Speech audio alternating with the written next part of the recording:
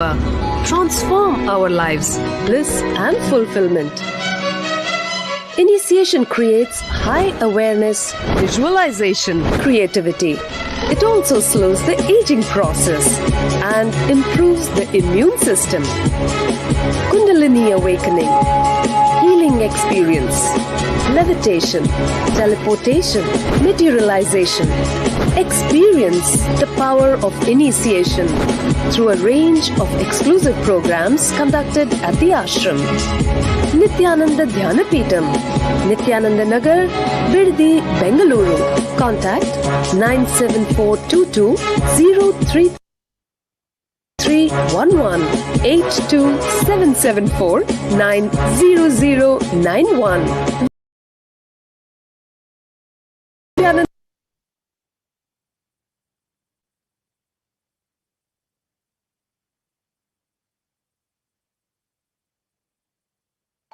Yes, with that beautiful video which explained what is Diksha and showed us the science of initiation, let us move on to see how the science of power manifestation is authenticated through the four aspects of evidences or pramanas.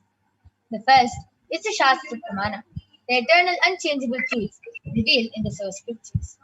The next is the Apta Pramana, the experiences and results of Aptas or the authorities of Hinduism, the Vedic rishis and scientists who have time tested and verified this extraordinary science.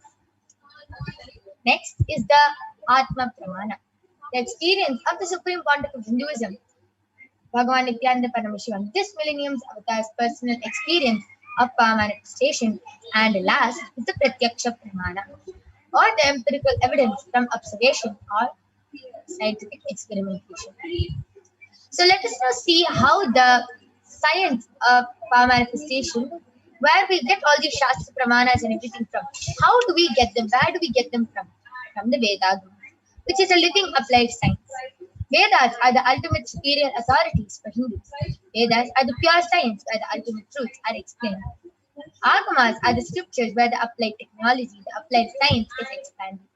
Vedas and Agamas are given the status of Shruti as they are directly revealed by Paramashiva himself. They are the ultimate, eternal, unchangeable truths, and a reference cited from these Shastras or source scriptures is called the Shastra Pramana. So with this, without any further delay, let us get ready to witness a unique and exciting demonstration of the power of third eye. But just before that, let us move on to the Shastra Pramana, which comes from the Vijnana Bhairava Tantra. Kapalantarmanonyasa tishtanmilitalochanaha kramena manasodardhyat lakshaye lakshamuttamam. Bhagavan Paramashiva says, by fixing the mind on the inner space within the crown center and sitting stably without any movement, having the eyes closed in succession, by that stability of the mind and inner space, through the power of the third eye, one directly sees the ultimate goal, Lakshyam, by having the vision beyond the sight that reveals any object or place, attaining the space of Paramashiva. The next is the Apta Pramana, where Bhagavan Krishna initiates Arjuna into the power of third eye. In the 11th chapter, on the 8th verse of Bhagavad Gita, the Srimad Bhagavad Gita, Bhagavan Krishna shows his Vishwarupa Darshan, which is completely narrated by Arjuna as he sees it through his third eye. And let us now see how Bhagavan Krishna initiates Arjuna into the power of third eye in the 11th chapter, 8th verse of Bhagavad Gita. Natumam shakyase drashtum anenaiva swachakshusha divyam dadami te chakshuhu pashyame yogamaishwaram. Bhagavan Krishna says to Arjuna, but you cannot see my cosmic form with these physical eyes of yours. Therefore I grant you the divine third eye. Behold my cosmic opulence. And with that, let us move on to the Atma Pramana, where Swamiji himself shares in his own words how he manifests this extraordinary Shakti. Inside and outside broke. And it's here directly from Swamiji himself.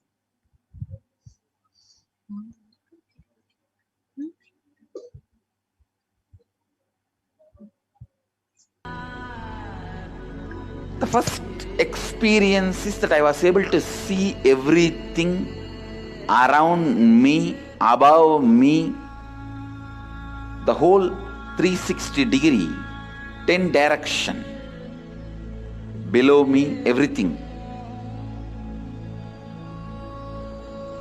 I realized not only I was able to see, I was able to feel, experience. I felt that the skin of the stone on rock on which I was sitting and the skin of this body both carry me equally. In both I exist equally. The setting sun, rising moon,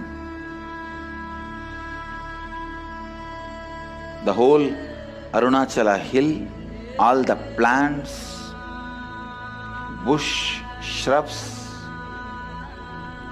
trees, everything, everything, everything. Just became so alive. The idea, something is inside.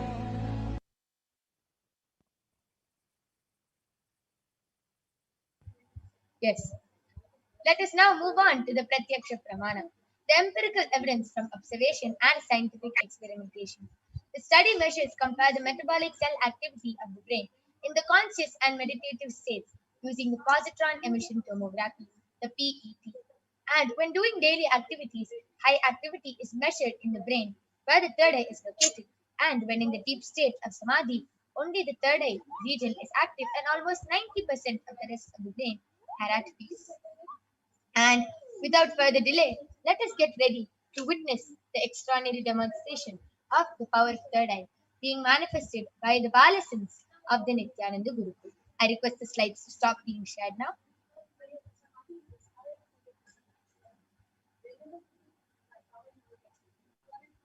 Yes.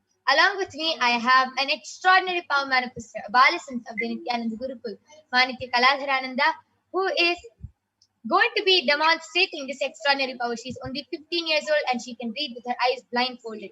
And if you don't believe that, you're going to be witnessing it right now in front of your eyes. Along with me, I have a medically tested eye band. You can see that in front is a complete opaque sheet, behind is a thick sponge, and that there is a complete strap which can comfortably strap it around Ma Kaladhara's head. Under, there is no gap between the opaque sheet and the sponge. There is no possible way of light entering into the eye band at any cost, even with the eyes open inside. So this is the eye band I'm going to be placing on Ma Kaladhara's eyes. So I'm going to open the eye band in front of everyone and place it on.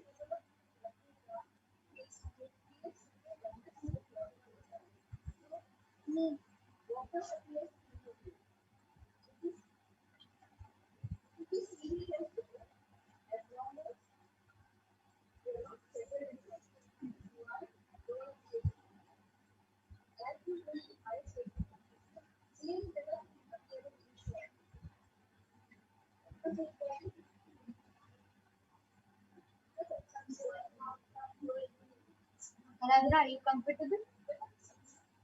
Could you put the strap above my ear? Now are you comfortable? Yes. Yes. So Ma Kaladhara is comfortable. You can see how her eyes are completely closed. Look up. You can see there's no gap. Look down. Right. Left. Yes. So there's no possible way of light entering in her eyes. And now I request all of you to go ahead, post your comments on the Kailasa's SPH JGM Bhagwan Nithyananda Paramashivam Facebook page and the Kailasa's SPH Nithyananda YouTube page channel, and you will see Ma Kaladhara reading your comments out live in front of your eyes today. So I request the comments to be projected now. Yes. I request all of you to start posting. Ma Kaladhara, you can go ahead and start reading. Yes.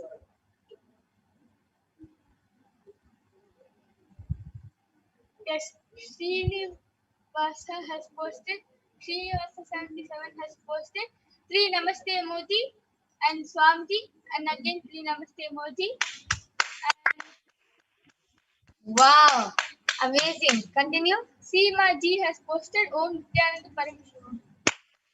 Wow, amazing. That was so amazing. She was able to read in less than a few seconds and she was able to read it so fluently. Beautiful. I request all of you to continue posting.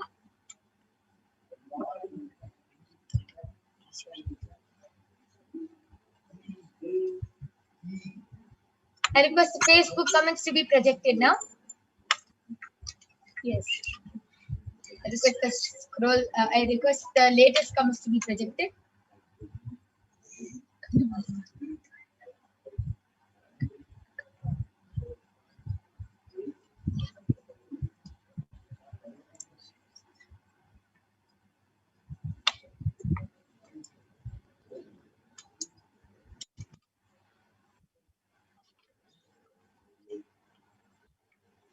I request the latest comments to be projected.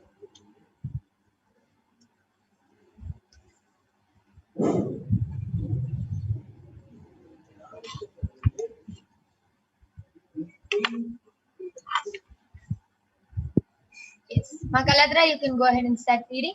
Yes.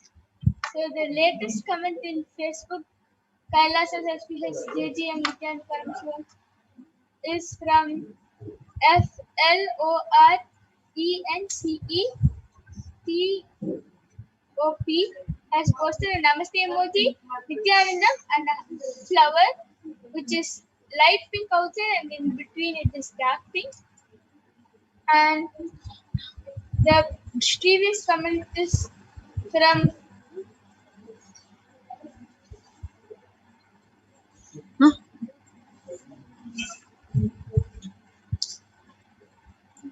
ELLSAPETEMOTOS has posted GRAPIDAO and Samji. Wow, amazing. That is so beautiful. How Makalandra was able to read so fluently through her third eye. And it is not, as you can see, there's no wires on her, there's nothing on Makalandra, and she is able to see. As she sees with her eyes open, she is able to see with her eyes closed, just with the Iban. And it's so amazing. And it's not that only Makaladra, only few initiated disciples or something can manifest. Nothing like that. Even you, just with one look and word, one mantra diksha or Nayana Diksha from Swamiji, even all of you can get initiated into this power and can manifest this very Shakti. And it's not going to be 50 years of tapas and then you're going to be manifesting. No. Right after the initiation, right after the live Satsang, the live Parashakti Akashic healing, immediately you are initiated and you will start manifesting this power. So now I'm going to be removing the Alban of Makaladra.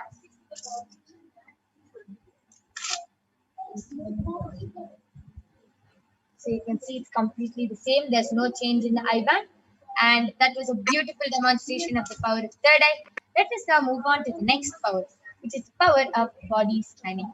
So now we'll be seeing the Shastra Pramanas.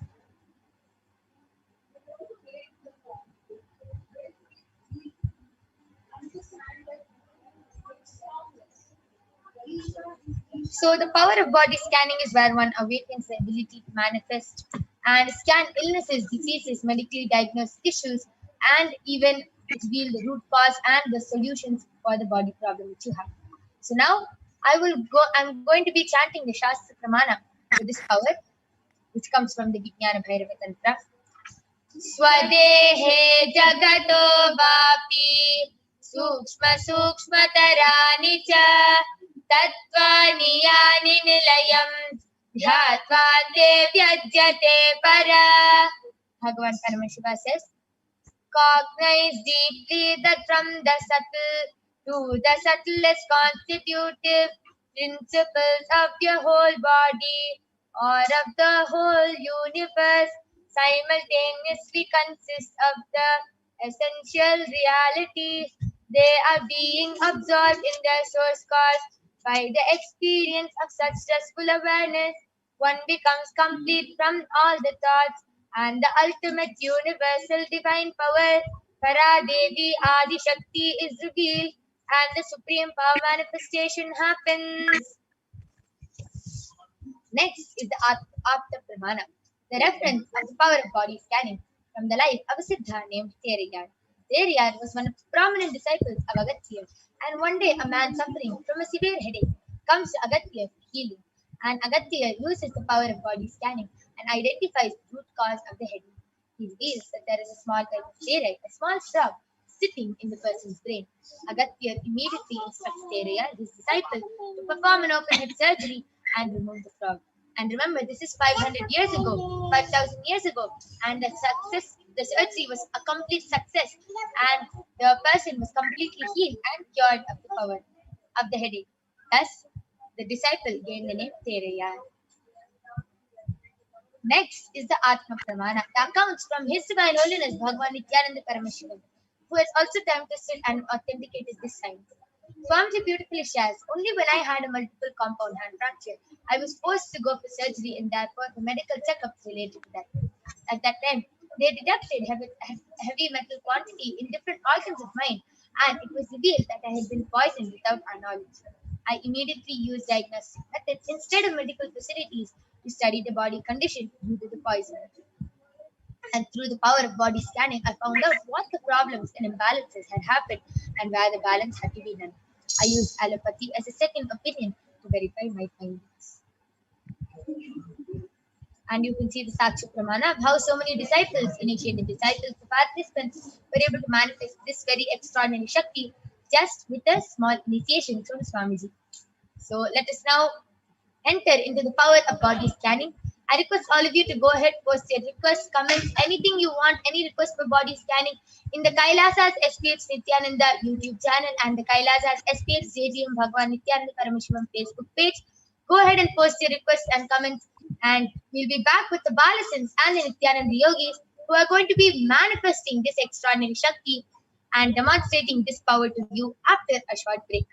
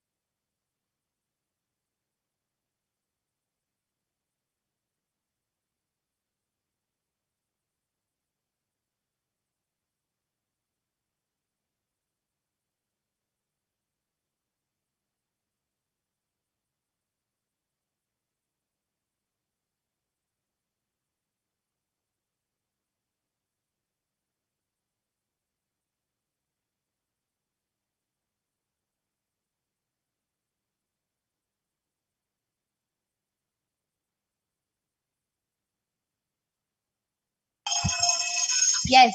And now I'm back with the Balasins of the Nithyananda Gurukul, Maniti Brahmayogananda and Ma Soni, who are going to be demonstrating this extraordinary Shakti of the power of body scanning to all of you. So now Ma Soni and Ma Brahmayoga are going to be scanning the participants or anybody who has requested for a body scanning in the Kailasa's SPH Nithyananda YouTube channel and the SPH JDM Bhagwan Nithyananda Paramashivam Facebook page. I request the YouTube comments to be projected.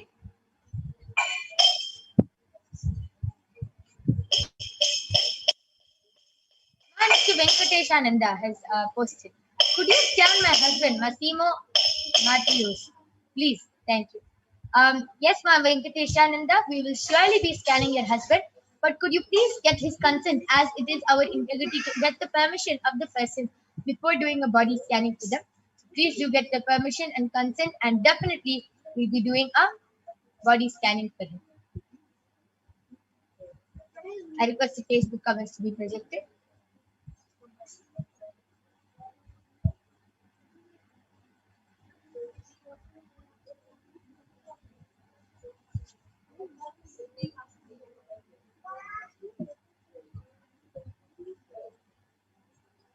Yes, anybody who wants a body scanning can request for a body scanning in the Kailasa's SPH JGM Bhagwan Nithyananda Paramashivam Facebook page and the Kailasa's SPH Nithyananda YouTube channel.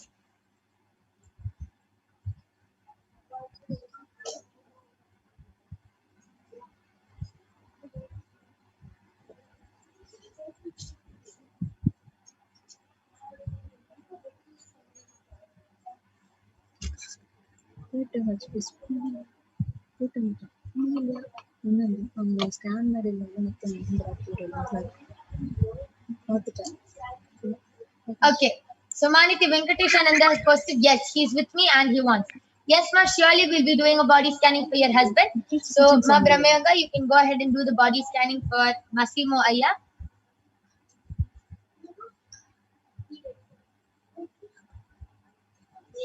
Anybody else who wants a body scanning can request.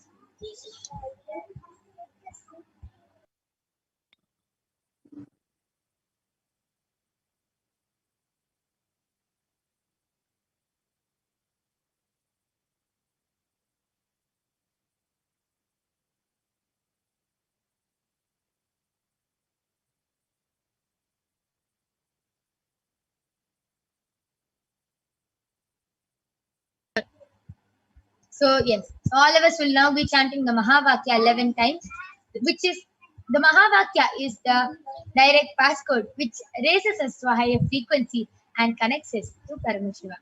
So let's now chant the Mahavakya 11 times. Om Nithyananda Paramashivoham. Om Nithyananda Paramashivoham. Om Nithyananda Paramashivoham. Om Nithyananda Paramashivoham. Om Nithyananda Paramashivoham. Om Nithyananda Paramashivoham. Om Nithyananda Paramashivoham. Om Nithyananda Paramashivoham. Om Nithyananda Paramashivoham. Om Nithyananda Paramashivoham. Om Nithyananda Paramashivoham. Yes, so Maniti Venkatesha.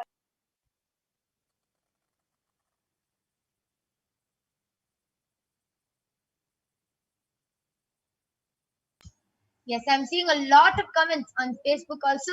If anyone would like a body scanning, please go ahead and post your request. Sony and Ma Brahmayoga, everyone is eagerly waiting to do the body scanning for all of you. Yes, Ma Brahmayoga, you can go ahead and share what you saw. Yes, Sumanati Venkateshananda, I did the body scanning for your husband Masimo Aya. So Paramashiva revealed to me that on his right knee is hurting. Like he's not able to move it the moment, like whenever he moves it, it hurts a lot for him. And also Paramashiva revealed that he's having muscle cramps in his stomach. And the reason as to why he's having both of this is, first thing, he's not being active throughout the day. He's sitting only in one place. Like Parameshwar is revealing that most of the time he's doing his office work, and because of that he's sitting only in one place, and he has to start moving around. He has to go out for at least 1 hour to 1.5 hours, and he has to go out and walk. And also he has to start doing the Pratama Vinyasa Krama, which is the Nityananda Yoga 108 asana sequence in the morning, and for 1 hour. And also Parameshwar revealed that the moment he's sitting on the chair the whole day, and the moment he starts sitting on the floor, he should start sitting on the floor. And if he starts sitting on the floor, then all his muscle cramps in his stomach area will heal, and also his knee pain will heal, and he'll feel much more lighter and active throughout the day if he just starts sitting on the floor. Okay, that was a beautiful scanning for Maniti Venkateshananda's husband. Ma Venkateshananda, I request you to share how your husband felt and whether he was able to relate with the scanning or no, and to share how he can also share how he felt. Just go ahead and ask him, and do post a comment in the Kailasa SPH Nithyananda YouTube channel. Maheshaya has posted, Om Nithyananda Paramashivoham. Nithyanandama, please scan my body and why my body weight is not increasing. Yes, Aya, Sony is doing the body scanning for you. And Maniti Venkateshananda, Paramashiva actually also revealed one more thing for your husband, that he has a lot of toxins in his lungs. And I don't know if he's a smoker, but I was able to see a lot of toxins, and his lungs are slowly becoming more weaker. So what he has to do every day, he has to put tulsi and turmeric and he has to do steaming. With tulsi and turmeric, he has to do the steaming, and his lungs will be fine now. So I request you to get back. Okay. Yes, so now we'll be moving on to Facebook comments and seeing if anybody has posted anything.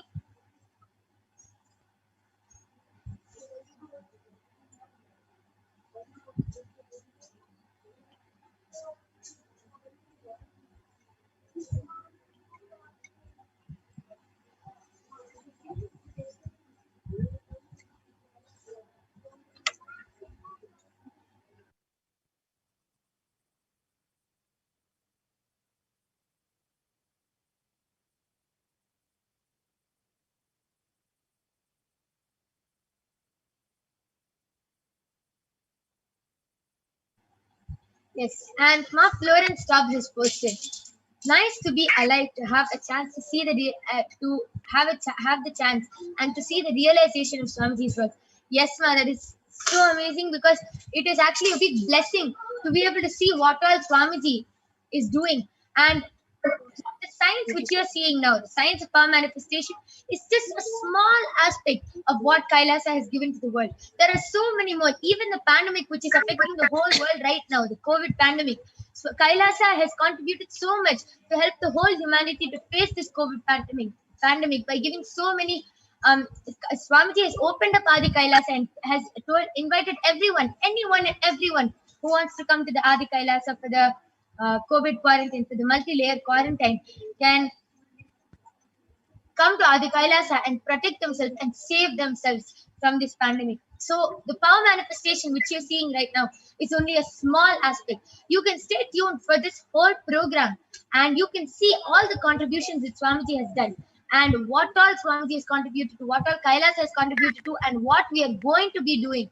And so you can see so many of the contributions. What you're seeing now is just a very small thing. If you stay tuned, you will be seeing much more of what Swamiji has contributed to Kailasa. Yes. Masoni, you can go ahead and share what you saw for Maheshaya. Nityananda Maheshaya, I did the body scanning for you, and I Parameshwar revealed that because you want to increase your weight, you are eating lot of junk food, yeah, and unwanted stuff which your body doesn't need, and it's making more and more fat in your body, and it's going and making toxins in your body, yeah. So yeah, Paramashiva revealed that first stop eating that food and eat only more and more veggies. And Paramashiva revealed one more thing, that you don't need to gain any weight. Yeah, your body weight is perfectly.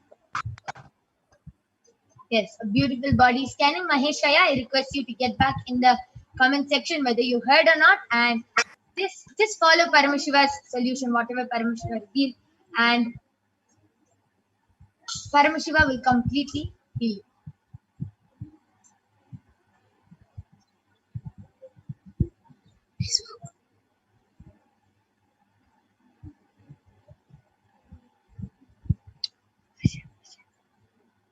I request the Facebook comments to be projected. Yes. Okay. Aditya Bhaskar has posted, Nithyanandam, can I please get a body scanning? Sure, Aya. You can get a body scanning from Manaki Brahmayogananda.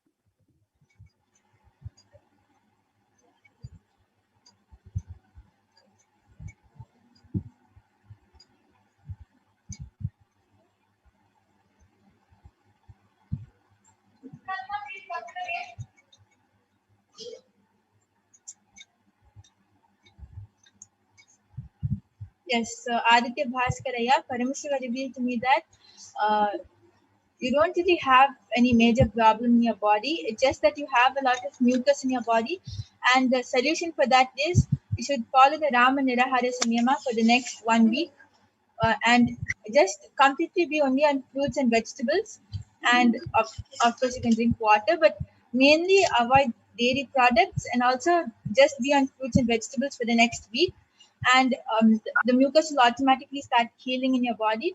And also Paramashiva revealed that you need to increase your immune system, and the solution for that is every day in the morning take bath with cold water.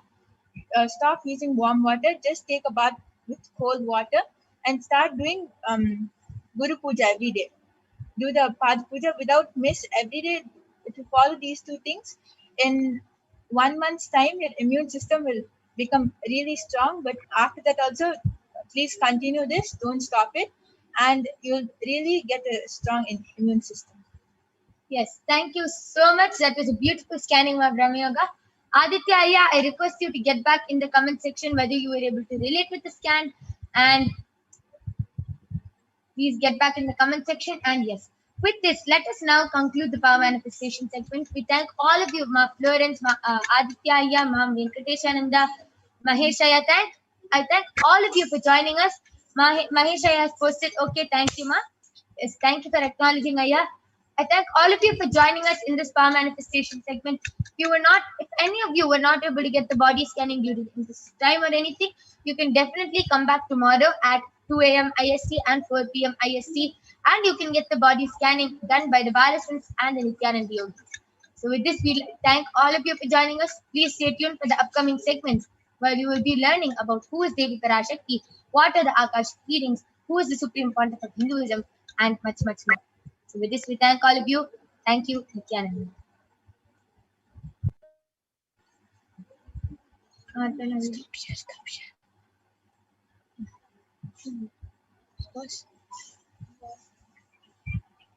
Yes.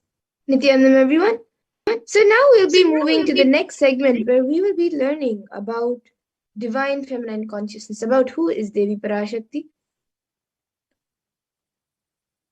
So I will be chanting the first verse from the Lalita Sahasranamam, which describes the beauty of Devi Parashakti. This is the Dhyana Shlok of the Lalita Sahasranamam. Sindhuraruna vigraham trinayana manikya mauli spurate taranayaka shekharam smitamukhi mapina vakshoruham panibhyamali purna ratna chashakam raktotpalam bhibratim Saumyam Ratnagatastha Charanam Dhyayet Paramambika.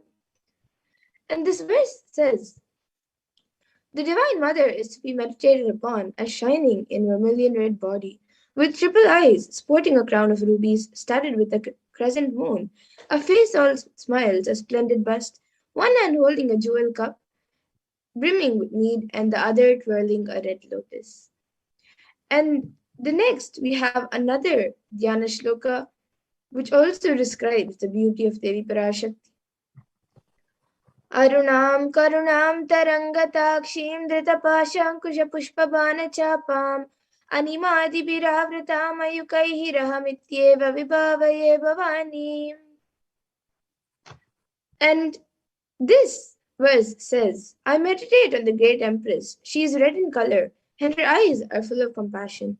She holds the noose, the gourd, the bow, and the flowery arrow in her hands. She is surrounded on all sides by the powers such as Anima for rays, and she is the self within me.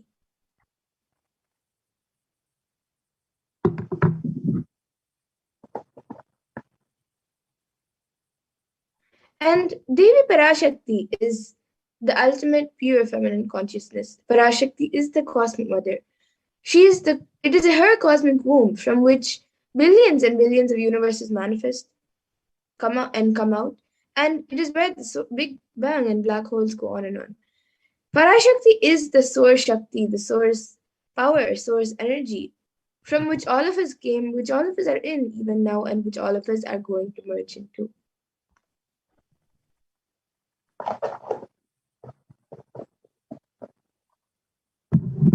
And out of extreme love and compassion, Parashakti herself is manifesting through the embodied form as the Nijavatara of the Supreme Pontiff of Hinduism, Jagadguru Mahasannidhanam, His Divine Holiness, Bhagavan Nithyananda Paramashivam, and gracing us, answering all of our questions, attending to all of our prayers, giving boons, healing us, revealing our past, present, future, delivering profound spiritual truths, and ultimately giving us the experience of Paramashivoham itself.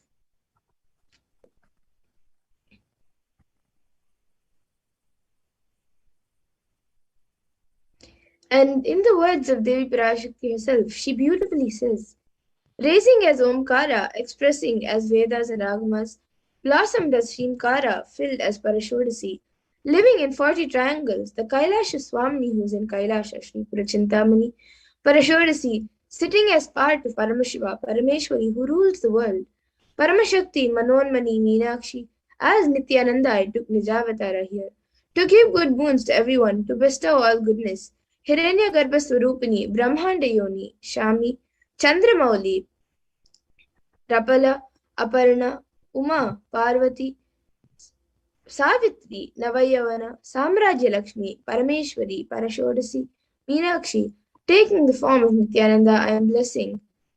I came here as Nijavatara with great compassion. I am blessing.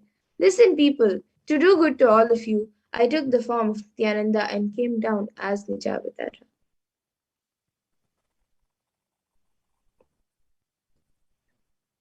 And again, in the words of Devi Parashakti herself, raising in Omkara, blossoming as Shiva, Shiva manifesting as source of existence, powers of existence, expression of existence, from the oneness of Om, blossoming into two as Prakriti and Purusha, blossoming as three Shaktis, Icha, Kriya and Jnana, growing as four Vedas, expanding as five Panchabhutas, beyond 6 chakras, filled as Gotras of 7 rishis, expanding as 8 directions, existing as 9 grahas, blossoming as 10 indriyas, being as 11 rudras, creating all the worlds, bringing life to tell and make truth blossom and to do good. Parashodasi Meenakshi, in the form of Nithyananda, I came to bless every one of you. And now let's see how we can receive Devi Parashakti when she comes for the darshan. So literally you are seeing Paramashiva and Parashakti at that moment when she is on your screen. So you can receive her very traditionally in a traditional way.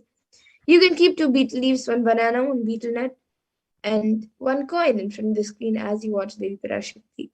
And for those of you who don't know, in the Hindu tradition, the coin is actually considered the traditional dakshina. It can be the lowest value in India. It can be just 1 paise, and in the US, it can even be just a cent. Swamiji says, I'm not trying to monetize. Keep even 1 cent, it is okay. So for 100 days, if you have darshan, it will add up to $1. In India, even 1 paisa is okay. And you can offer this to Devi Parashakti. And once the darshan is over, you can eat the banana, the beet leaf, and betel nut, taking it as prasadam immediately. And the coins which you collect, you can send it to the LA temple for the further process and further procedures. And this betel leaf and betel nut, many of you may think it looks too small and may think how it will benefit you. It may look too small, but in a few days you will actually realize how much it adds to your sentiment that really she is there. Really, Devi Parashakti is there. So you will not take the Devi Darshan for granted. Rituals will break your monotonous unconscious mentality and lifestyle and remind you to raise yourself to the powerful cognitions, and it will break your unconscious behavior. And now all of you can also see how you can set up the tambulam. You can arrange the 2 betel leaves, the betel nuts, the bananas, and the coins. You can arrange all of this in a plate and keep it in front of the screen. These are just the 4 basic items which are used, but you can also keep additional items if you would like a coconut, red bangles, kumkum, and some fragrant flowers, fresh flowers. But the 4 basic items is the betel leaf, betel nut, banana, and coin. So you can keep the betel nuts on top of the betel leaf in the plate, and then you can keep the bananas and the coins on the side. So everything you can arrange it in the plate, however you feel like, and keep it in the screen as you receive Devi Parashakti. And with this, we come to the conclusion of this segment where we have learned who is Devi Parashakti and how we can receive her when she comes for us during the darshan. And now we will be moving on to the further segments where we will be learning about what Devi Parashakti has revealed for humanity and how it has actually become a reality. And what I mean by the word Kailasa, listen intensely. Enlightenment ecosystem, literally enlightenment itself, in your own home, wherever you are. If you cannot come to Kailasa, it's okay. Kailasa can come to you. Kailasa coming to you is Kailasa.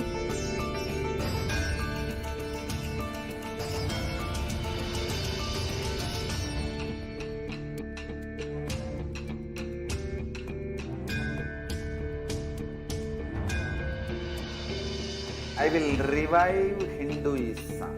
I am a Hindu revivalist, not by any revolution, but by evolution.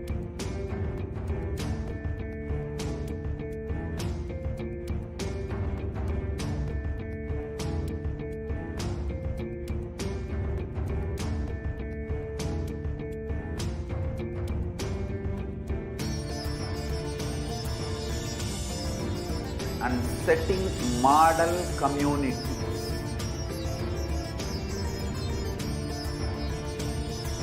Kailasa, enlightenment ecosystems, Sarvanya Pitas all over the world.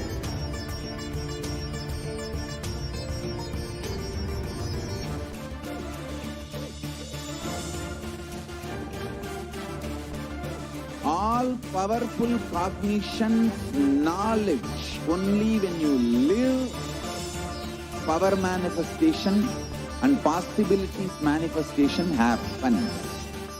It's a fundamental truth.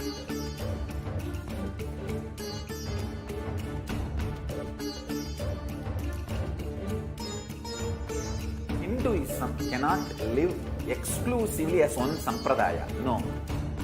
All sampradayas of Hinduism is an ecosystem.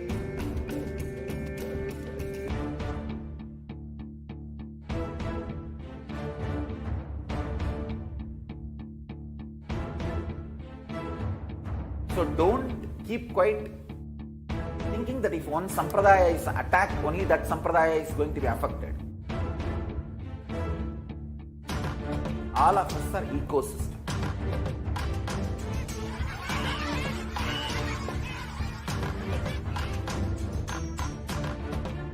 I invite all of you to get involved and enjoy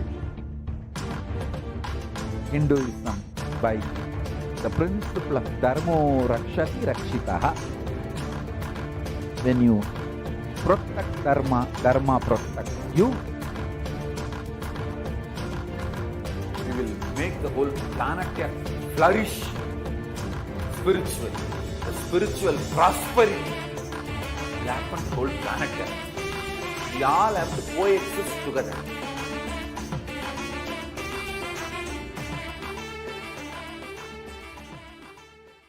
Just be alive for next 3 years. Don't die within next 3 years.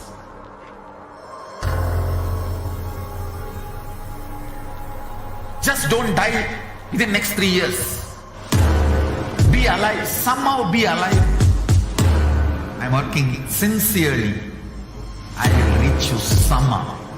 Somehow I will reach you. It's my commitment to humanity.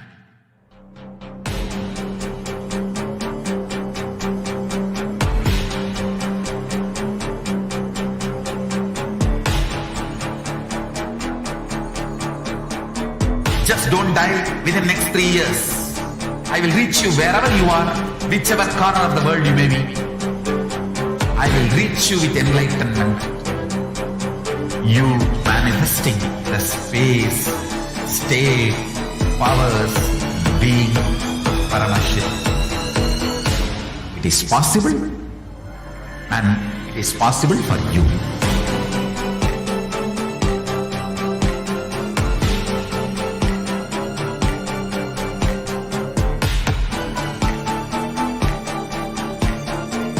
Paramashivoham will reach you with enlightenment science.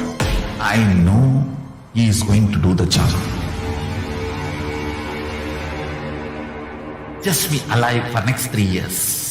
Nothing else.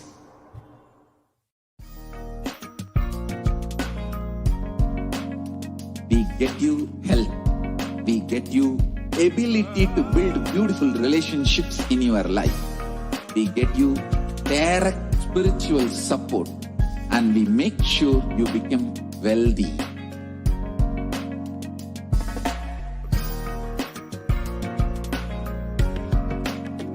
We won't stop giving you just good life. We will literally not stop till you live enlightened life. Manifesting the state of Paramashiva, space of Paramashiva, powers of Paramashiva, being of Paramashiva.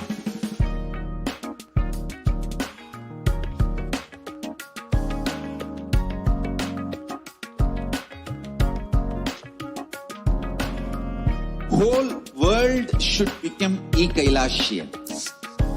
I want the whole world to know Hindus have something great to contribute to the world.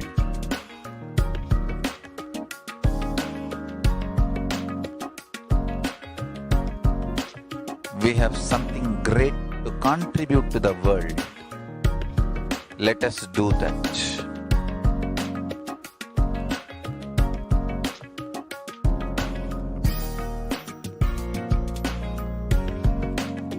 Kailasa is proper customized spiritual service helping you to identify your root patterns of suffering.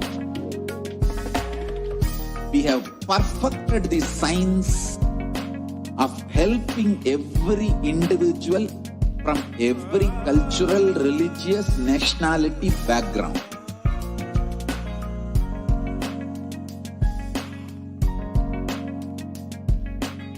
You will have lowest reactionary assumptions, highest awakened response, alive response for life continuously.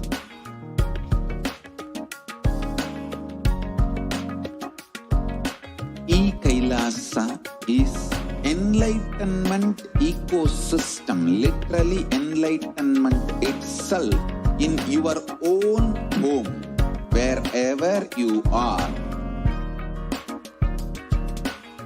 Proper customized spiritual service helping you to complete with your life negativity. Withdrawal from life, self-hatred, self-denial, self-doubt, so much of tiredness, laziness, we can support you, aligning your diet, your attitude, your aptitude, your understanding about life. We can help you with everything.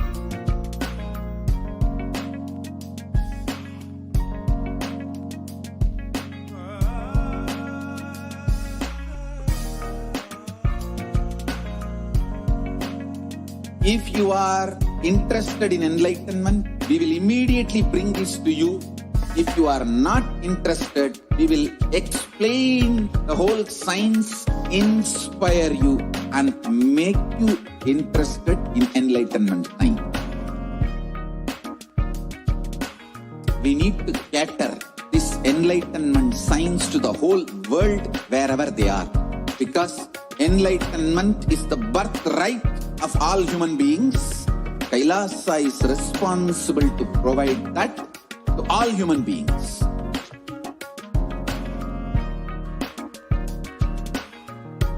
Kailasa is the totality of the knowledge I received from my gurus and practice manifested in my life, perfected by teaching millions of people from all cultures, time zones, backgrounds, genders, nationality, race, from every creed.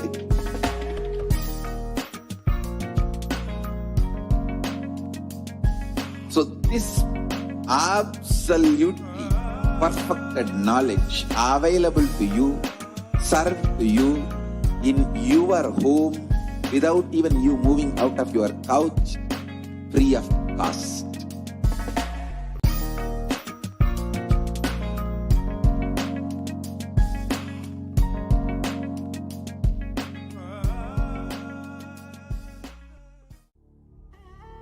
What I mean by the word Kailasa, listen intensely.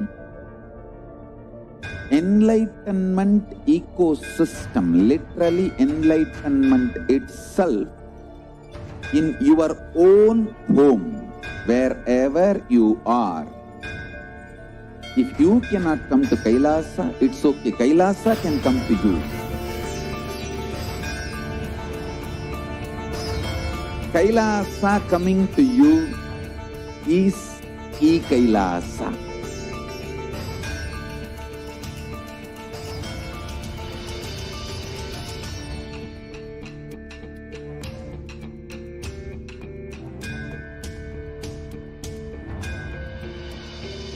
I will revive Hinduism. I am a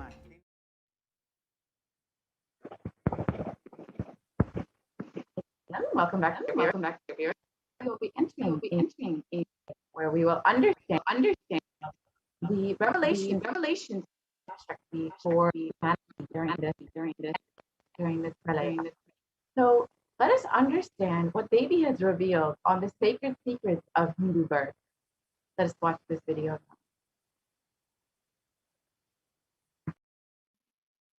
நன்றாய் கேட்டுக்கொள். உன் கேள்விக்கு உன்மூலமாய் உலகெங்கும் இருக்கும் இந்துக்கள் எல்லோர்க்கும் அளிக்கின்றேன் உத்திரம். கேட்டு வாழ்ந்தால் உங்கள் வாழ்க்கை பத்திரம். நன்றாய் கேளுங்கள். பிறப்பின் ரகசியத்தை பிறப்பிலா பெருமை உடைய பரமேஸ்வரி சொல்லுகின்றேன் கேளுங்கள். அண்டஜம், யோனிஜம், ஜலஜம், பீஜம் எனும் 4 விதமான பிறவிகளில் 84,000 யோனிகளில் பிறக்கும் பிறப்புகளிலேயே பெருமை வாய்ந்ததும் உத்தமமானதும் மனித பிறவி. அந்த மனித பிறவியிலும் பலமுறை பிறந்து உழன்று அரசியல், பொருளாதாரம், சுகபோகம், தர்மம், அர்த்தம், காமம் எனும் ஆசைகள், துக்கங்கள், அச்சங்கள் அனைத்திலும் அழன்று உழன்று இனி வேண்டாம் இப்பிறவி, வேண்டுவது மோட்சமே என்று முடிவெடுத்தோர்க்கு மட்டுமே ஹிந்து மத யோனிஜம், ஹிந்து பெற்றோர்க்கு பிறந்திடும் சனாதன ஹிந்து தர்ம யோனிஜம், மனித பிறவி உத்தமம், சனாதன ஹிந்து தர்ம மனித பிறவி உத்தமோத்தமம். இந்த உத்தமோத்தம பிறவி எடுத்த எல்லோருக்கும் ஜீவன் முக்த விஞ்ஞானத்தையும் சனாதன தர்மத்தையும் காக்கின்ற கடமையும் உண்டு. அதனால் வருகின்ற நன்மையெல்லாம் அனுபவிக்கும் உரிமையும் உண்டு. இந்த கடமையை செய்வோம் என்று சத்தியம் செய்ததனால்தான் அந்த உரிமை அளிக்கப்பட்டது. பூமிக்கு வந்தபின் மனம் மயங்கி மதிமயங்கி சனாதன தர்மம் காக்க மறந்ததனால் மாயை அவர்கள் உயிரை பறிக்கின்றாள். நன்றாய் புரிந்து கொள்ளுங்கள். உயிரை கொடுத்தாலும் தர்மத்தை காப்போம் என்று உறுதி எடுத்தவர்க்கே சனாதன ஹிந்து தர்ம யோனிஜம் அளிக்கின்றேன் யான். உடல் பெற்ற பிறகு ஊழிப் பெருவலியால் ஆசை அச்சங்களை உதறவிடாது, உதறியும் விடாது சனாதன ஹிந்து தர்மம் காக்க மறந்தோரை உயிர் வாழத் தகுதியில்லாதவர் பட்டியலில் உடனடியாய் மாயை சேர்க்கின்றாள். அதனால் ராட்சசர்களும் அசுரர்களும் தானாகவே இவர்கள் உயிரை எடுக்கின்றார். நன்றாய் புரிந்து கொள்ளுங்கள். உயிரை கொடுத்தாலும் தர்மம் காப்போம் என்று நிற்பவர்க்கு நிலைத்திடும் வீரஸ்வர்க்கமும் கைலாச பதவியும், எக்காரணம் கொண்டும் தர்மம் காக்க மறந்த உத்தமோத்தம ஜனனமான சனாதன ஹிந்து ஜனனம் பெற்ற மக்களுக்கு இல்லை வேறு கதி. சனாதன ஹிந்து தர்ம மனித ஜனனம் உத்தமோத்தம மனித ஜனனம். உங்கள் உரிமை உலகில் அதிகம், உங்களுக்கு கடமையும் உலகில் பெரிது. தர்மம் காத்தாலே கடமை, தர்மம் காக்காதார்க்கு உயிர் வாழும் உரிமை இல்லை.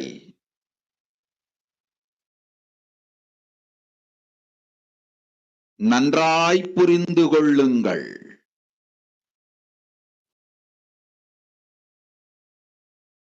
உத்தமோத்தம பிறவியான சனாதன ஹிந்து தர்ம பிறவி எடுத்த எல்லோரும் புரிந்து கொள்ளுங்கள். உங்கள் வாழ்வின் முதற்கடமை தர்மம் காத்தல். தர்மம் காக்க தர்மம் உங்களை காக்கும். சனாதன ஹிந்து தர்மம் காக்க மறந்திட்டால் வாழும் உரிமையை நீங்கள் இழந்து விடுகின்றீர்கள். அதற்கு மேல் வாழ்ந்தென்ன அழிந்தென்ன? பூமிக்கு பாரம் குறையட்டும் என்று அசுரர்களும் ராட்சதர்களும் உங்களை உண்டு தீர்க்கின்றார்கள். அதையும் மாயை கண்டு சும்மாவிருப்பாள். பிரபஞ்ச ரகசியத்தை, பிறவியின் ரகசியத்தை உலகிற்கெல்லாம் உத்தரமாய்ச் சொல்லிவிட்டேன். புரிந்து வாழ்வில் நடந்து உயிரை பத்திரமாய் பார்த்துக் கொள்ளுங்கள். அன்னை சொல்லும் அருள் சத்தியம் இது. ஓம் ஓம் ஓம். நன்றாய் கேட்டுக்கொள். Let us understand Devi Parashakti Draupadi. Listen, Andajam, Nijam, Tajam, like this, 84 lakh, all these births, the greatest birth of them all is the human birth. Even in that human birth, being born and toiled many times, after getting burnt and toiled in politics, in finance, in luxuries, in dharma, artha, kama. And those who decide of not wanting this birth, wanting only moksha, only those will have Hindu dharma yonijam, the Sanatana Hindu dharma yonijam of being born to Hindu parents. Human birth is uttamam, the best.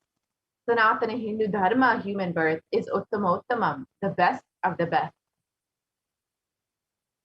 Everyone who took this uttamottama birth has the responsibility of protecting the science of living enlightenment and Sanatana Dharma. And also, they have the right of experiencing its benefits. This right was given to them because of their commitment given by them to do this responsibility. After coming to Goloka, by getting mentally deluded and forgetting the dharma of protecting Sanatana Dharma, Maya, she is taking away all their souls. Understand carefully, I am giving the Sanatana Hindu Dharma Yonijam only for those who give the commitment of protecting Sanatana Dharma, even by giving their life. After getting the body, because of painful delusion, not dropping fear and greed, and for those who forgot to protect Sanatana Hindu Dharma, Maya, she will immediately add them all to the list of those who are not worthy of living. Therefore, Rakshasas, Asuras, are automatically taking away their life. Understand properly, for those who stand that even by giving their life, they will protect Dharma, they will permanently have Veera Swarga and Kailasa Padavi. For any reason, people who forgot to protect Dharma, having the Uttamottama birth of Sanatana Hindu Dharma birth, there is no other way for them. Sanatana Hindu Dharma human birth is Uttamottama human birth. Your rights in this world are immense. Also, your responsibility in this world is large. Protecting Dharma is responsibility. Those who do not protect Dharma, they do not have the right to live. Understand properly, all those who took the Uttamottama birth, which is Sanatana Hindu Dharma birth, all of you understand.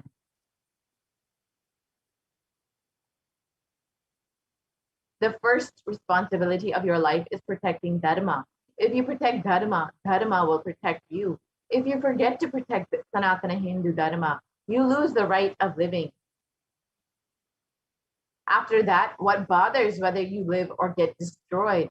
Asuras, Rakshasas will eat you so that the burden on earth is reduced. Seeing that, Maya, she will keep quiet. So, as revealed by Devi, let us understand what is the responsibility for Hindus. Why do we need a Hindu nation?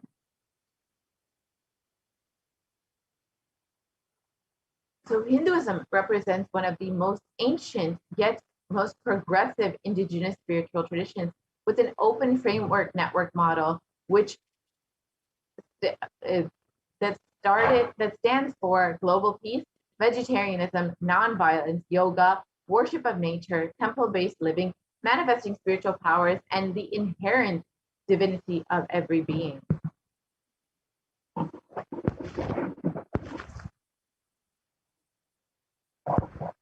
And the Hindu nations were ecosystems where more and more enlightened beings could be produced so that enlightened civilization could be kept alive and its great gifts shared with the world.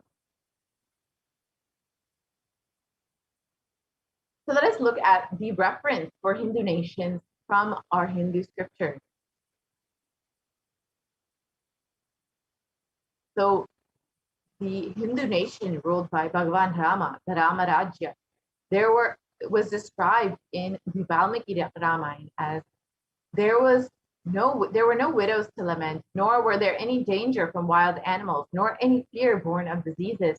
The world was bereft of thieves and robberies. No one felt worthless, nor did old people perform obsequies concerning youngsters.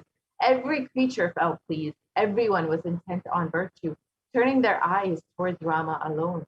Creatures did not kill one another. And the description continues.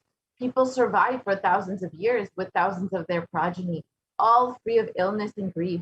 The trees were bearing flowers and fruits regularly without any injury by pests and insects. The clouds were raining in time, and the wind was delightful to the touch. Every caste was performing their own duties, satisfied with their own work and bereft of any greed. People were intent on virtue and lived without telling lies. All people were endowed with excellent characteristics. All were engaged in virtue. So you can just see the Hindu nation ruled by Rama was prosperous. Everyone there was peaceful and happy. And even in the Hastinapur kingdom ruled by Yudhishthira, it was described in the Srimad Mahabharata. Devas granted rain to fulfill all wants. The world was free of all diseases. There was no hunger or thirst anywhere. There was no mental suffering. Those without livelihood were given livelihood. There was abundance all around. There was no worldly worries for anyone, and there was no cause for fear either. Happiness on earth was in fact even greater than in the heavens. So you can see, as described in the Srimad Mahabharata, how joyful, how peaceful, how prosperous even the Hastinapur kingdom was. And these were just two representations of how Hindu kingdoms existed in our ancient times. And Hindu nations have contributed so much to the world in nearly every field, including enlightenment science, health, medicine, art, science, technology, aviation, dance and music, clothes and jewelry, social systems, judicial systems, political systems, and legal systems. And let us now understand exactly how our Hindu nations were destroyed. So the phase one of the destruction of the Hindu civilization were the Islamic invasion, and this was between 800 and 1700 AD. And this was the physical destruction of the Hindu civilization. And the description from Will Durant, a famous historian, is described as the Mohammedan conquest of India is probably the bloodiest story in history. The Islamic historians and scholars have recorded with great glee and pride the slaughters of Hindus, forced conversions, abduction of Hindu women and children to slave markets, and the destruction of temples carried out by warriors of Islam during 800 AD to 1700 AD. Millions of Hindus were converted to Islam by sword, and during this period, millions more were raped and murdered and dismembered. You can just see how savage this conquest of the Hindu nation was by the Islamic invaders. And the description from the Islamic law prescribed for Hindus in Khilji's kingdom was described as Hindus are like mud. If silver is demanded from them, they must, with greatest humility, offer gold. If a Mohammedan desires to spit into a Hindu's mouth, the Hindu should open it wide for that purpose. God created Hindus to be slaves for Mohammedans. The Prophet hath ordained that if the Hindus do not accept Islam, they should be imprisoned, tortured, and finally put to death, and their property confiscated. To keep the Hindus in abasement is especially a religious duty because they are the most inveterate enemies of the Prophet. Again, you can see how much of hatred and barbaric attitude the Islamic invaders had towards the Hindu population, the native population of the of India at that time. And over the conquest of the Islamic invaders, over 200 million Hindus were slaughtered by the Muslim invaders. Over 100,000 temples were destroyed, and over 1 million deities and scriptures were destroyed. And the description of this conquest is the conquering armies burnt villages, devastated the land, plundered people's wealth, took Brahmins and children and women of all classes captive, flagged them with thongs of rawhide, carried a moving prison with them, and converted prisoners into a twist Turks. And the phase 2 of the destruction of the Hindu civilization was the British occupation between 1700 AD and between 1947 AD, which was the independence of India. And this time was the economic and psychological destruction of the Hindu civilization.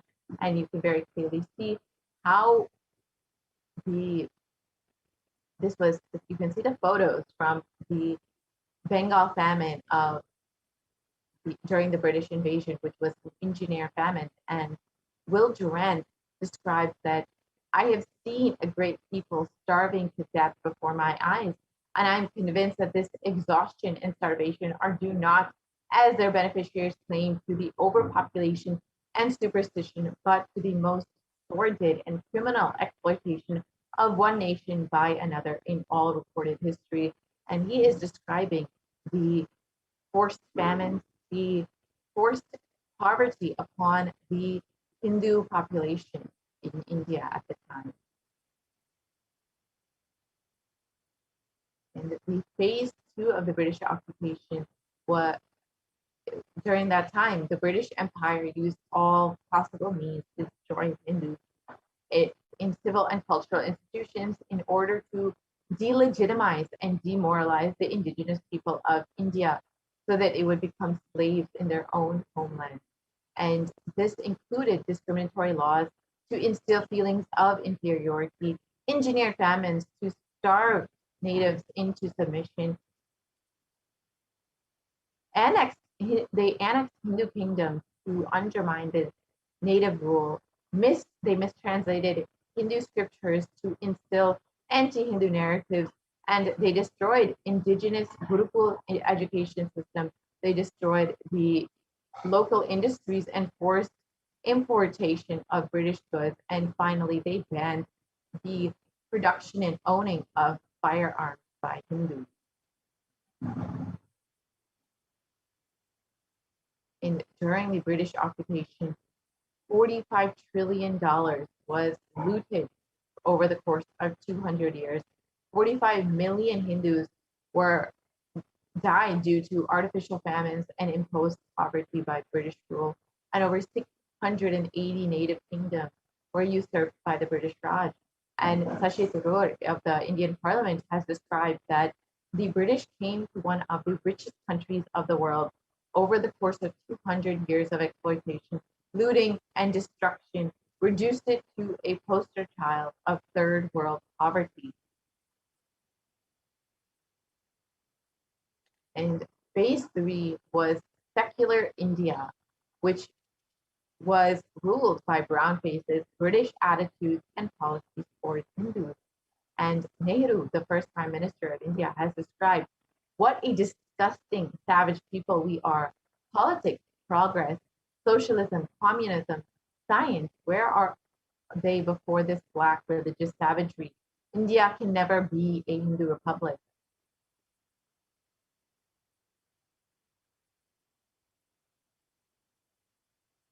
And the first law minister and principal architect of the Indian Constitution described, if Hindu Raj does become a fact, it will no doubt be the greatest calamity for this country.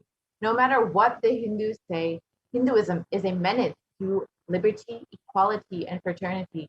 It is incompatible with democracy. The Hindu Raj must be prevented at any cost.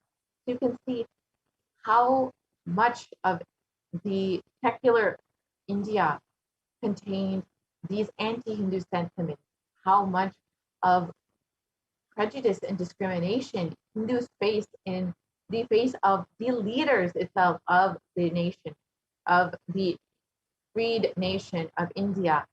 So much of anti-Hindu sentiments and negative attitudes towards Hindus was placed from the beginning in this secular India. And during this time, the modern Indian legal system and academia and media all systematically undermined, suppressed, and delegitimized Hindu institutions and culture. And this included the India's constitution established government control and taxation over Hindu temples, schools, while all other religious institutions were exempt from this interference. This includes all other religions except for Hinduism. And Articles 26 to 30 of India's constitution discriminated against Hindus by giving special rights and benefits to non-Hindus. This included government benefits and scholarships. And Hindu kingdoms and self-governance was completely abolished, and the anti-superstition law was passed to criminalize Hindu practices. And mainstream Indian academia described Hindus as sexist, racist, backward, and oppressive. And these were just a few examples of how the complete ecosystem, the environment of secular India was completely anti-Hindu, was against Hinduism, despite describing themselves as a secular nation. It was rather an anti-Hindu sentiment that carried forward this new rule, this new era of India.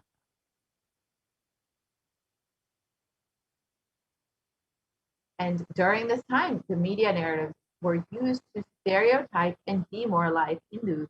And Bollywood and other mainstream media outlets consistently portrayed Hindu gods and gurus as cartoonish, dishonest, corrupt, sex fiends, and in a manner similar to the British imperial propaganda.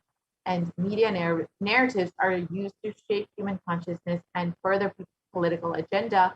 Racist British colonial stereotypes portraying Hindus as superstitious, backwards, dishonest, and corrupt are perpetuated by their brown British successors in modern India, completely unabated. And you can see some of the examples of how Hindus and Hindu gods were portrayed in Indian media. You can see how they're portrayed as sex fiends, as jokesters, as and completely disrespectfully towards the Hindu gods and goddesses. And the revival of the Hindu nation. So let us understand why we need to revive Hindu nation and why we need Kailasa. So the Supreme Pontiff of Hinduism described that during the time of Mahabharata, Hindus had 56 deshas, 200 states, 1,700 samsthanas, 10,000 sampradayas. In all 56, we Hindus are persecuted.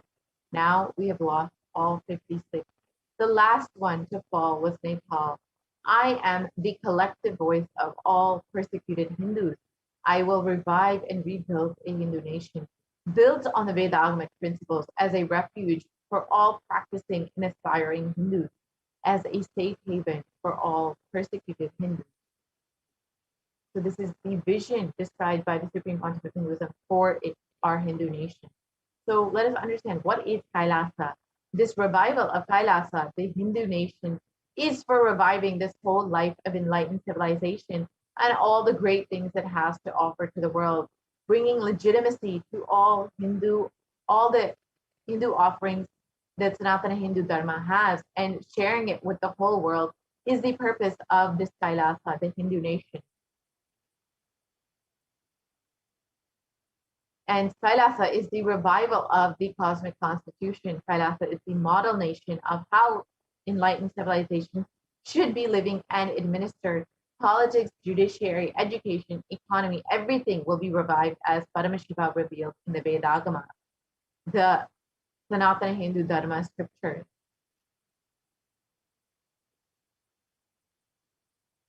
And being one of the most persecuted civilizations, Hinduism is on the brink of extinction, such that the next generation may know only about Hinduism through our history textbook. So what can we do to stand up for Hinduism and all that it has offered to the world?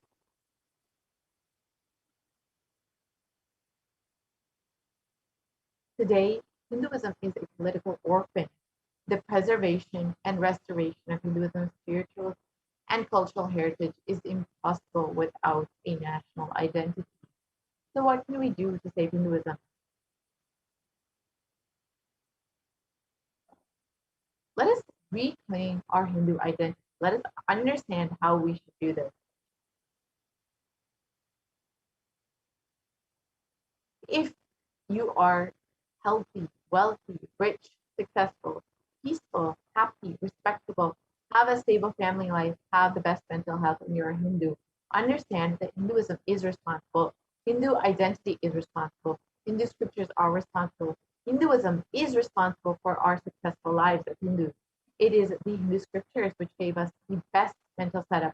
All of the best things that we Hindus have, the Hindu scriptures are responsible for this.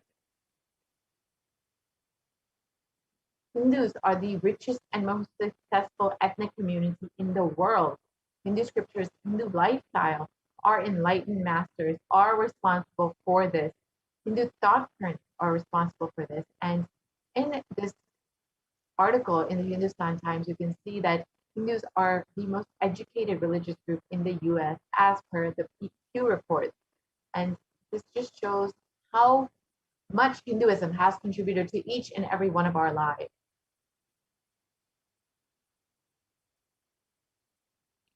So let us reclaim our Hindu identity. It is not just the anti-Hindu element being active. It is the responsible Hindus being inactive, which is responsible for this whole destruction of Hinduism. Let us now take the responsibility for Hinduism and let all the Hindus all over the world reclaim our Hindu identity. So let us understand what is the responsibility of Hindus as they be revealed. It is our responsibility as Hindus to protect Sanatana Hindu Dharma. So let's understand how we can do this.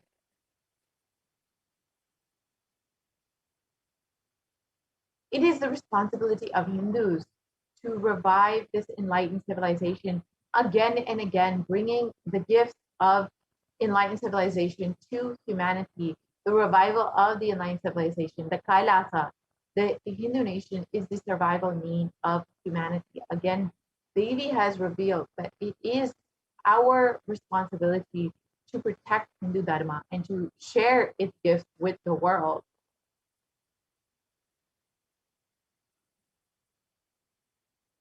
So this is an invitation to all of the Hindus out there, the born Hindus, the practicing Hindus, these sympathetic Hindus, those who are curious towards Hinduism, those who want to explore and enjoy Hinduism. Please come and be a part of this revival by the Supreme Pontiff of Hinduism. You can sign up today to become an e-citizen at kailasa.org and you can reap all of the benefits of Hinduism. You can understand, learn, and become a part of this Hindu ecosystem to revive Hinduism. You can understand, learn about all of our Hindu scriptures, learn about our Hindu practices, and share it with the world. So you can connect with us also on all of our various social media platforms, including Instagram, Facebook, Twitter, YouTube, and even WhatsApp. So let us listen to why we need a Hindu nation, why we need Kailasa, in the words of the Supreme Prophet of Hinduism himself.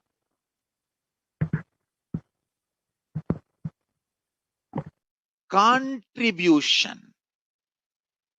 Hinduism, Veda Agamas have great things to contribute to the world.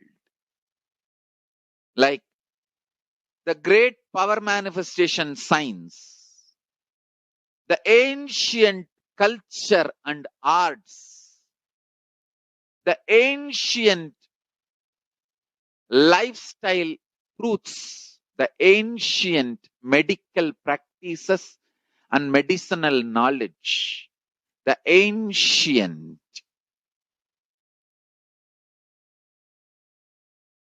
indigenous cultural heritage and jewelry, perfume, dance, music, in every level, Hinduism has so much to contribute. Veda Agamic traditions have so much to contribute. To share all this with the world, to contribute to the world.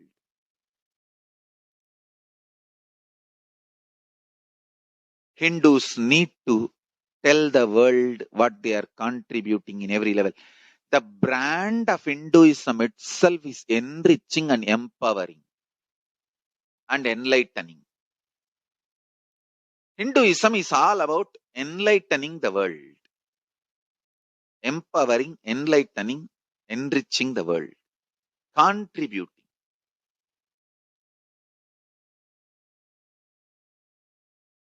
That is our spiritual life. That is our spiritual strength. That is our spiritual core principle.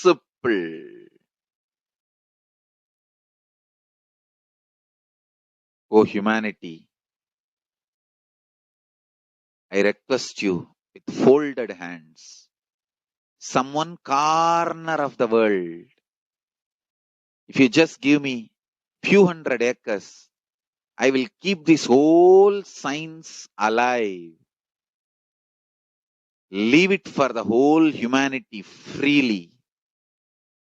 Fortunately, Paramashiva has given me the power to decode all this Hindu medicinal system, Hindu judiciary system, Hindu social law and order system, Hindu power manifestation system, Hindu mental sciences system, Hindu yogic sciences, the sciences of Hindu biology, Hindu physics, Hindu psychology, Hindu physiology, Hindu chemistry, all this Paramashiva has given me the power to decode.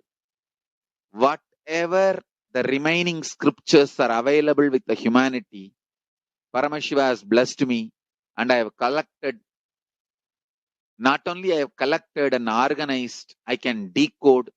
This whole science can be kept alive in any one corner of the world. Just few hundred acres are given for me to live peacefully and exist peacefully. I can store this whole thing alive and contribute it to humanity. Humanity can become better and better and better. I can make the planet Earth so much better place to live. I am here to contribute, and I will continue to contribute.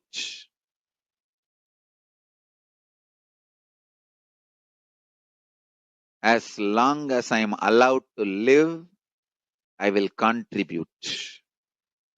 I have collected all the remaining available scriptures, maybe 2 crore books. 2 crore means 20 million, I think, books on Hindu physics, Hindu chemistry, Hindu biology, Hindu physiology, Hindu psychology, Hindu law and order, Hindu social system, the power manifestation sciences of Hinduism, yogic sciences of Hinduism. I have collected, and Paramashiva has given me the blessings and power to decode. I have decoded and continuing to decode them. If the humanity, somebody is kind enough to give me few hundred acres in one corner of the world and let me live peacefully, I can keep all the scriptures there and go on sharing with the world, revealing these whole sciences to the world, and go on contributing. I don't need anything other than one cup of curd rice every day. That's all. A cup of curd rice per day over. I can go on be giving this to the world. I can add to the world. I can make the world better place to live. That's all I have to say.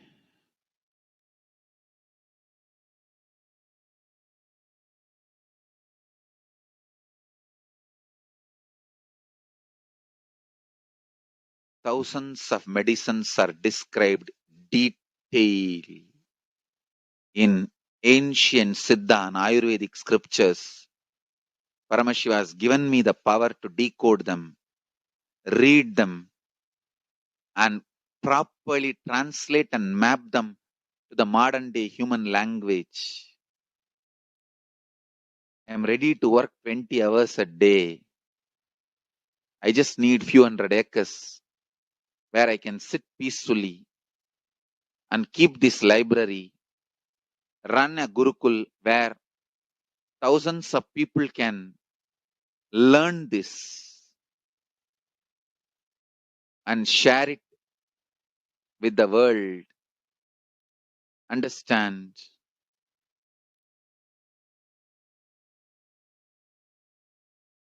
I am only interested in contributing.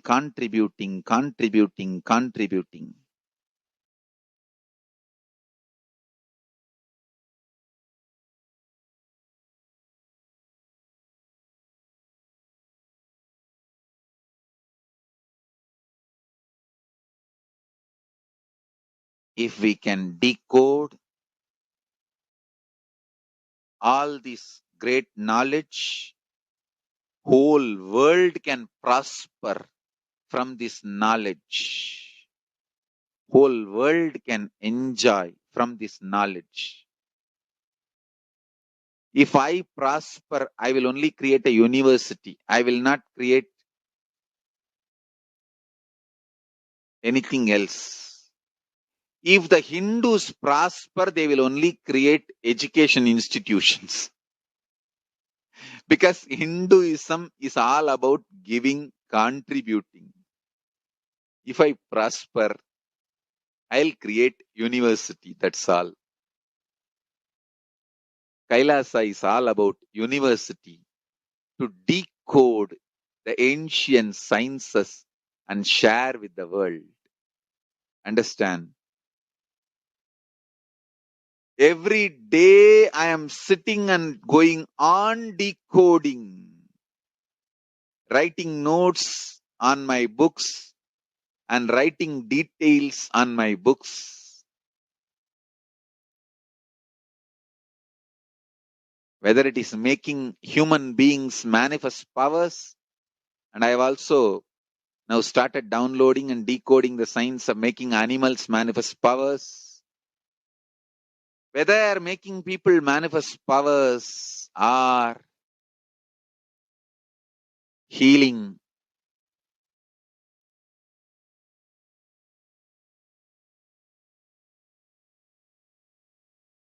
in every level, life is all about contribution, contribution, contribution.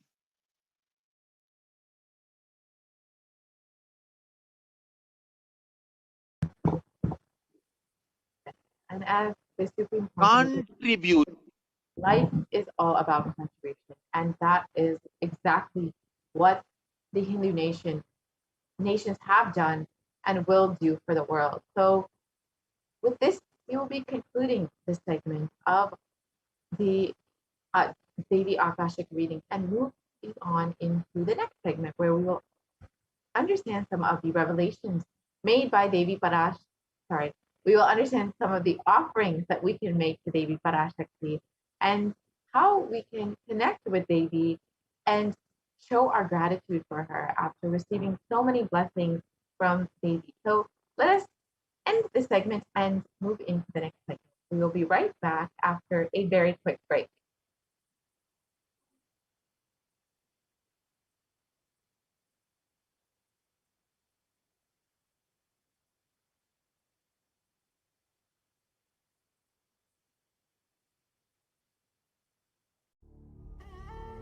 What I mean by the word Kailasa, listen intensely. Enlightenment ecosystem, literally enlightenment itself, in your own home, wherever you are. If you cannot come to Kailasa, it's okay. Kailasa can come to you. Kailasa coming to you is Kailasa.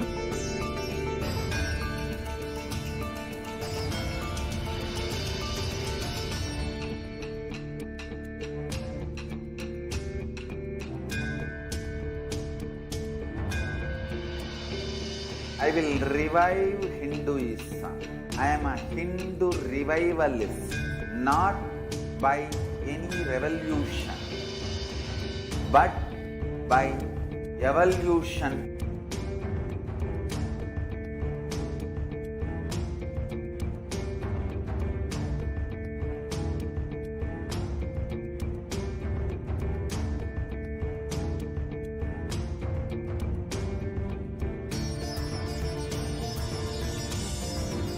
And setting model communities.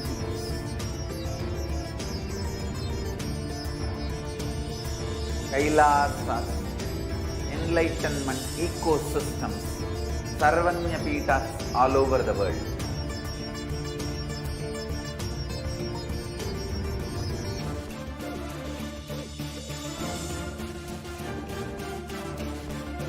All powerful cognition, knowledge, only when you live, power manifestation and possibilities manifestation happens. It's a fundamental truth.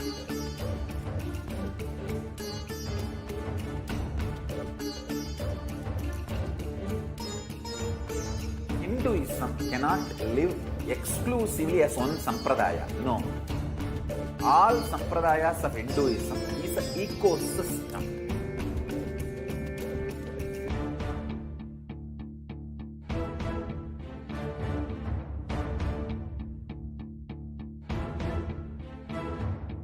So don't keep quiet thinking that if one sampradaya is attacked, only that sampradaya is going to be affected.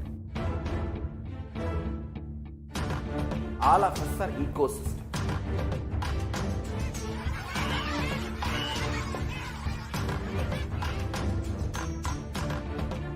I invite all of you to get involved and enjoy Hinduism by the principle of Dharma. Nithyanandam, welcome back to all of the viewers who are joining with us from across the world for this Devi Parashakti Akashic reading program.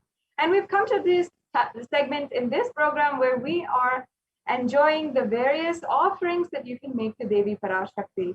And this segment is going to be filled with scriptural references, learning more about the context from Sanatana Hindu Dharma about Devi Parashakti herself, and chanting some of the very well-known Devi Suktams and Devi Stotrams, and the different songs that are in tribute to Devi Parashakti that have been composed by some of the most esteemed enlightened masters of the modern day, as well as even before that to the Vedic rishis themselves from the Puranas. And today it's going to be a very informative, very enriching segment on the offerings to Devi Parashakti, about how offerings are a part of our daily lifestyle and how you can take this platform of Kailasa and the Nithyananda Paramashiva Devalaya as your personal temple wherever you are, and serving you digitally wherever you are. And as the Supreme Pontiff of Hinduism says, until you manifest your reality as you want it, we will manifest it for you through these offerings and through the various rituals and sevas of the Nithyananda Paramashiva Devalaya. And it is such a beautiful thing to be able to share with you all every single day the offerings, and give this extremely beautiful opportunity to experience the next level of your relationship with the divine. And ultimately, that is what this is about. That is the ultimate beautiful context and significance of these offerings that you can make today. And we will be understanding the significance of these offerings, the significance of various different levels, including why we are offering in gold, why we are offering different types of jewelry or different ornate items. Why are these each beautiful, and why are these used in Hinduism? Why are these used in worship? And what is the auspiciousness about the whole thing? All of it, believe it or not, is within the Hindu scriptures, and it is a part of the context that was given for Sanatana Hindu Dharma. That is the beauty of the whole thing. And in this segment, we will be understanding that for each and every one of you. And I request that each and every one of you stay tuned until the end of the segment so that you understand also the different offerings that you can make, and as well how to make those payments and how to exactly get into the logistics, the steps. If you are ready and some of these offerings pique your interest and you feel, yes, I want to do this right now, then you can stay tuned and ensure that you go through the right steps in order to make this a quick and seamless process as well. So now let us begin by understanding the context of the significance of an offering. In the Hindu tradition, if you are born Hindu, you know this, and if you are practicing Hindu, you must know this, that in the Hindu tradition, we always offer to God whatever opportunity we get. And that is daily, we do the daily puja, but also whatever occasion comes our way, if it is our birthdays, our marriage anniversaries, or even if we are starting something new for the first time. For example, if we're starting a new venture, a new business, or even we're inaugurating a new business place or a new home, or if we are even getting a new car, everything begins with offering to the divine and offering our gratitude foremost and requesting their protection, guidance, and their presence in our lives as we go on further. We never take for granted the presence of God in our lives, and we owe all the good things that happen in our lives to the divine, to their beautiful presence in their lives, and for them allowing such auspicious happenings to take place in our lives. And for this reason, we take the opportunity at any chance we get to offer our gratitude and for building and deepening our relationship with the divine. And that is a very important part of the Hindu tradition.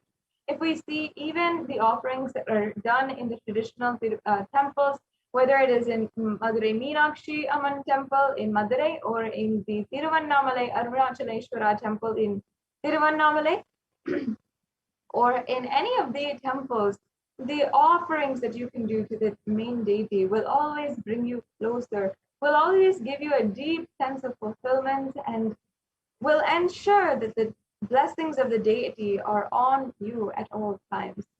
So with this, let us now move into the next slide, where we will be chanting the Dhyana Shloka for Devi Manonmani. Let us now invoke her presence amongst us in this segment, as we are describing Devi in her very, very beautiful form, and we are literally going to be describing the very different parts, all of her jewelry, every single part of Devi Parashakti. We're literally going to be going over. Let us first pay our gratitude, our respect to Devi Parashakti for being literally who she is in her most beautiful form as Manonmani, the very form of Devi Parashakti which is seated on the lap of Paramashiva. Yes, let us now chant. Indu nivaveda karavahni nayanam syat pankajavara japaksha sarayuktam angahimabhujana vishitra vasanam syat tungam kutojjala manonmani swarupam. Yes. And the translation describes Devi Parashakti having a moon-like face, holding the Vedas on hand, fire in eyes, with lotus flower gracing and blessing hands, and one hand with the Japamala, beautifully decorated with jeweled ornaments and wonderful clothes and shining bright crown. And her name is Manonmani.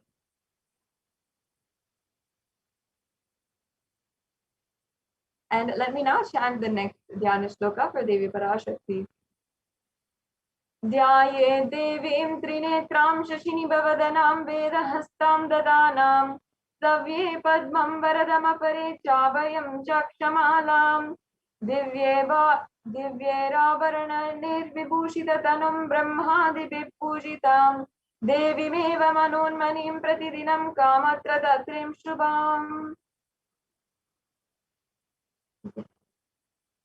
And the translation says, I meditate on Devi with 3 eyes, glowing like a full moon and holding the Vedas, the lotus embracing and blessing embracing hands. She is wearing beautiful ornaments, and she is worshipped by Brahma and other many gods and showers auspicious boons for all actions every day.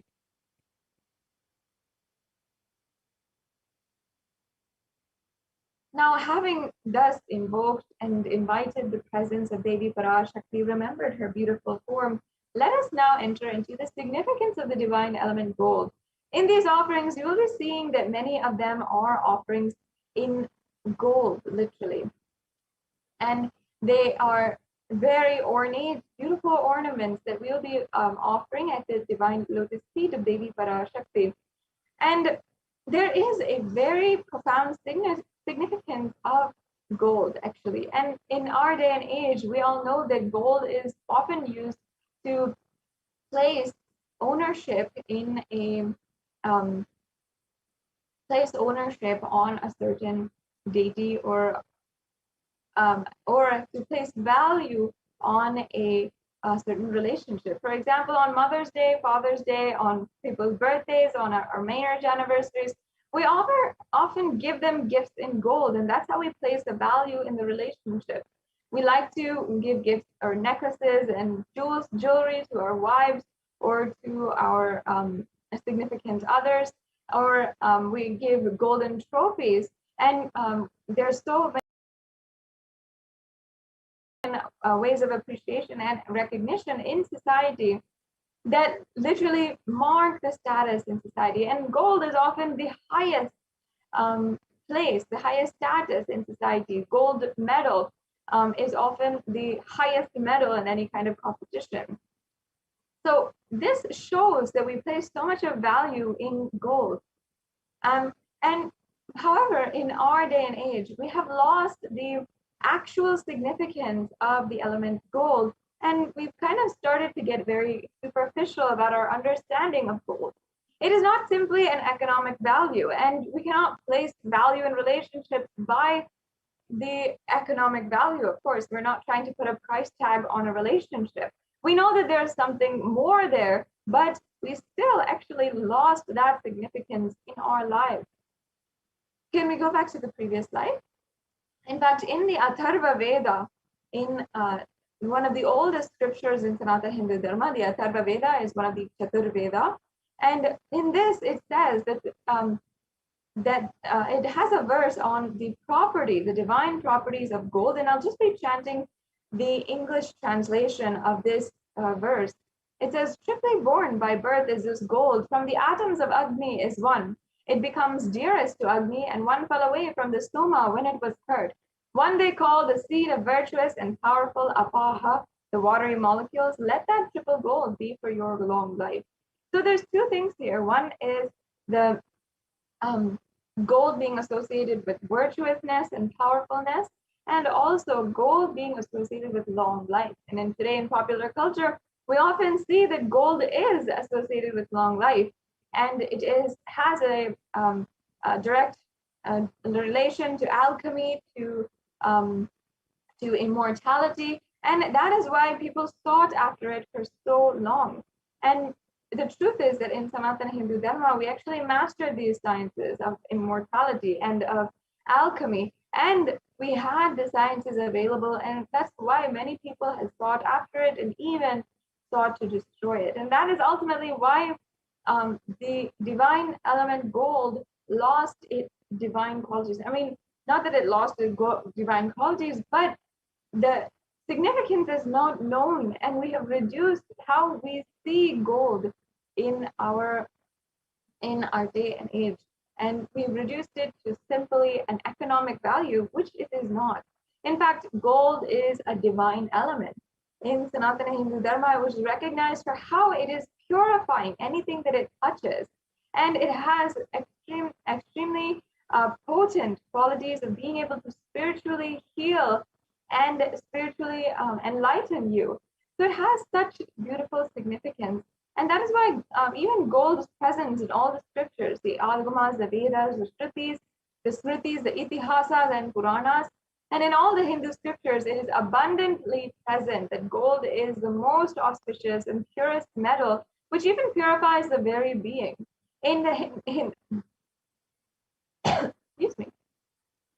In the Hindu civilization, everything was built in gold and exchanged in gold, and ritual fees were offered in gold bricks.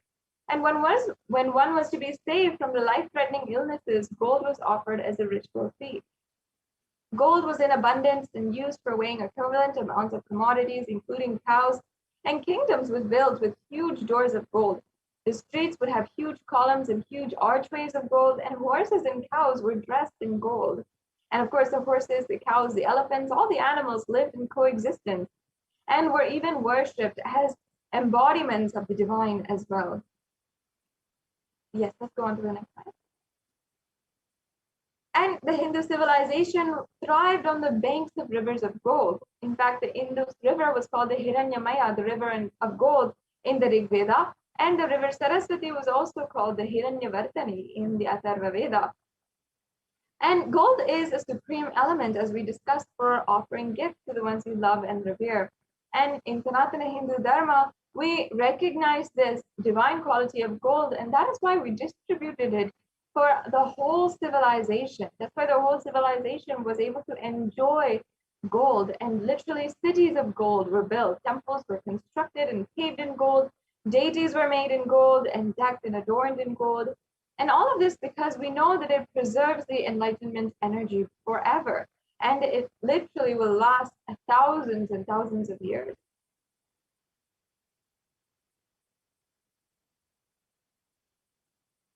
Yes, so now we have established the significance of the element gold.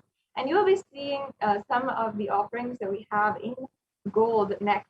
And the first offering that we will be understanding today is the Hundi offering. And it's a really simple offering that you can make, and it's a general donation that you can simply make. And we Hindus know the significance. When we go to the temple, we always offer a few coins or $1 or how much ever we want into the plate of the pujari or into the hundi.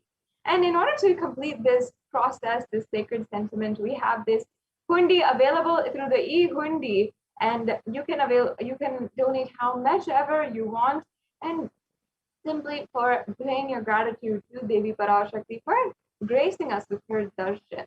And Devi Parashakti literally accepts all devotion, and she is described in the Lalita Sahasranamam as who is fond of true devotion, who is described as Bhakti Priya, and literally the one who accepts any kind of devotion, and she doesn't ask anything in return. I'll just be chanting that verse now from the Lalita Sahasranamam. Bhakti Priya, Bhakti Gamya, Bhakti Vashya Bhayapaha, Shambhavi Sharadaradhya, Sharvani Sharmadayini. In this Lalita Sahasranama, which is actually a very sacred text, the different names and descriptions of Lalita of Devi Parashakti, and it is sourced from the Puranas, and Vedic rishis had literally chanted this, and from then it became one of the most primary scriptural references and scriptural authorities for the descriptions of Devi. So here, this verse means Devi is fond of true devotion and is realized through true devotion. And she can be won over through true devotion, and she removes all fear. This is such a beautiful verse. And you'll be able to understand how the true devotion simply works, and she'll just accept anything. And it is basically just a form of pure gratitude that we are offering. And this e-hundi offering is available for you just to express that and show your gratitude towards Devi Parashakti. The next slide, please. And she is also the remover of all fears. If there's any fears in the minds of the devotee, Devi is sure to remove that fear. And it is stated that Devi likes to be worshipped in autumn here. It is meant that autumn is our life. It's not the seasonal autumn that we are used to every year, but also the autumn when our thoughts become more and more introspective. We start questioning our lives, the purpose of our lives, and we start to become focused more and more inward. This is the time that many of us are going through right now, especially during the COVID pandemic, and especially during so many strenuous times, especially when so many of you are having so much of stress, of suffering in your life, maybe due to the loss of your loved ones, or maybe due to the impending fear of so much of burden or so much of disease. There is so much going on in our lives independently for each and every one of us. And it is now the time that you can worship Devi Parashakti. And this program is available for you every single day to remind yourself of Devi Parashakti's revelations. Every single day we have new revelations, we have new things that we always bring out. And Devi herself has made herself available and giving the live BHAVA Samadhi Darshan to each and every one of you, and making herself available during this time of crisis, global crisis, literally. And that is when the need for Devi worship becomes stronger. So you can utilize this e-hundi offering just to express your gratitude. And Devi Parashakti simply accepts any kind of donation, any kind of devotion that you are offering in this way as well.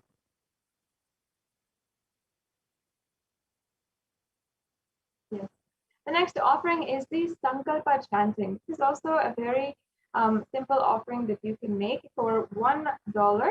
And this offering is the chanting of the Sankalpa. And the chanting of the Sankalpa is a very spiritual process. It is a prayer that is offered at the feet of Devi Parashakti. And the Sankalpa is actually a very elaborate prayer.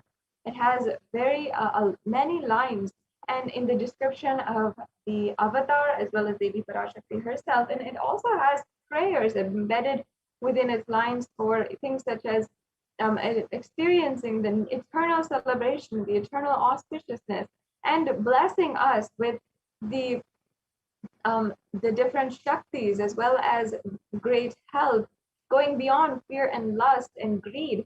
All of this is the things that we are praying for in the Sankalpa mantra. Not only that, the creation of positive energy inside of us through the sacred chants is not something that should be taken for granted. The offering of the sankalpa is literally that. And not only that, just the sacred vibrations that are going on within anyone. And when the prayer is offered on your behalf, the energy is aligned inside of you so that your conscious resolution can come through. And you may have any kind of conscious resolution. You might want to make it happen in your reality, certain wealth or a certain relationship to heal or whatever it is. That conscious resolution is what this prayer is going towards and what it will ultimately fulfill. So offering the sankalpa, chanting this conscious resolution, blesses the person who is offering with all the fruition of their desires and wishes.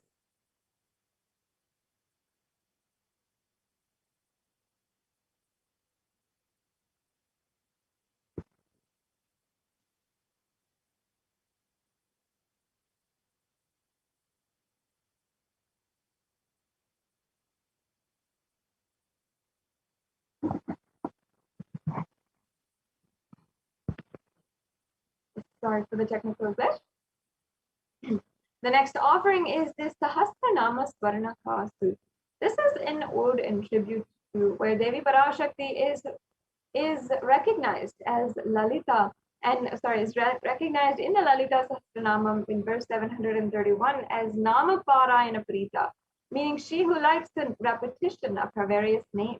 This again goes back to the chanting of the Sahasranamam, which is a very esteemed, powerful sadhana in spiritual practice in the Hindu customs in order to achieve the higher energies in your life. And sadhana means spiritual practice. And it really is a powerful way that is actually recognized by so many different people, by researchers, that it creates so much of positive energy inside of you when we are chanting. And that the Sanskrit mantras have so much of association with the positive energies and the positive vibrations. And when you're chanting the names of Devi Parashakti in the Lalita Sahasranamam, it is literally creating that positive energy inside of us. And the significance actually is that whenever we are cherishing in the inner space, whatever we are cherishing in the inner space is always what is manifested into reality. And we always manifest we always literally manifest whatever is going on inside of us. If we are cherishing suffering and we are continuously worried, we'll see that that is exactly what happens. That's exactly what plays out. If we cherish positive thought currents in the same way, we experience that in our reality. So this offering of the 1008 names of Devi Parashakti is a special and unique archana offered to the Mahameru of Devi Parashakti. You can offer a gold coin inscribed with each and every one of these 1008 names and receive the blessings to have all of the Alanta Kalyana Gunas, literally be blessed and be expressing all the divine qualities of Devi Parashakti.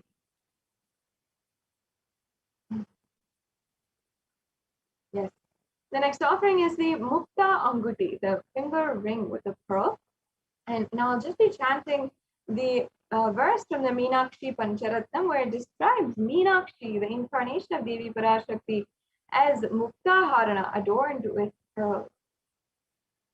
Mukta Harana Lasat Kirita Ruchiram Purnendu Vatra Prabham Shinjannu Purikinkini Manidaram Padma Prabhavasuram Sarvavita Palapradam Girisutam Vani Rama Sevitam Meenakshim Pranatosmi Santatamaham Karunyavaram Nidim.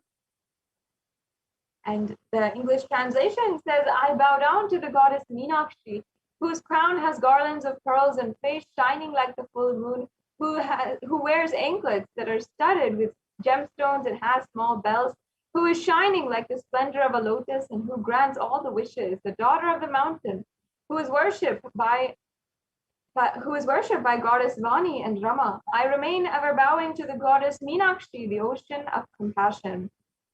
And Meenakshi here is described as the ocean of compassion, And not only that, I think there's a technical glitch. We can go back to the slide. Yes. And not only that, Meenakshi Devi, Meenakshi also is associated with pearls. And literally, pearls actually symbolize compassion, and they're also very much associated with Devi Meenakshi. And Devi Meenakshi is always described to be adorned and decked in pearls, as you can see in this verse as well. And Devi Meenakshi also has such a beautiful way of relating with the whole world and such a beautiful way of manifesting literally Kailasa on planet Earth. Devi Meenakshi was the sovereign leader of all the 56 deshas, all the 56 kingdoms. And when she came down on planet Earth, she united all of the kingdoms, she conquered all the 8 directions, and what is very much known and praised to be called the Big Vijayam, the conquering of all of the directions. And it was basically a conquest out of compassion. That is what was why Devi Meenakshi is described as the ocean of compassion, because she literally spread compassion across all of the 56 deshas. She brought all of the different tribes that in that point in human history, all this 56 deshas, all of the different tribes of humans were all in this stage of human history. And she brought it all under one rule. And for the first time on planet Earth itself, there was a huge civilization, a huge country living under one rule. And that was the power of Devi Meenakshi. She literally brought a breakthrough to the whole lifestyle of human beings. Excuse me. And she had ensured that the entire civilization was thriving. Literally every human being was taken care of. That was the compassion of Devi Meenakshi.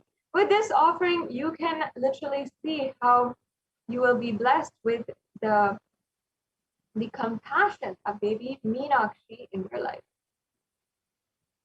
Yes, we can go on to the next offering now.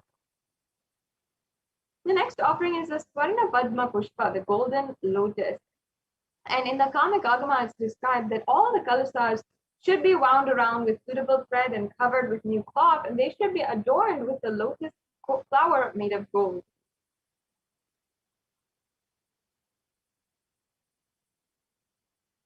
The next slide, please. And actually, there are so many different references for the lotus in Sanatana Hindu Dharma. All the different references are always describing the worship of Paramashiva and how lotus is the best thing that you can offer. And whether it is the lotus pericarp, the lotus petals, the lotus flower, or the lotus stem, everything is has different uses in the worship of Paramashiva. And that is because lotus is considered as a divine flower, because of its divine quality of elegance, resilience, and radiance. Despite having been in any kind of background or any kind of waters, the lotus still grows and it has that elegance that it still radiates. And in fact, the Shakti of Paramashiva is called as the lotus. The base of the Paramashiva Linga, as you can see in the photograph, is also a lotus. And the disciple of Paramashiva is also considered to be as a lotus which is about to bloom. So you can offer this lotus in any size which you wish and be blessed with the state, face, and powers of Devi Parashakti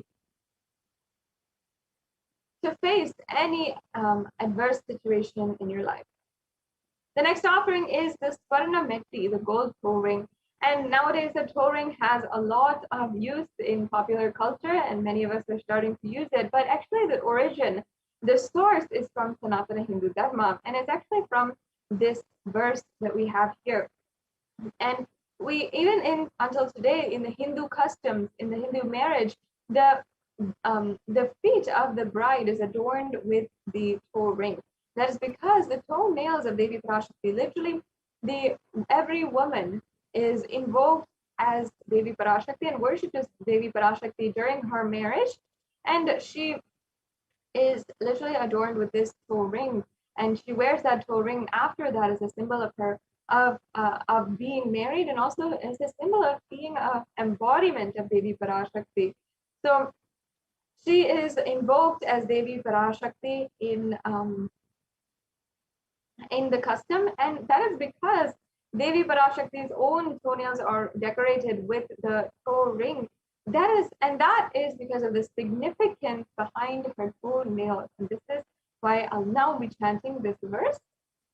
Nakhadiditi samcharanamajjana tamo guna padadvaya prabhajala parakrita saroruha. And here is described that you whose brightness from toenails destroys the darkness of ignorance from the minds of your devotees, you who prostrate at your feet, and you whose brightness from your 2 feet overpowers that of the lotus flower. So once again, the toenails, it's not just her feet, it's even the grace of her toenails that are powerful enough to remove all the darkness and ignorance from your life. And you can be adorning the feet of Devi Parashakti with this toenail and offer this. And you can be in the constant gratitude for receiving her blessings, even in the most difficult parts of your life. The next offering is the offering of the Swarna Mangtika. And Devi Parashakti is described as Shuddha Sarabi Varshini. And that means she who makes the nectar flow in all of our nerves from the Sahasrara, and who gives a very pleasant experience of the ultimate.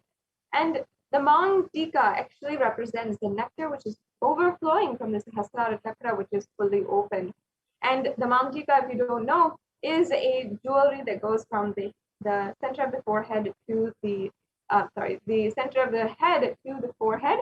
And sometimes it also goes across the forehead, it goes across the whole head, and it literally represents the Sahasrara Chakra, which is overflowing, and the nectar which is outpouring from it. And that beautiful significance represents actually the open Sahasrara Chakra. And it's so open, so much in bloom that it literally the nectar is pouring out. And that is the significance of the gold jewelry, that it literally signifies, it has such powerful spiritual significance as well. Not just a offering that we're making out of our love, but so much of spiritual context behind it as well. The next slide, please. So you can offer this Mangtika as a way to offer to Devi Parashakti and receive the blessings of achieving the blissful state of overflowing gratitude in the space of complete completion. The next offering is the Pratyakshapada Puja. And once again, we are remembering the verse from the Saundarya Lahari, which I just chanted. And it states that the nails that have been sharpened by constantly being touched by the crowns of celestial beings who prostrate before Devi are capable enough to remove all darkness. And Tamoguna is considered as darkness. And in this statement, Tamas is indicative of ignorance. And in the minds of devotees, by constantly prostrating before Devi, the ignorance is removed and they attain knowledge, they attain the ultimate knowledge. And the Pratyakshapada Puja is a very precious offering, and especially we are offering to the Nijavatara, the Guru himself. And Guru Padukas has so many different scriptural references, whether it is in the Guru Gita, Guru Paduka Stotram, or in so many different speeches, discourses, satsangs, and the eloquent satsangs and teachings of so many different incarnations of Paramashiva, including Adi Shankaracharya himself, who composed the Guru Paduka Stotram, and as well Sri Satya Sai Baba, who had sung Manasa Bhajare Guru Charanam in his very first, upon the realization of his incarnationhood in the 1940s. So in so many different ways, the Guru Paduka is so much, so revered in Sanatana Hindu Dharma, and we can go on and on describing. Of course, we can go on for 3 chapters, 900 verses about the significance of Guru Padukas. But in this offering is really a once in a lifetime's offering, and many Kailashiyans offer this once or twice a year, and they make sure that they do that just out of their pure gratitude towards Guru happening in their life. And just literally offering their gratitude at the feet of the Supreme Pontiff of Hinduism. So you can also do this and offer, and make sure that you are offering this Pratyaksha Pada Puja. And the next offering we have is the Vastra Seva. The Vastra Seva is the offering of the sacred cloth or the sacred adornment as well. This also will bring so much of auspiciousness and protection of the Guru in your life. So now this brings us to a conclusion of the array of different offerings that we have for each and every one of you. And now you can see a summary table on the next slide of the different offerings. You can see we have 9 different offerings that are available right now. The Ihundi offering, the Sankalpa chanting, the Devi Sahasranama Kastu, the Mukta Anguti, the Swarna Padma Pushpa, the Swarna Metti, the Swarna Mankika, the Pratyaksha Pada Puja, and the Vastra Seva. And you can see that there is very minimal amounts, and there's also some substantial amounts that are all available, and various different levels as well. We know that many of you might not be comfortable in making offerings that are more substantial, and you might need to plan further for the offerings like the Pratyaksha Pada Puja or any of these more substantial offerings. But there's still various different levels of the offerings, so none of you need to feel that they're somehow insufficient for being able to make an offering today. It is nothing. It is a beautiful way that you can express your gratitude, and there's so many different levels that you can offer. If not the highest level, then you can offer the lowest and just express your gratitude to Devi Parashakti in some way and form. And if any of these offerings pique your interest as well, you can, but you might not be ready immediately to make an offering, the offering that you'd like to make, because so many of these offerings have so much of beautiful significance. As we described, we learned all the scriptural references in the spiritual context of these offerings. If you're not ready yet and you feel you need more information or you need more time, then you can fill out the BHAVA Samadhi Darshan registration form. We can go on to the next slide. And in this slide, we'll be able to see the link for the form.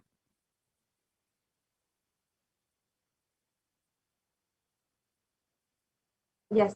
So as you can see that at tiny.cc/Bhava Samadhi, you can fill out this form if you are interested in making an offering. It might not be now, you might not have the money or the resources in order to make these offerings. You can start manifesting today, and that is all it takes to simply make these offerings happen within the short time, within absolutely short time, and you can manifest these offerings as well, and you can literally break that impossibility that you might feel in making these offerings.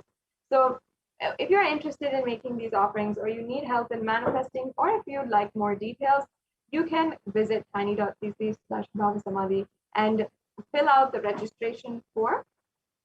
And if you are in the next stage, and if you are ready to make a payment today, that's awesome, that's great. You can go to tiny.cc/Devi-offerings and make your payment right now. And as you can see, it'll be a very quick process, just a 3-click process, where you select in the drop-down menu the offering that you want to do, and then you add that to your cart. Then you can go to review your cart, you press proceed to checkout, and then you enter your payment details, and then you are set to go and you have made your payment. And after the payment is done, we request all of the Yajamans, anyone who is making the offering, to ensure that you are filling out the Sankalpa 2021 form at tiny.cc/Sankalpa 2021. This form is extremely important because it ensures that the Pujacharya has your names, your nakshatra, your gotra as well, so that it can be chanted during the puja. And if you do not know your nakshatra, your gotra, these details that are required during the puja or that are often chanted, it is okay. You can just skip those parts in the form, and you can move on. And make sure, though, to submit the form with your names and the names of your family members or the people on behalf of whom you are offering this puja, so that it is chanted during the puja. and your all the blessings and auspiciousness is bestowed on you. So these are the very quick steps for making a payment immediately. And as you can see, it's a very, very simple process. And not only that, we also have another opportunity, which is offering a donation through the e-hundi offering or the YouTube super chat. And on the YouTube super chat, you will be able to see that you should be a member in order to make a donation. So you can join in the join as a member of the YouTube channel, Kailasa's HDH Nithyananda YouTube channel, and then you can you'll be able to see the options for the super chat or super sticker options, and then you can go ahead and make your payment through YouTube, and you can pay through credit card, debit card, or PayPal, and these options are there for you, and it's a very easy way for you to make a donation right now and just offer your gratitude to Devi Parashakti. And now with this, we are coming to a conclusion of this segment of today's program. In the next segment, we will be joined by the representatives from the Adi Kailasa Sarvagna Peetham, who are going to be joining with us, and they will be describing to us the multi-layer quarantine campus that is being administrated right now in Adi Kailasa Sarvagna Peetham and 13 other Adinams in India, and also how the United Nations has recognized this, the COVID-19 and multilateralism report submitted by Kailasa to the independent expert on the COVID-19 and multilateralism. And in this way, literally Kailasa has literally made a breakthrough in leading nations across the world in reviving the Hindu solutions in order to bring all the nations to make an international treaty for addressing the COVID-19 pandemic. So with this, we'll now be entering into the next segment. We have Ma Dayame Swami, who is a representative from the Adi Kailasa Sarvagna Peetham, who will be joining with us now. Thank you. Welcome, and thank you for joining with us and describing now to the viewers about the Kailasa COVID Care Center in Adi Kailasa Sarvagna Peetham. Thank you, Ma Sadashivapriya. Welcome, everyone. Nithyanandam.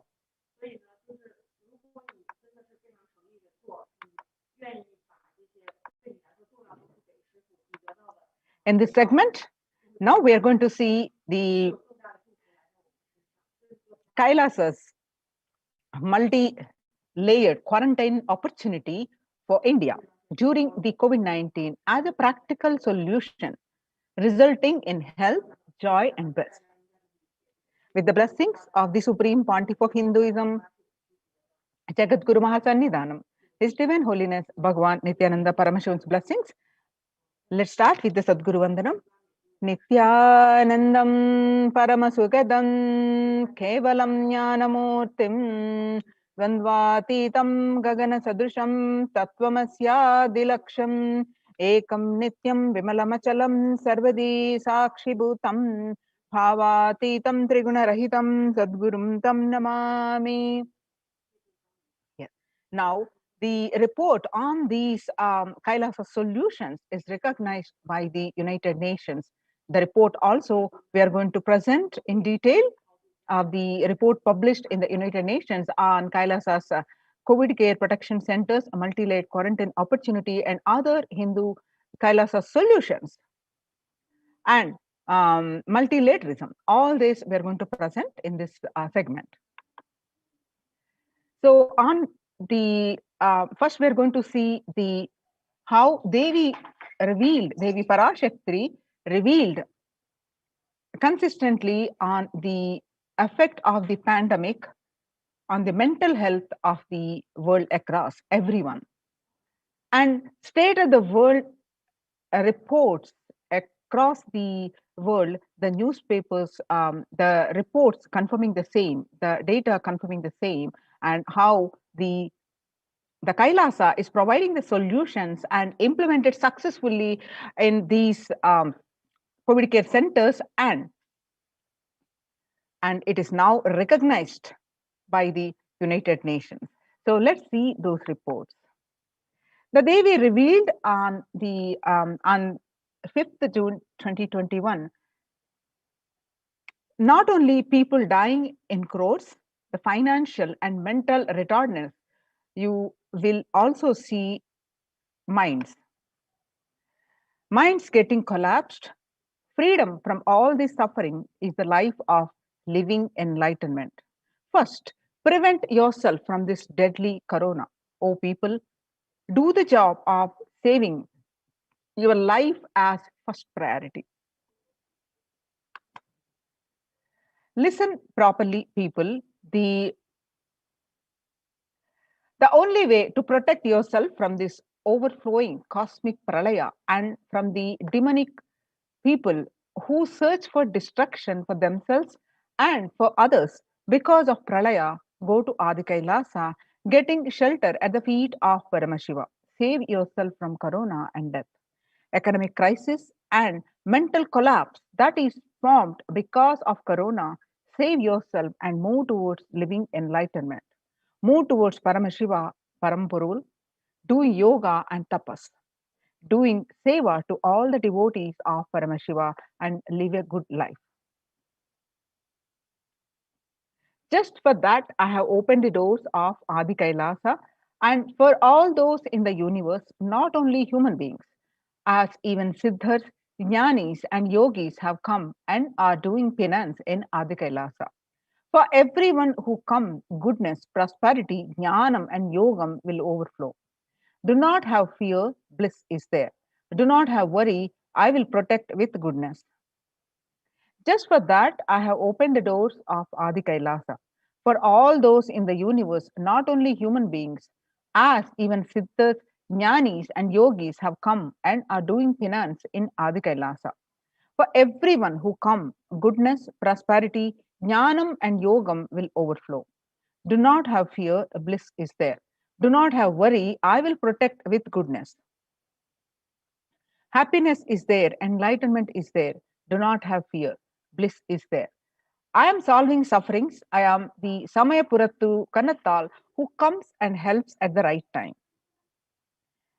These are the revelations about the mental health Devi revealed on 5th June 2021, and media article at the different dates following that, confirming the same on one of these article on Global News.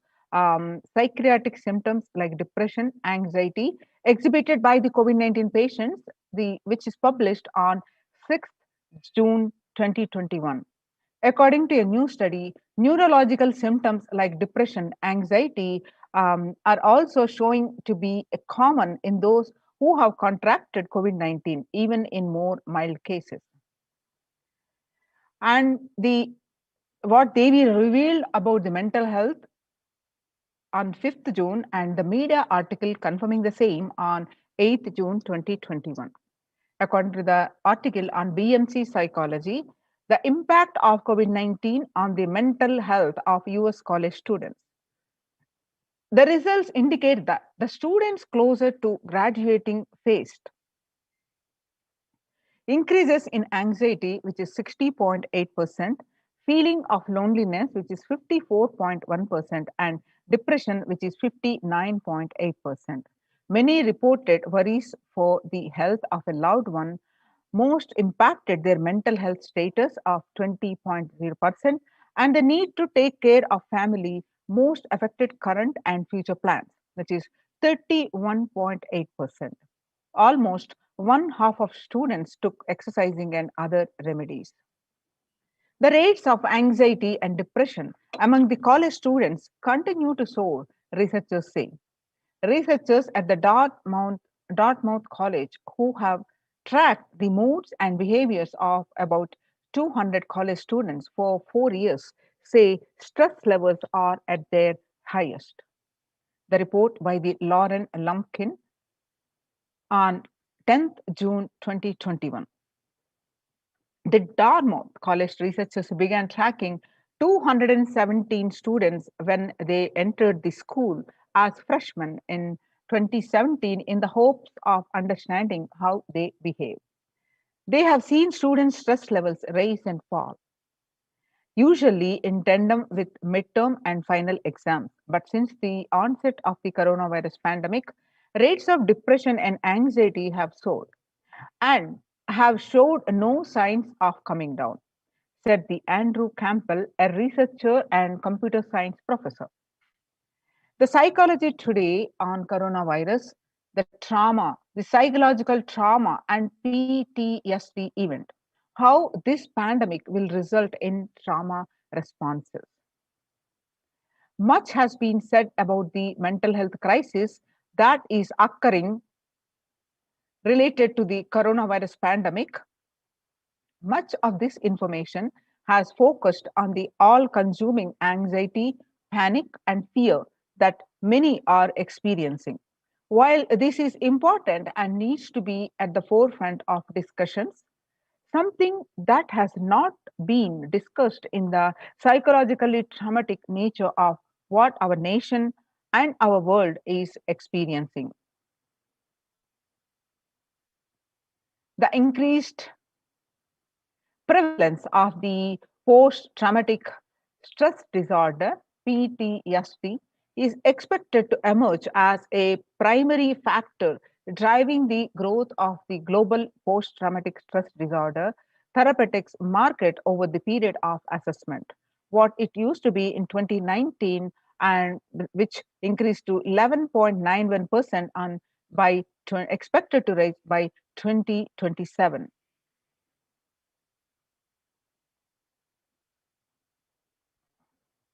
According to the CNN, there is a high prevalence of mental distress in countries across the globe due to the coronavirus pandemic, especially among healthcare workers and children. According to the United Nations and the World Health Organization, the impact of the pandemic on the people's mental health is already extremely concerning. United Nations says. The World Health Organization Director General Tedros Adhanom says in the news release recently. It is now crystal clear that mental health needs must be treated as a core element of our response to and recovery from the COVID-19 pandemic, Tedros added in the CNN published article. Now, how to address these across the world, what they revealed and across the world reports, and the World Health Organization declared that it is affecting majority of the people of the mental related stress and anxiety and related issues. See, one of the majorly they will reveal is yoga. Yoga greatly improves mental, spiritual, and physical health. People who practice yoga experience less anxiety, less depression, and fewer symptoms of post traumatic stress disorder. Yoga also improves well being, including increased gratitude, relatedness, acceptance, centeredness, empowerment, self esteem, and compassion, self awareness, and hope. Yoga can help us to manage stress and self regulate, an important tool in the current time. We are all equipped with the innate coping strategies for responding to stress. But sometimes our stress response can become out of balance. We are living in a world that regularly activates our sympathetic response, that is, our body's way of responding to stress, sometimes called fight or flight. This is balanced by our parasympathetic response, that is our way, the way the body helps us to rest and relax. Yoga can help bring our parasympathetic response back online and allow us to find balance. Activating our parasympathetic response brings us into a more restful space and allows us to find calmness, connection, and compassion. The deep mindful breathing of yoga and meditation stimulates the vagus nerve, which activates the parasympathetic nervous system and supports self regulation and stress management.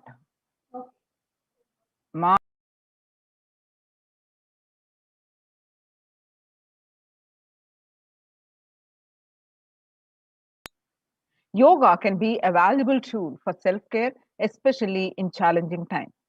Yoga is now being used as an empirically based treatment, often in combination with other interventions with benefits for both physical and mental health.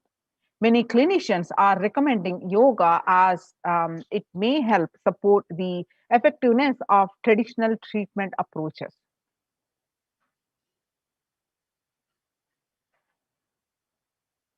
The Psychology Today published that in an article, when we, psychologytoday.com, when we actively choose a tool of self-care, we better equip ourselves to survive and seek resilience in different circumstances. While it is but one tool, yoga offers the potential for connection and well-being, even in these challenging times. Spirituality benefits mental health.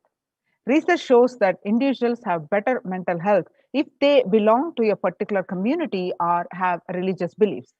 Spirituality can help people in many ways. First and foremost, spirituality or religion can help people find meaning in their life, which is instrumental in improving one's mental health. Spirituality can perhaps help you connect with your divine self. In addition to endowing meaning to your life, it has the potential to improve mental, physical, emotional well being as well. It has been the source of relief and comfort from various challenging issues for thousands of years. The article on the www.livinginwellbeing.org, the psychological health benefits of spiritual practices. Now, revelations to the world by the Supreme Pontiff of Hinduism, Jagadguru Mahasannidhanam, His Divine Holiness Bhagwan Nithyananda Paramashivam on 22nd May 2021. Paramashiva is very clear. Focus on making your body alive, life alive. Mind is obsessive compulsive reaction. It is nothing but a bunch of unconscious reactions. Do not try to sympathize with the mind. Make your body and life alive. That is the only priority for all of you. I am talking to everyone who has a little love and sympathy for me. For all of you, take this as a guru walk. Make your body consciously strong. Gym will build muscles, make you look very nice in the outside, but only yoga and Ayurvedic lifestyles will make your body conscious. Just see all over the world, all the gym bodies are just dropping dead. Only yoga will make your internal organs strong and your ability to manifest consciousness strong. Let me give you the solution from the Paramashiva to protect yourself from this whole pralaya. Not just from corona. The amount of depression, mental suffering, the way the whole world is suffering, the kind of poverty happening, people losing their job, income, having insecurity, comforts being lost, so much. Just make your life extremely strong. 3 years back, I said, keep yourself alive for next 3 years. I have enough evidence that 3 years back, I trained the whole Kailasa. First, the devotees in their own homes. Second, the Kailasa Vashian inside the Sangha, physically, mentally, psychologically, or consciously for quarantine lifestyle. For being active without getting mentally broken by being in one place, doing intense yoga, making the body and internal organs strong, taking bay leaf, neem juice, tulasi, and haritaki, triphala churna, Ayurvedic lifestyle, a lifestyle of less food and more energy, more activism. I only told it is for an important reason. Please wake up. Quarantine yourself, build your body. Do not bother about your business or any other profit or anything else. This year, if you are alive, that is the greatest profit. Now, this efforts of the Supreme Pontiff of Hinduism reviving the Kailasas and the ecosystems and the results successfully implemented with zero contract of corona pandemic of these multi-layered Kailasa's de facto embassies, spiritual ecosystems, have successfully been implemented, and a report has been published by the United Nations. And United Nations recognizes this Kailasa's report on the COVID-19 and multilateralism. You can see the screenshot here projected from the Kailasa's, the Supreme Pontiff of Hinduism, Jagadguru Mahasannidhanam, Bhagwan Nithyananda Paramashivan's Facebook page. You can see, go ahead and click on this link and read the whole article by yourself. And we're also going to present this article here. You can see some more screenshot of this article, which is published, a detailed report. The report published on the https://www.ohchr.org, the Adi Shaivat Minority Tradition.pdf. The globalization of disease has led the world to be only as resilient as the least resilient country and person, especially of highly contagious COVID-19, which has spread the scale and severity not seen since Spanish flu. The variants of the virus, such as B.1.617.2 Delta, the Delta Plus, and Epsilon Gamma, continue to threaten even those vaccinated. Secondary diseases such as black fungus are targeting COVID patients and killing almost 1 in 2 persons in such cases. Human life is more precious and important than all economic principles or systems in totality, because all these concepts are legitimate only because of their utility value, which is to fundamentally make human life better. At least until this ongoing crisis ends, all economic policies related to money, banking, fixing prices of commodities, etc., need to be revised to make sure no human being suffers from hunger or the absence of required medical care. For this purpose, Kailasa has presented a detailed report on effective solution for COVID-19 through multilateralism that was published by the United Nations. The earlier reports published by the United Nations are the reports on the rights of indigenous women and girls. And the second reports were published on femicide. Now, this is the third report UN recognizes, and Kailasa's report on the COVID-19 and multilateralism. Now, let us see the report on detailed report of this COVID-19 and multilateralism. A report by the Adi Shaivat Minority Tradition, which is ASMT, Hindu Community Kailas Union. The report submitted in the month of June 2021. Introduction, which was published a few days ago. The introduction is the first key obstacles. First, globalization of disease has led the world to be only as resilient as the least resilient country and persons, especially for highly contagious COVID-19, which has spread with scale and severity not seen since Spanish flu. The variants of the virus, such as the B.1.617.2 Delta, Delta Plus, Epsilon, Gamma, continue to threaten even those vaccinated. Secondary diseases such as black fungus are targeting COVID patients and killing almost 1 in 2 persons in such cases. Second, distorted policy decisions and conflicting principles can lead to polarizations amongst the nations and within, leading to various extremes such as the hoarding of vaccines in some places, the wastage of vaccines in others, and an unaddressed shortage of vaccines globally. Third, the pandemic has exposed the fragility of the global system. The disruption in the supply chain is especially worrisome for essential food supplies, which disproportionately affects the already much vulnerable and even more. Fourth, the lockdowns have brought the the global economy into crisis, bringing recessions and worsening unemployment rates. Frequent lockdowns and the ongoing threats of famine, especially in countries where employment is predominantly informal, are exacerbating worries that starvation may cause more suffering than the virus itself. Far from the SDG 2, zero hunger, the number is now predicted to come close to 1 billion. You can see the supporting articles of various articles projected here, and more articles as published as a supporting documentation for this. Now, the solutions. First solution, revised economic policies.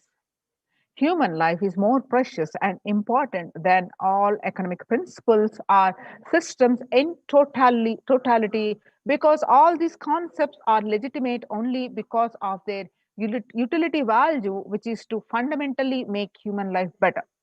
At least until this ongoing crisis ends, all economic policies related to money, banking, fixing prices of commodities, etc., need to be revised to make sure no human being suffers from hunger or the absence of required medical care.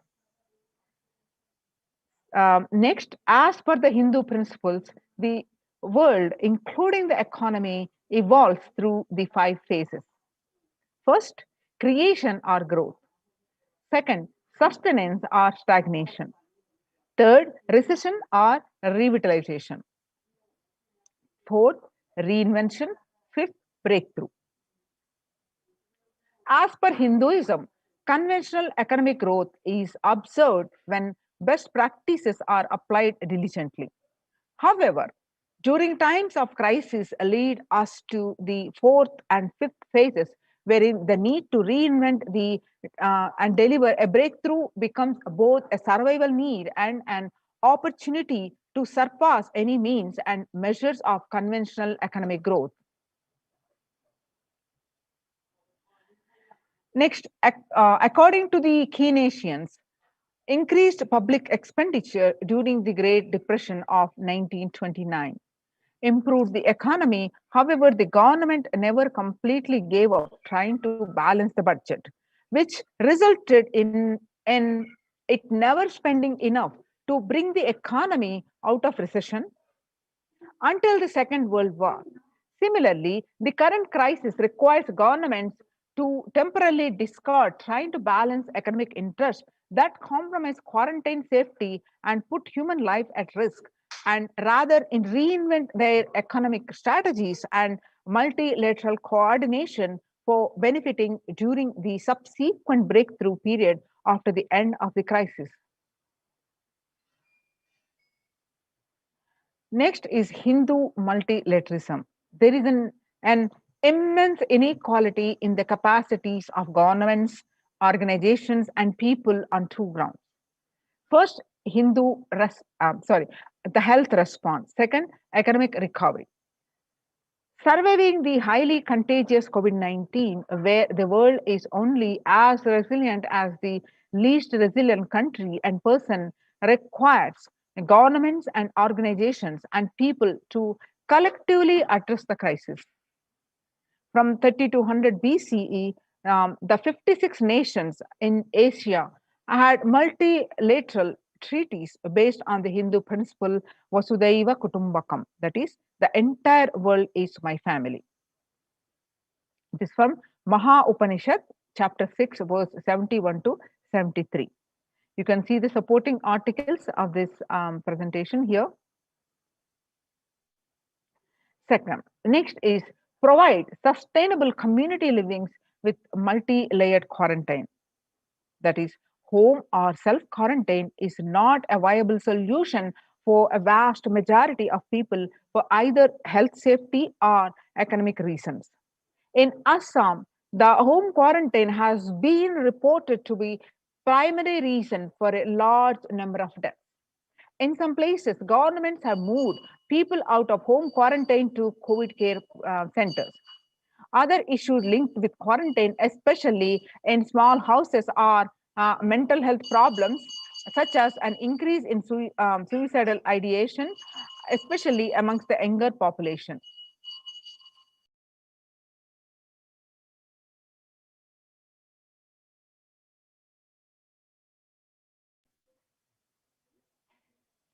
This requires friendly quarantine setups which are self-sustained and sufficient in terms of food stock and supplies, recreation, employment, education, etc.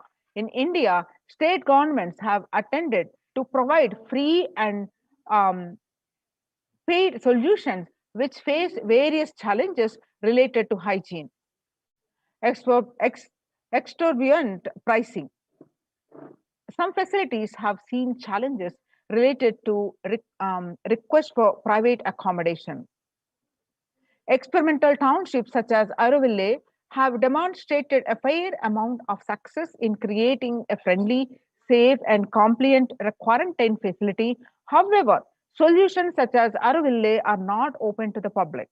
For 2 decades, the leader of the ASMT Hindu community, the Supreme Pontiff of Hinduism, Jagadguru Mahasannidhanam, His Divine Holiness Bhagwan Nithyananda Paramashivam, had been creating townships like Auroville across more than 100 cities in several countries. The Supreme Pontiff of Hinduism, Bhagwan Nithyananda Paramashivam, has urged the citizens worldwide, especially from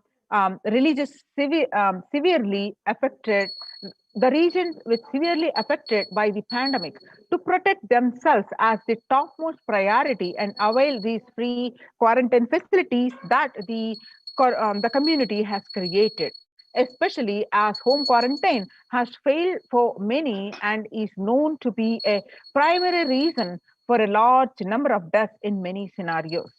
The Supreme Pontiff of Hinduism, Bhagwan Nithyananda Paramashivam, has emphasized the need and urged the government, the worldwide, to provide food, safety, medical care, shelter, and all survival needs to all human beings under their care, with absolute multi-layer quarantine until the coronavirus is eliminated from planet Earth, including all different strains of the virus. Now you can see the supporting articles which are projected here. Next is educate citizens on individual pandemic management. Unlike previous pandemics, the current era provides active, real-time visual information about the fatalities. And underreporting of this data may give false hope and make people reckless. Exaggerations in reporting can also make people reckless as they may feel eventual death due to a coronavirus is inevitable. So proper education is extremely crucial as it will dramatically reduce the number of deaths and reduce the challenge on the healthcare system. Alcohol-related deaths have hit a record high during this pandemic, and long post-lockdown liquor lines are some extremely worrisome issues regarding which people need to be educated. As a top priority, people need to be given confidence in their life as the security about the future for them to stop behaving recklessly or fall into depression and commit suicide. Leveraging best of different economic systems based on charity, barter, and money. Ancient Hindu economic treatise by Paramashiva, the primordial Hindu divinity, describe 3 kinds of economic systems and their principles. First, for things that do not perish by sharing, such as education and knowledge, Paramashiva recommends that no fee be charged. Second, for survival needs such as food and healthcare, barter and charity are recommended. Third, for all other infrastructure development works, services and commodities, gold and conventional currency-based transactions are allowed. These systems are still in practice in the modern day out, but grossly overlooked and not sufficiently studied. with their close relation to mainstream economics. The World Health Organization and the GISAID provided early access to data regarding the virus. This is an example of an open knowledge based economic policy where critical data about the virus was not monetized. Similarly, South Korea helped the USA access mass and testing kits. And there was a hope that these would lead to a reciprocal arrangement in terms of vaccine, which is like a barter based model allowed in food and healthcare. Next is Hindu policies for food security. A highly effective concept for ensuring food security in ancient Hindu nations was that of food grain banks. These were prevalent until the 18th century. The elderly in villages would start food grain banks with a seed capital of grains collected by fundraising. If any person met with a crisis such as a crop failure, the food grain bank would lend him grains in exchange for an interest.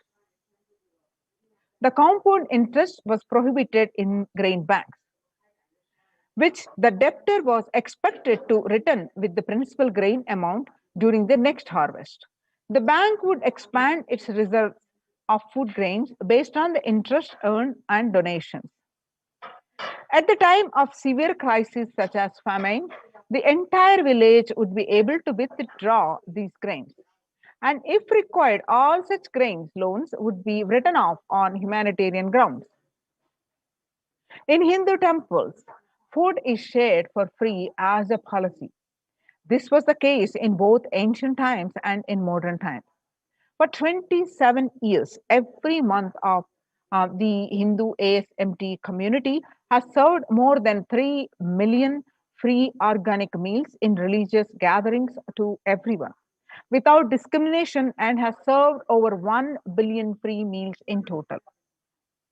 Such private and public efforts are crucial to ease the threats of starvation, which is estimated to hit a billion people worldwide.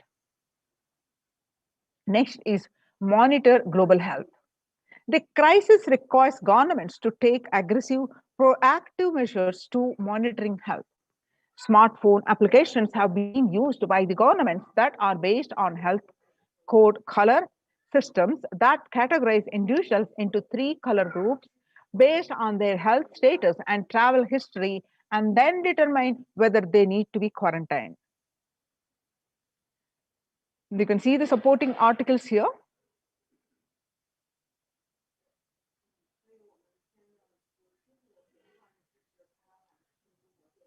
Though there were privacy-related concerns associated with these approaches, some of these measures, such as agile daily reporting systems for accounting of newly suspected, diagnosed, asymptomatic cases, number of deaths, and generating area-wide statistics, have played an important role in proactively responding to curb the spread of the disease and are being considered for implementation by various countries.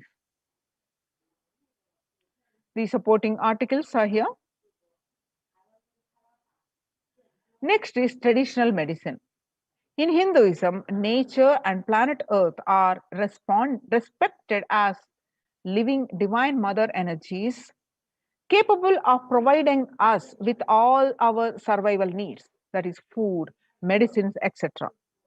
Though traditional medicines such as TCM and Ayurveda are effective in addressing COVID-related issues. And a few years ago, a Nobel Prize was awarded for scientific work based on traditional medicines. The mainstream Western medicine has chosen to characterize Ayurveda as pseudo medicine and TCM as unscientific. Such demeaning of traditional medicine systems have led nations to consider taking defensive unilateral decisions to protect their interest. Outright rejection of traditional medicine is not wise, and such policies should be revisited, especially as these medicine systems are are time tested and have kept people healthy for several generations.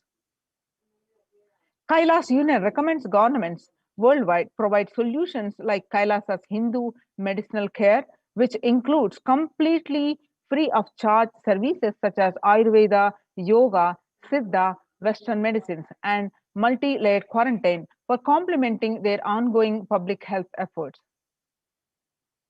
The supporting documentation here.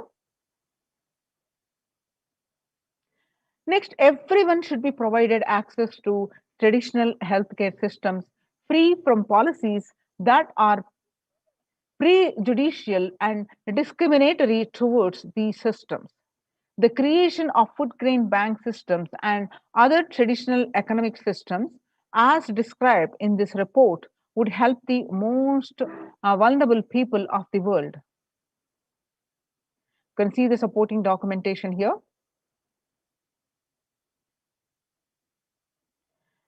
Now we have seen the detailed report, how all these that is presented are implemented in Kailasa's de facto spiritual centers and successfully implemented, and there is a zero case of COVID, and successfully, and these are not only they are protected from corona and related issues, but they are growing spiritually and both joy, bliss, and in all aspects of their life they are growing. So join these COVID care protection centers. Register now through the link below, https colon /kailasa.org/Kailasa care. Now let us see as Devi said, the spirituality helps in dealing with the mental stress.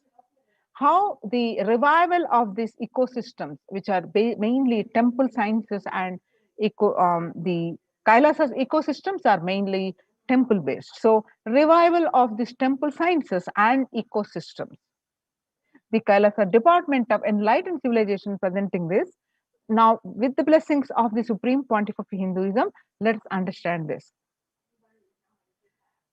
Now, as you see across world, especially across India, the famous temples which are were running seamlessly for thousands and thousands of years are now shut down. For example, the Shirdi Sai Baba temple will remain closed for devotees till further orders, and the temple administration took the decision after the Maharashtra government on Sunday announced a weekend lockdown and night curfew in the state to control the spread of coronavirus. The famous Puri Jagannath temple to remain closed for public, keeping in view these in surge of COVID-19 cases in Odisha and also in Puri, the authorities of the temple of Lord Jagannath in the pilgrim town on Sunday. The famous temple is closed for devotees since May 5th as a statewide lockdown was imposed by the Odisha government. Not only that, the all religious places closed for public in Bhubaneswar as the city records the highest daily COVID surge.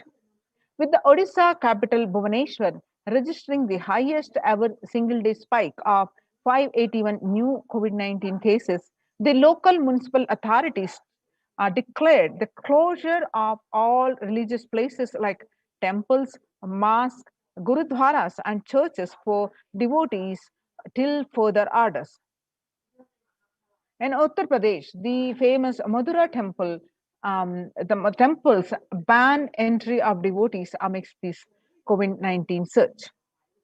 Two major temples of Sapta Devalaya, the cluster of 7 temples in Vrindavan, banned the entry of devotees in view of the rising in COVID-19 cases. Gujarat Somnath temple closed for Darshan amidst the COVID-19 surge. In view of a surge in the COVID-19 infections, the Somnath Temple Trust has announced that the temple will remain shut for devotees from April 11th till for an indefinite period. On the other hand, in South India, Tamil Nadu, Chola era temple murtis beheaded. The murtis of a Chola temple have been vandalized in Pudukottai, Tamil Nadu. A devotee who went to the temple was shocked to find all the murtis in the temple in a beheaded state.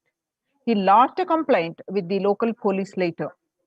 The Kailasa, the temple in village in Pudukottai, is said to belong to the era of Kulitunga Chola too.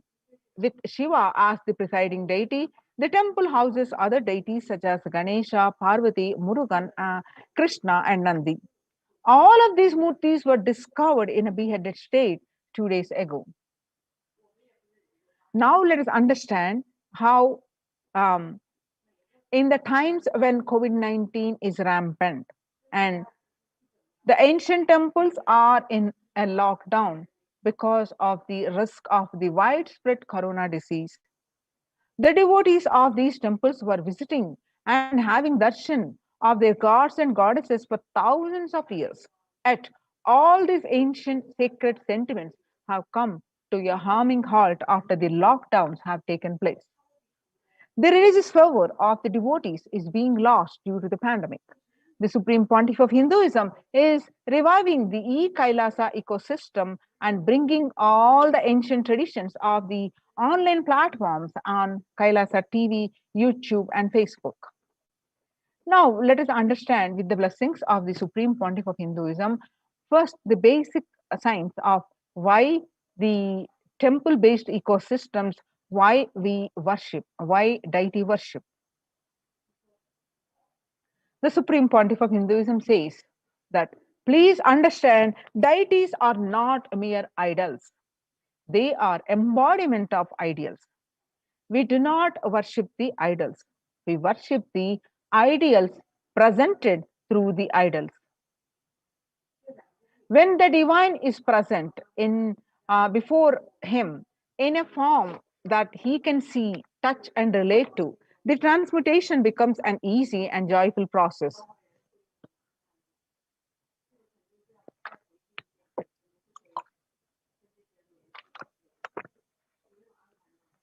Second, deity is in a real kshetra. A kshetra is a high frequency vibrational energy are always carved in the form of ancient masters and enlightened beings. Even though no longer in the body, they can be invoked through the name or form they used while in the physical plane. When we pray to the deity or chant its name, the corresponding divine vibration is automatically awakened and becomes available on the energy plane to guide and bless us. The Supreme Pontiff of Hinduism says we mastered the science of bringing the divine to the deities and expressing the divine through the deities.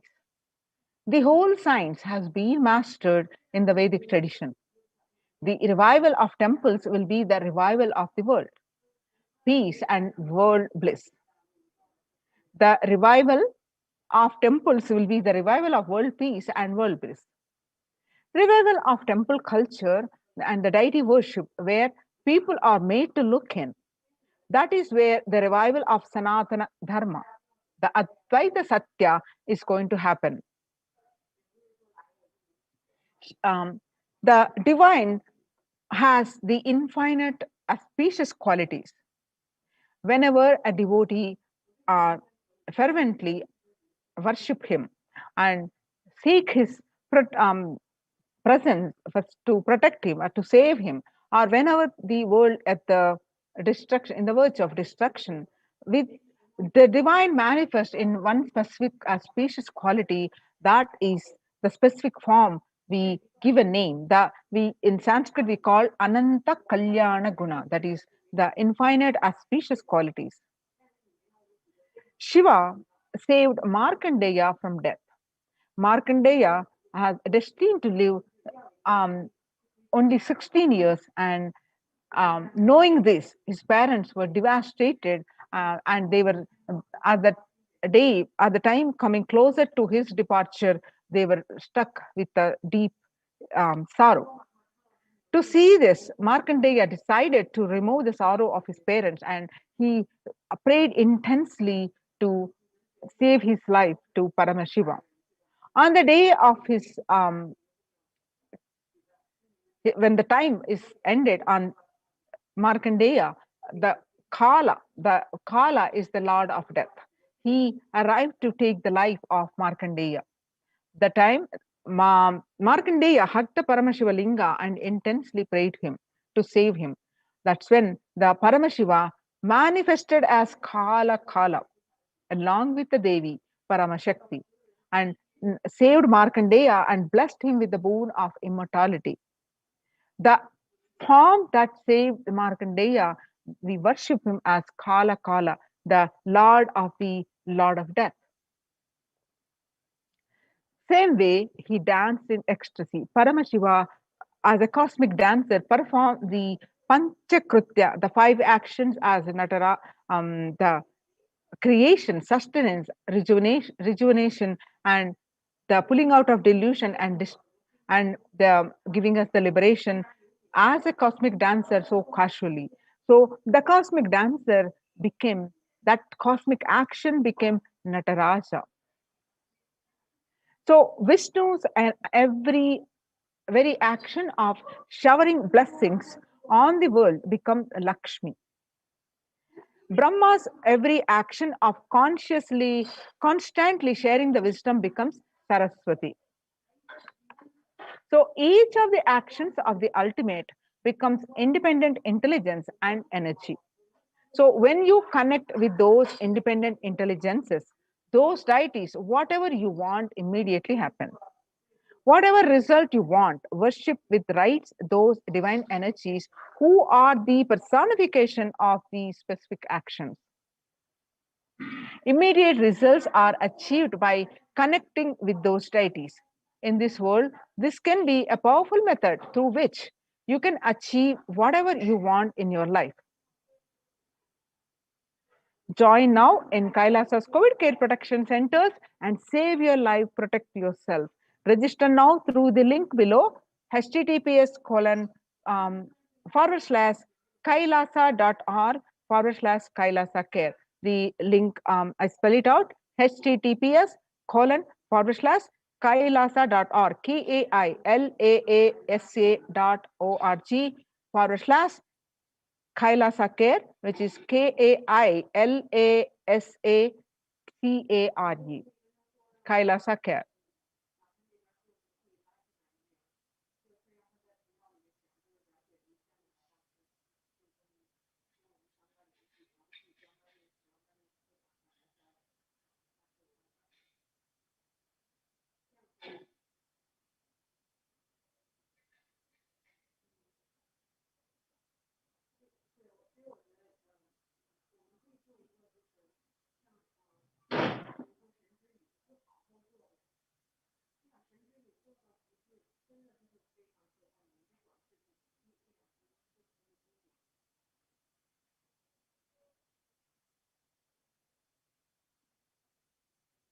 Now,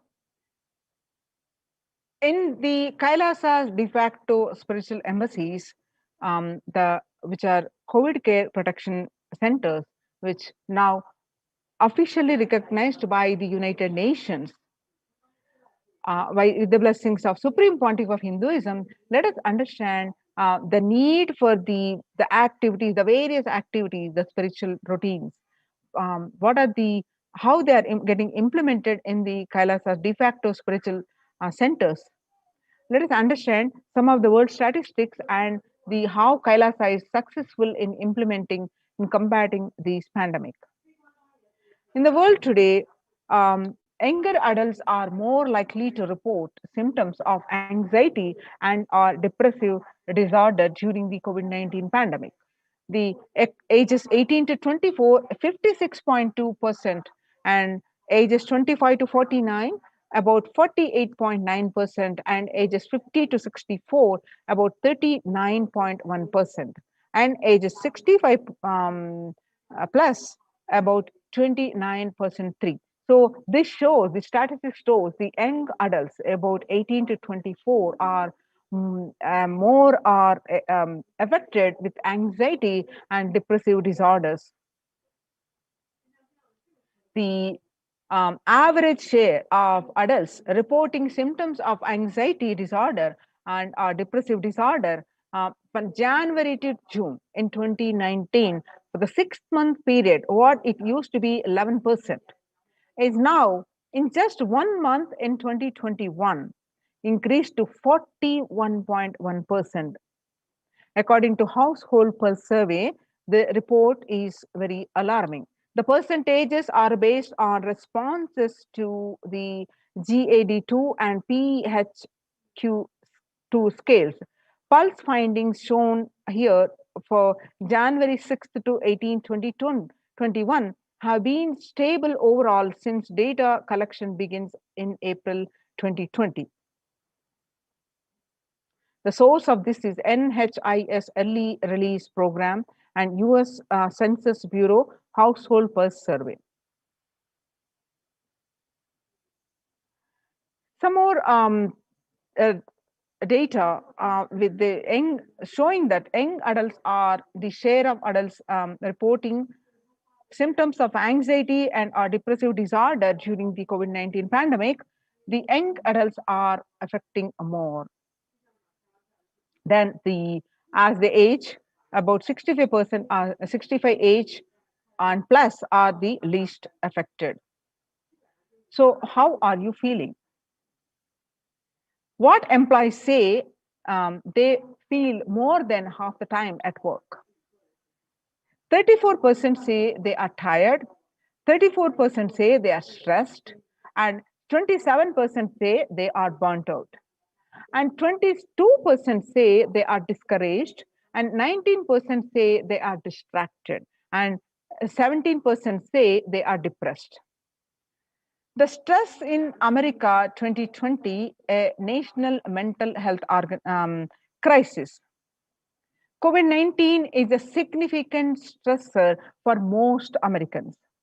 Nearly 8 in 10, that is almost 78%, say the coronavirus pandemic is a significant source of stress in their life. Nearly 7 in 10, that is 67%, say they have experienced increased stress over the course of the pandemic. 1 in 4 essential workers, which is 25%, diagnosed with the mental health disorder since the start of the pandemic. The COVID-19 could exacerbate the doctor's existing mental health burden. More than 60,000 US healthcare workers have contracted COVID-19, 300 have died. Of the health workers who treated patients during the China's COVID-19 outbreak, 50% showed signs of depression and 45% showed signs of anxiety, according to the preliminary researchers.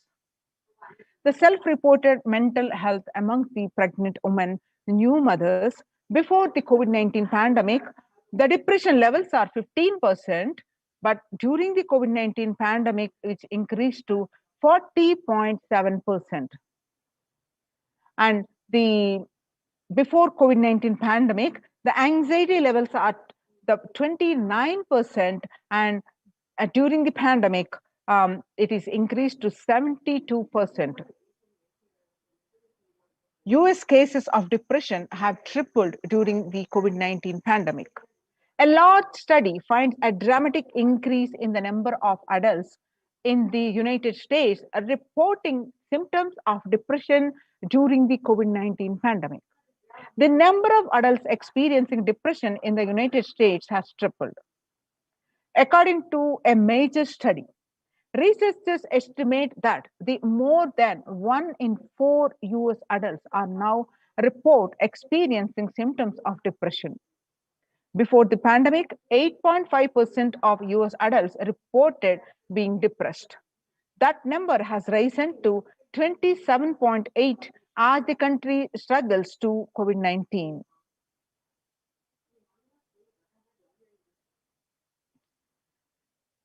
Some more reports of the US employees which say burnt out. The COVID-19 impacts on mental health. Again, on the workers, the young workers hit the hardest.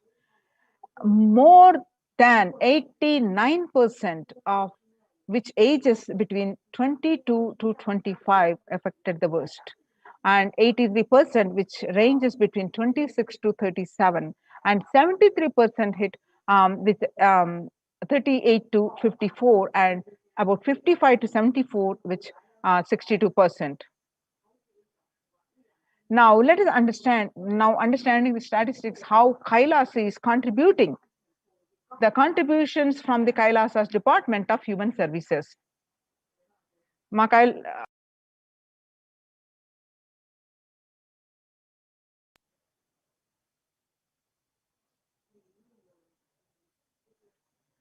Kailasa Department of Religion and Worship, the Department of Human Services, and each of the Kailasa's temple ecosystems consider the right of happiness to be the highest fundamental right of all human beings, in fact, all beings. The ultimate goal for Hinduism and Kailasa, led by the Supreme Pontiff of Hinduism, Jagadguru Mahasannidhanam, His Divine Holiness Bhagavan Nithyananda Paramashivam, is the material and spiritual well-being and prosperity of humanity. Kailasa is a place where everything related to superconsciousness is revived. All the sampradayas, all the spiritual ecosystems created for enlightenment will be revived and established in such a way it never gets lost again. They're forever serving the humanity. Now let us see some of the glimpses of how the Supreme Pontiff of Hinduism, over the period of 27 years, how he revived the Kailasa's ecosystems across the world tirelessly and reviving. And some of these glimpses that you see, the photos are from the year taken on 21st October 2006, following a meditation under the sacred banyan tree in Adi Kailasa. The peacekeepers of Kailasa, and along with the children of the Nithyananda Gurukul, celebrate the auspicious occasion of Deepavali. On 22nd December 2018, the peacekeepers of Kailasa and the participants of the Paramashivoham meditation workshop take part in the celebrations of a traditional flag hoisting ceremony, the Adi Kailasa Bidadi, which the picture is taken on 22nd December 2018. Now you're seeing the pictures of the taken on 14th December 2006, where the Supreme Pontiff of Hinduism conducting the Nithyananda Spurana Convention, which is also called Life Bliss Program Level 2, a meditation workshop at Chennai, where you will find the thousands of people attending this program. And on 17th December 2006, the Supreme Pontiff of Hinduism conducting the Nithyananda Spurana Convention, which is also called Life Bliss Program Level 2, at the St. Peter's Engineering College, Chennai, India, where you will see thousands are attending the program. Now you are seeing the pictures of the peacekeepers of Kailasa and the Supreme Pontiff of Hinduism embark on the Himalaya Yatra, the traditional sacred pilgrimage to the Himalayan mountains and up to the river Ganga. This picture is taken on 26th May 2006. Now we are seeing the pictures which taken on 20th December 2011, where the temple ecosystem of Tiruvannamalai serves as the driving factor in maintaining the lifestyle of health, wealth, and well-being for these citizens of Tiruvannamalai, one of the remaining temple ecosystem, where you find the Supreme Pontiff of Hinduism waving the flag and inviting thousands of devotees.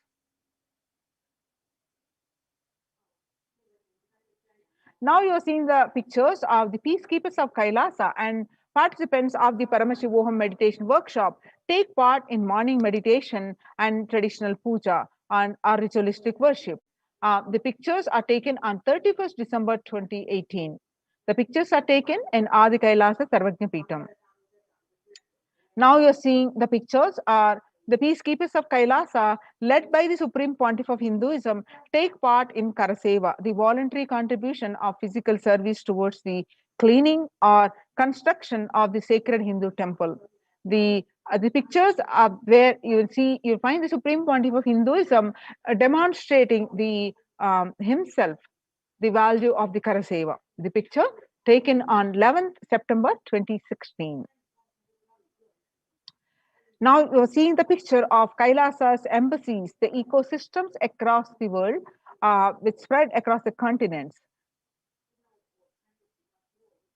Now you're seeing the pictures of the first ever Kailasa ecosystem in 1994, where the Mataji Vividananda Puri handed over the Kailasa in Tirunamalai. Handed over, traditionally passed to the hands of the Supreme Pontiff of Hinduism, Jagadguru Mahasannidhanam, His Divine Holiness, Bhagwan Nithyananda Paramashivam. Rightmost picture that you're seeing are taken on 2017, where Kailasa and Tirunamalai receiving visitors and delegates for the Kalpataru meditation workshop and Shivadiksha. Now you're seeing the pictures of 11th March 2017, Kailasa in Tirunamalai. Thousands arrived to celebrate the enlightenment ecosystem and to traditionally meet the Supreme Pontiff of Hinduism.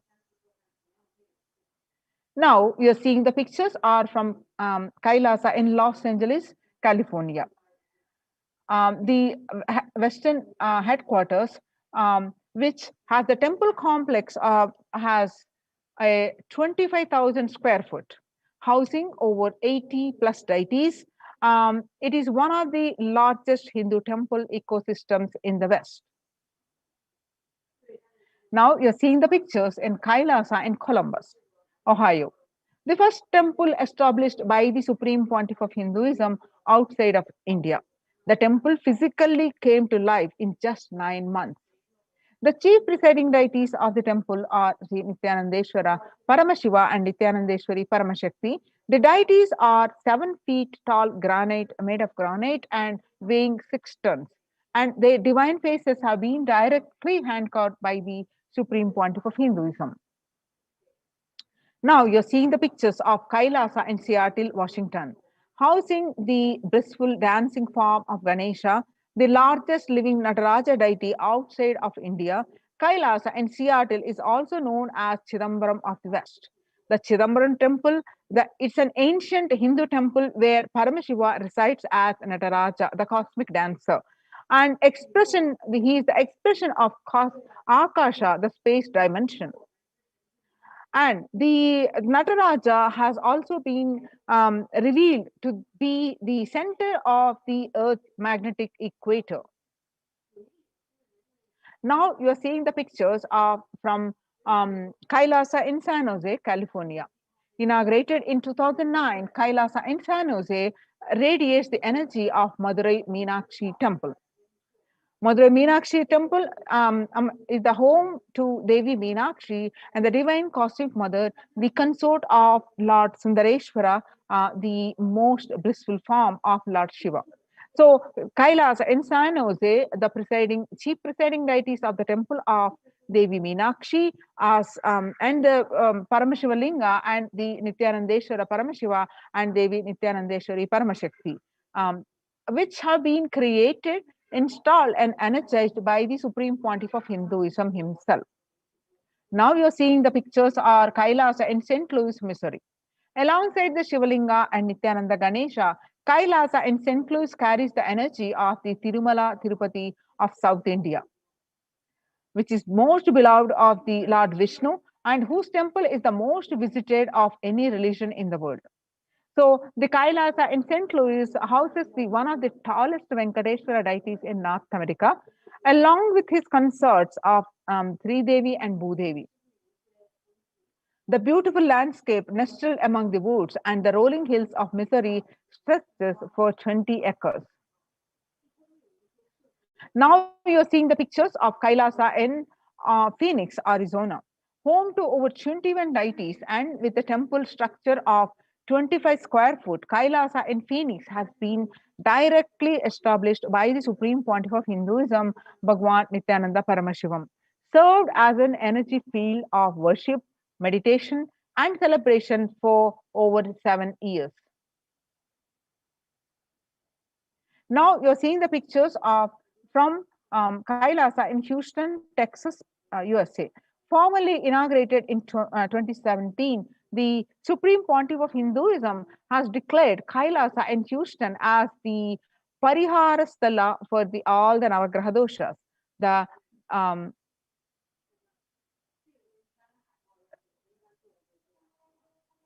now you're seeing the pictures are from Kailasa in Toronto, Canada. Inaugurated on July 2011, Kailasa in Toronto is the only Hindu temple in the West with all 63 Navanas and 18 Siddhas residing as deities. The temple deities here are seated exactly as they existentially preside in the Kailasa around Paramashiva, the primordial deity of Hinduism. Navanas are the most endearing and notable saints of Hinduism, and the Siddhas meaning the accomplished perfected one. Some more pictures from the Kailasa in Toronto, Canada, live and active from 2011 onwards. Kailasa in Toronto has been blessed to radiate the superconsciousness energy of Kailasa. This temple ecosystem goes on providing various temple services to the community, such as Annadan and traditional Hindu ceremonies. Now, let us see the morning spiritual routine and enlightenment ecosystem in the Kailasa de facto spiritual embassies with the blessings of the Supreme Pontiff of Hinduism.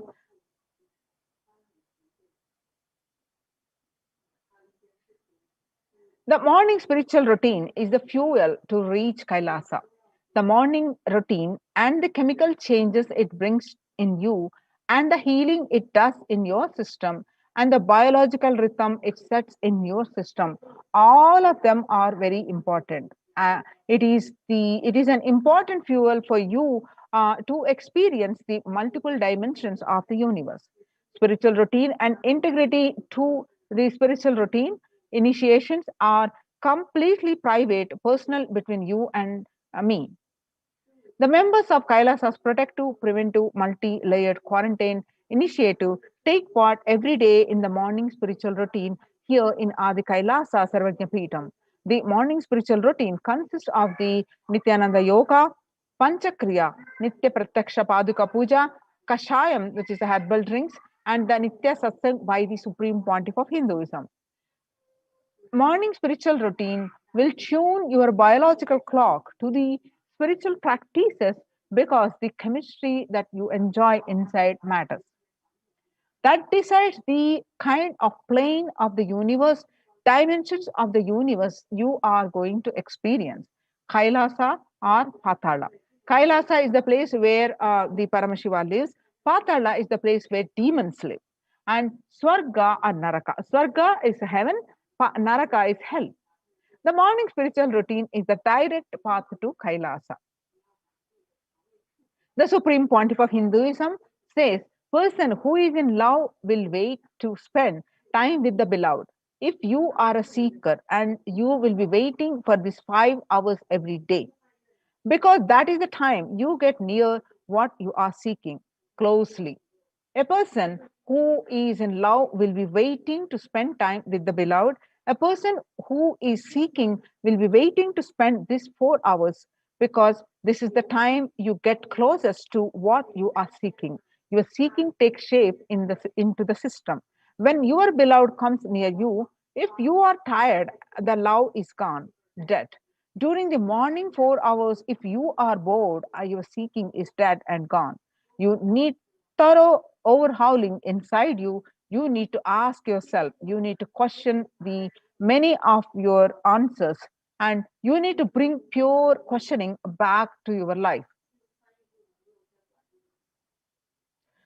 The morning yoga, when you do the yoga, you experience your entire body becoming Amrita Sharira. It becomes an ecstatic body just by the air, without any external touch. The Panchakriya. The Panchakriya involves the 5 powerful processes to remove toxins and impurities from your system. Just like how we take a shower every day to clean the external parts of our body, Panchakriya is a powerful cleansing process which cleanses the internal organs of our body, keeping it cool. And these techniques are not only cleanse our body, but bring peace and balance to our mind and lightness and bliss into our being. In puja, you experience the space of bhakti, the devotion, and the space of surrender that occurs to you from this devotion moves you from I, which is so heavy, to the God or Guru. This surrender allows us to drop all the unnecessary baggage from the head. One of the beautiful pujas in Hinduism is Rudrabhishekam. In Rudrabhishekam, we offer sacred bath to Shivalinga while chanting the powerful mantras. The Shivalinga is the deity which beautifully represents the divine. Its form indicates how God is beyond form and formless. In puja, we sit down and connect with God by performing Rudrabhishekam. O Sadashiva, O God, I know you are the source of everything, and you are everything, and you are in this Shivalinga, and you are in this body. Let me connect with you, and let you reveal yourself to me. When we sit in that bhava, when we sit with that context and do the action of Rudrabhishekam, we experience the Bhava Samadhi. Only Bhava Samadhi can give us the highest taste and higher joy in life. Rudrabhishekam is a beautiful ritual which allows us to experience the Bhava Samadhi of Shivoham, that I am the divine. In morning spiritual routine, when you do it, you will manifest Shaktis and spiritual powers. If you just follow this morning 5 hours enough, you will have Vak Shakti, all Shaktis manifesting in you, because all the obstacles of manifesting Shaktis, the tiredness, boredom, pitta, fatigue, everything will be churned out in that morning 5 hours. The morning puja is the best powerful mandala process, the Shakti Pata, melting your being, and then sitting and listening to the sacred truths, constantly inspiring, engaging, alive, awakening. Just this morning 5 hours. If you can bring integrity and authenticity, all the obstacles stopping you from power manifestation will disappear. You can perform all the spiritual practices by yourself, like morning yoga and nitya puja, but there will always be risk of losing your initial inspiration and excitement after a few days or after a few weeks. Living in the enlightenment ecosystem, even if your boredom or tiredness try to pull you down, the sangha will support you, help you by giving the wake up call and supporting you to complete your incompletions. So join now and save your life and protect your life. Register now through the link below, https://kailasa.org/Kailasa care. Now we'll moving on to the next segment of this program after a short break. Connecting with the divine with your eyes closed is meditation. Connecting with the divine with your eyes open is darshan. Come, let us all now move from meditation to darshan. Slowly, very slowly, please open your eyes.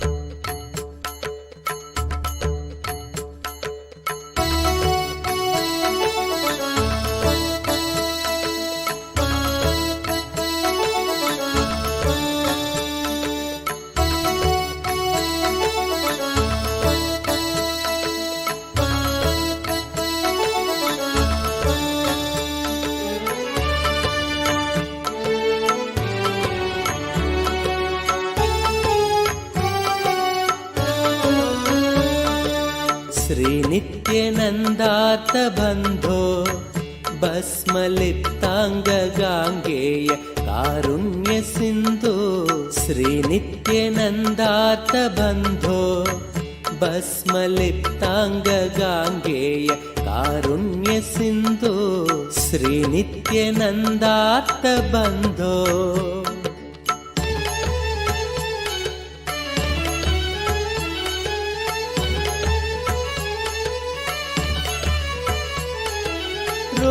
रुद्राक्षधारिन् नमस्ते रौद्ररोगं हरत्वं परारेर्गुरोर्मे रुद्राक्षधारिन् नमस्ते रौद्ररोगं हरत्वं परारेर्गुरोर्मे राकेन्दुवक्त्रं भवन्तं माररूपं कुमारं भजे कामपूरम् राकेन्दुवक्त्रं भवन्तं माररूपं कुमारं भजे कामपूरम् श्रीनित्यानन्दा नमस्ते गुरुनित्यानन्दा नमस्ते श्रीनित्यानन्दा नमस्ते गुरुनित्यानन्दा नमस्ते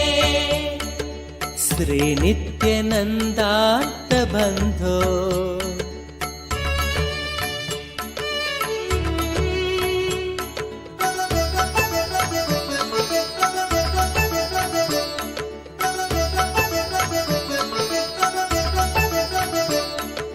मां पाहि रोगादघोरात् मङ्गलापाङ्गपादेन भङ्गात् स्वराणां मां पाहि रोगादघोरात् मङ्गलापाङ्गपादेन भङ्गात् स्वराणां कालाच्च दुष्पाककूलात् कालकालस्य सूनुं भजे क्रान्तसानुं कालाच्च दुष्पाककूलात् कालकालस्य सूनुं भजे क्रान्तसानुं श्रीनित्यानन्दा नमस्ते गुरुनित्यानन्दा नमस्ते श्रीनित्यानन्दा नमस्ते गुरुनित्यानन्दा नमस्ते श्रीनित्यानन्दार्थ बन्धो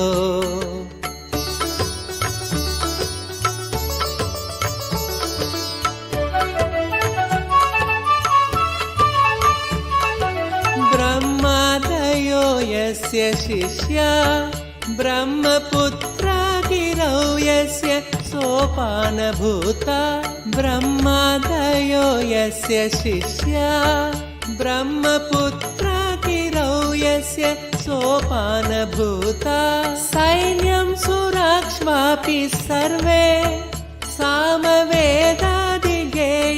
भजे नित्यानन्दम् सैन्यं सुराक्ष्वापि सर्वे सामवेदादिगेयं भजे नित्यानन्दम् श्रीनित्यानन्दा नमस्ते गुरुनित्यानन्दा नमस्ते श्रीनित्यानन्दा नमस्ते गुरुनित्यानन्दा नमस्ते श्रीनित्यानन्दार्थ बन्धो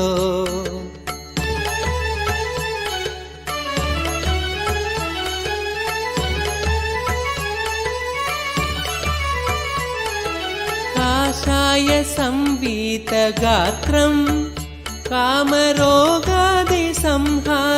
भिक्षान्नपात्रं काषाय संवीतगात्रं कामरोगादिसंहारि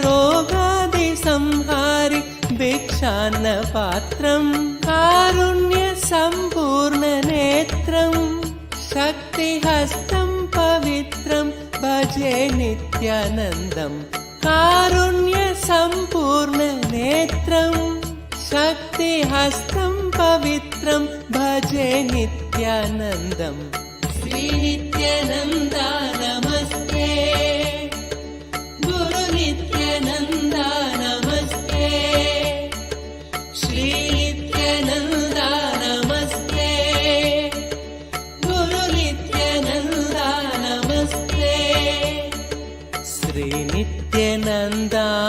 नित्यानन्दार्थबन्धो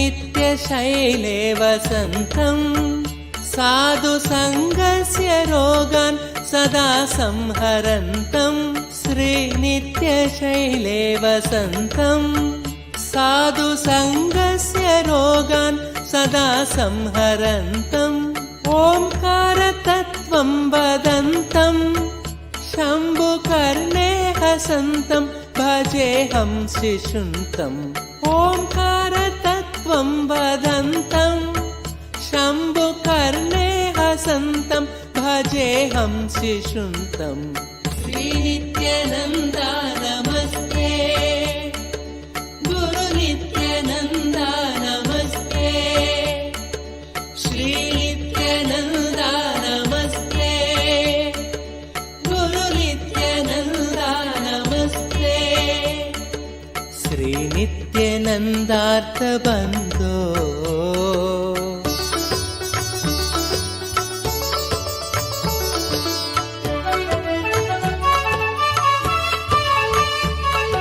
स्तोत्रं कृतं चित्रचित्रं दीक्षितानन्दरामेण सर्वार्थसिद्ध्यै स्तोत्रं कृतं चित्रचित्रं दीक्षितानन्दरामेण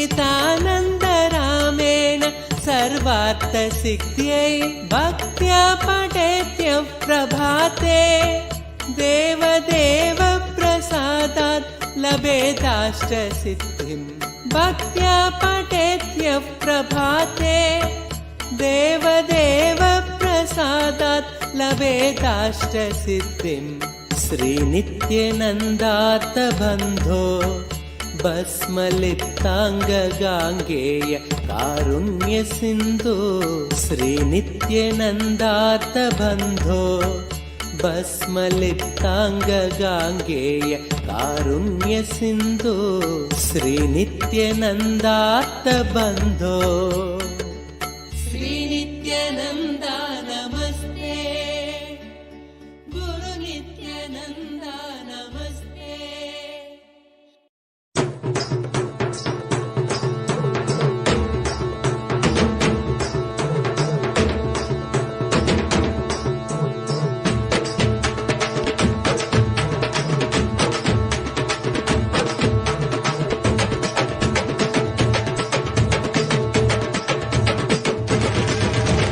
வெள்ளிமலை கைலை விட்டு நித்யானந்தனே தங்கமலை அருணை வந்தாய் நித்யானந்தனே வெள்ளிமலை கைலை விட்டு நித்யானந்தனே தங்கமலை அருணை வந்தாய் நித்யானந்தனே நித்யானந்தனே நீ பரபிரம்மானந்த ஞானி ஆனந்தானுபவத்தை இங்கு அருள வந்த சாமி நித்யானந்தனே நீ பரபிரம்மானந்த ஞானி ஆனந்தானுபவத்தை இங்கு அருள வந்த சாமி வெள்ளிமலை கைலை விட்டு நித்யானந்தனே தங்கமலை அருணை வந்தாய் நித்யானந்தனே வெள்ளிமலை கைலை விட்டு நித்யானந்தனே தங்கமலை அருணை வந்தாய் நித்யானந்தனே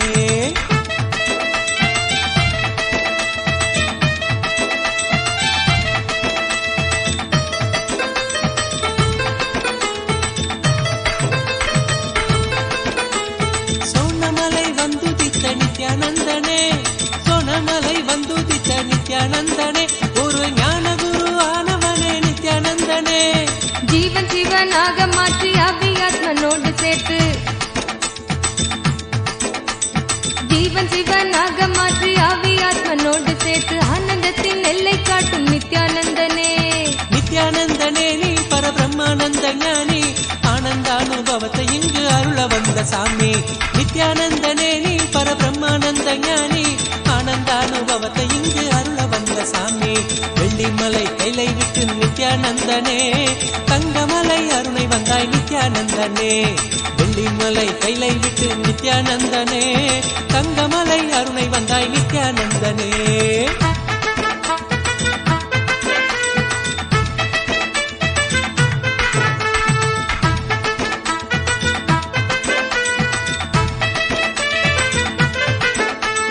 ஞானமெனும் ஆனந்த தீபம் ஏற்றியே ஞானமெனும் ஆனந்த தீபம் ஏற்றியே எங்கள் வாழ்வில் இன்ப ஜோதியான நித்யானந்தனே. அகந்தையற்ற காம குரோதம் அனைத்தும் இங்கு மாய்ந்து போக, அகந்தையற்ற காம குரோதம் அனைத்தும் இங்கு மாய்ந்து போக தியானம் தன்னை தானமாக தந்த தெய்வமே. நித்யானந்தனே நீ பரபிரம்மானந்த ஞானி ஆனந்தானுபவத்தை இங்கு அருள வந்த சாமி. நித்யானந்தனே நீ பரபிரம்மானந்த ஞானி ஆனந்தானுபவத்தை இங்கு அருள வந்த சாமி. வெள்ளிமலை கைலை விட்டு நித்யானந்தனே தங்கமலை அருணை வந்தாய் நித்யானந்தனே. வெள்ளிமலை கைலை விட்டு நித்யானந்தனே தங்கமலை அருணை வந்தாய் நித்யானந்தனே.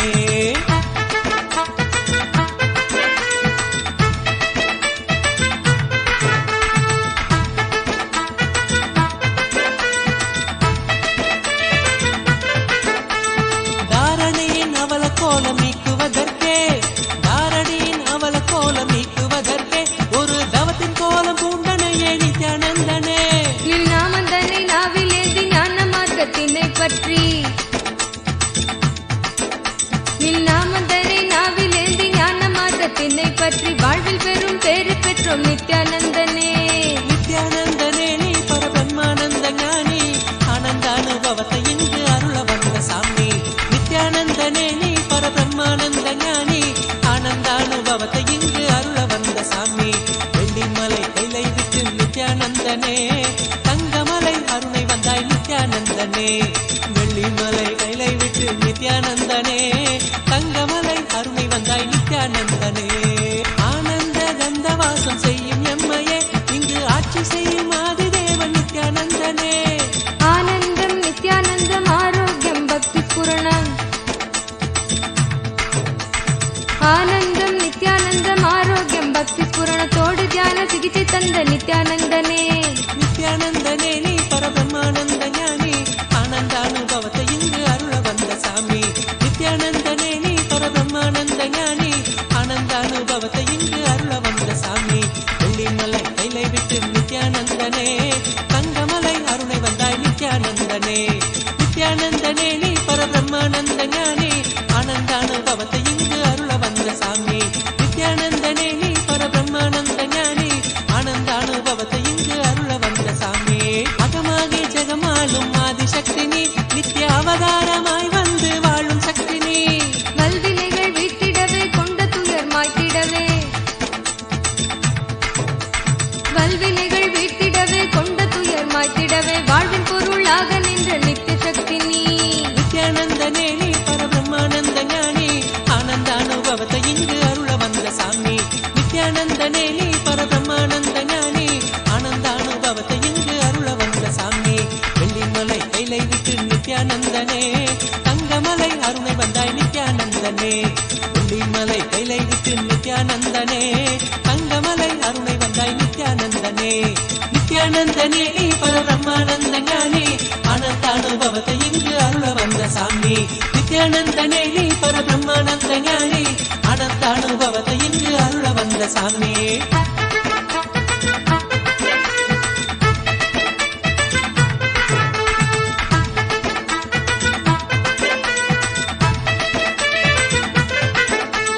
ஞானபீட தாரகையாம் நித்யானந்தனே எங்கள் வாழ்வில் சாரமானவனே நித்யானந்தனே. ஞான கருத்திலே திளைத்து வாழ்வில் பற்றுதல் கடக்க, ஞான கருத்திலே திளைத்து வாழ்வில் பற்றுதல் கடக்க தாளினையே பற்றுகின்றோம் நித்யானந்தனே. நித்யானந்தனே நீ பரபிரம்மானந்த ஞானி ஆனந்தானுபவத்தை இங்கு அருள வந்த சாமி. நித்யானந்தனே நீ பரபிரம்மானந்த ஞானி ஆனந்தானுபவத்தை இங்கு அருள வந்த சாமி. வெள்ளிமலை கைலை விட்டு நித்யானந்தனே தங்கமலை அருணை வந்தாய் நித்யானந்தனே. வெள்ளிமலை கைலை விட்டு நித்யானந்தனே தங்கமலை அருணை வந்தாய் நித்யானந்தனே. நித்யானந்தனே நீ பரபிரம்மானந்த ஞானி ஆனந்தானுபவத்தை இங்கு அருள வந்த சாமி. நித்யானந்தனே நீ பரபிரம்மானந்த ஞானி ஆனந்தானுபவத்தை இங்கு அருள வந்த சாமி. ஆனந்தானுபவத்தை இங்கு அருள வந்த சாமி.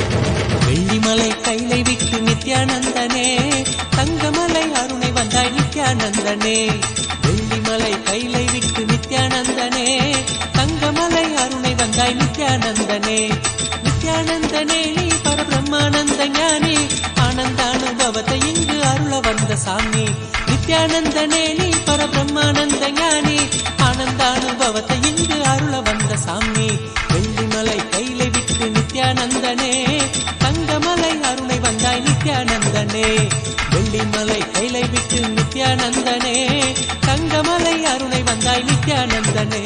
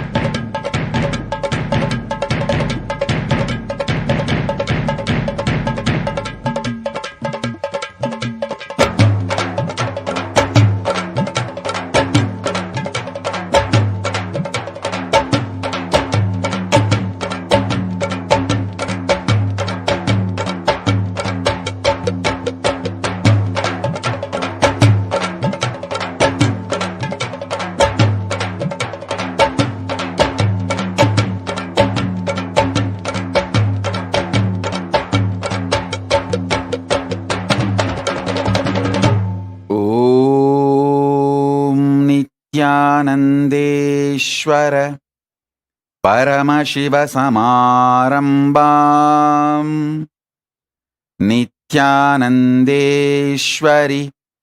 परमशक्तिमध्यमाम् अस्मदाचार्यपर्यन्ताम् वन्दे गुरुपरम्पराम्.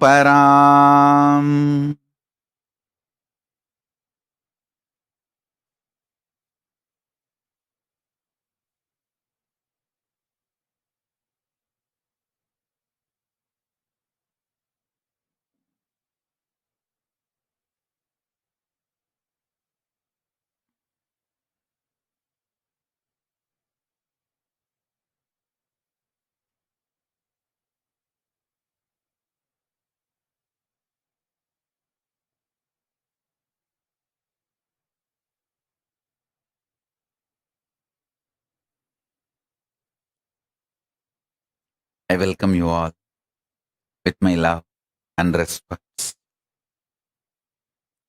I welcome all the living, practicing Hindus,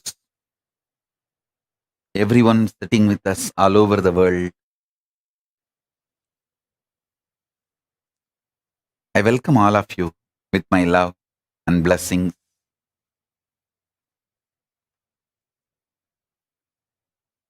Paramashiva's message directly from Kailasa.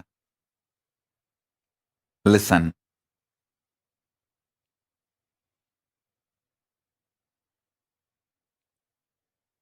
Conscious sovereignty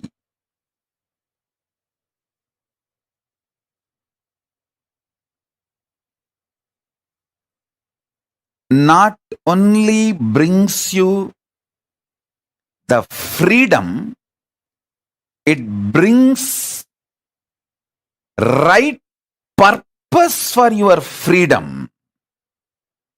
Not just health, right reason why you should be healthy.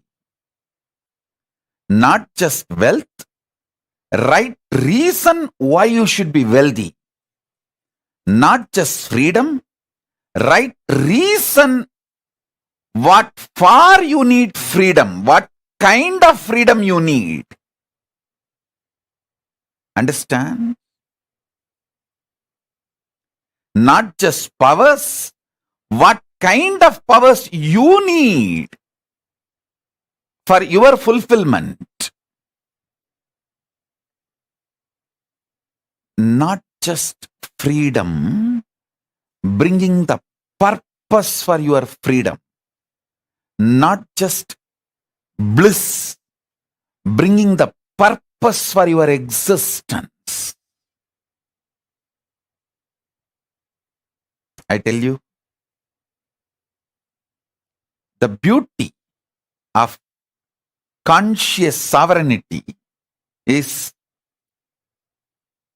the moment you hear this truth, get initiated, your inner space expands to that level.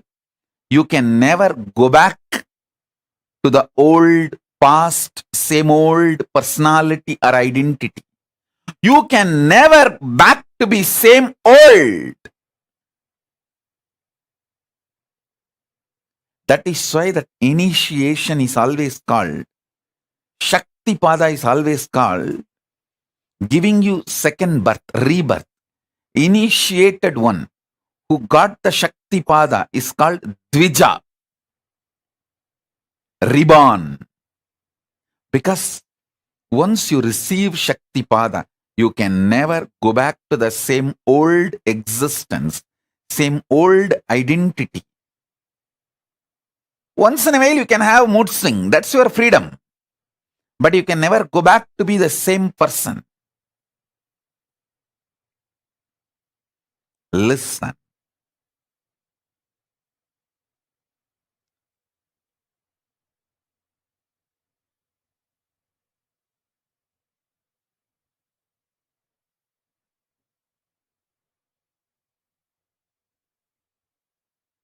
The most beautiful, absolutely beautiful thing that can happen to life is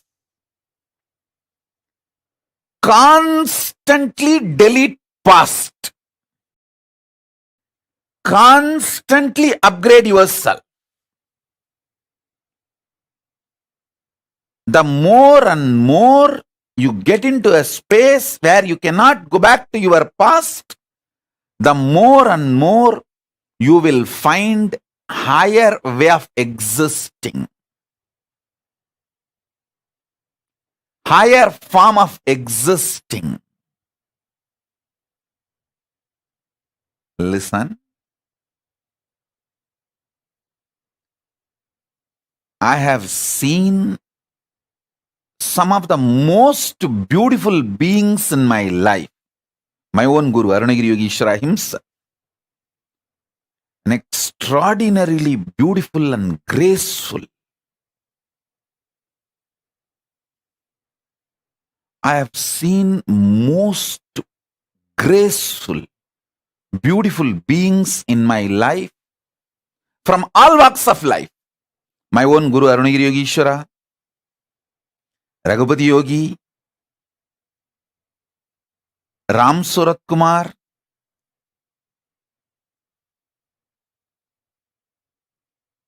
at least all these names I uttered, they are all not bound by certain responsibility or organization or organized living.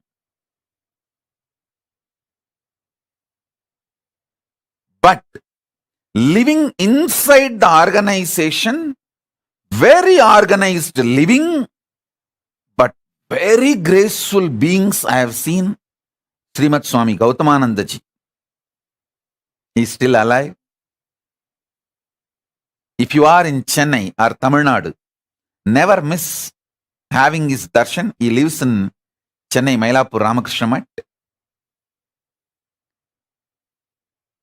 Tiruchi Swami, Kailasa Ashram. Of course, Tiruchi Swami is not in the body. He has attained Jiva Samadhi.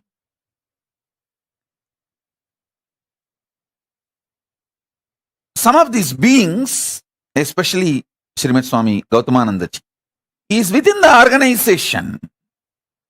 Very organized living. But I have seen him in close quarters. The kind of the conscious sovereignty he manifests. An absolute clarity. Extremely powerful understanding of Vedanta, highest truths, unimaginable. Same way, Swami Kamalatmananda, he is still alive. He is the head of the Madurai Ramakrishna Mat. I had the fortune of sitting at his feet and learning. He radiates the grace of Shiva Bhakti. I have seen such wonderful people in my life who demonstrated, who proved that conscious sovereignty, manifesting it, living it is possible in all walks of life. In all walks of life. Whether you are a free living individual or living in an organization or even married and living with wife, a householder life. I have seen so many graceful people in my life radiating conscious sovereignty. Listen carefully. Some of the greatest revelations I received from my Guru, Arunagiri Yogeshwara. And when I started implementing it in my life,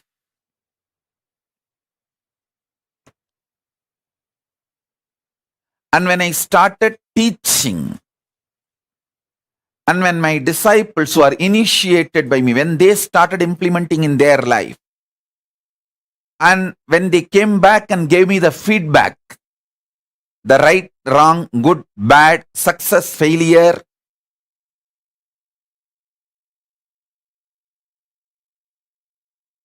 compilation of all this knowledge, the essence of all this I am sharing with you all. So listen, understand. Three things I wanted to convey. Conscious sovereignty brings not just health for the way you want to live your life.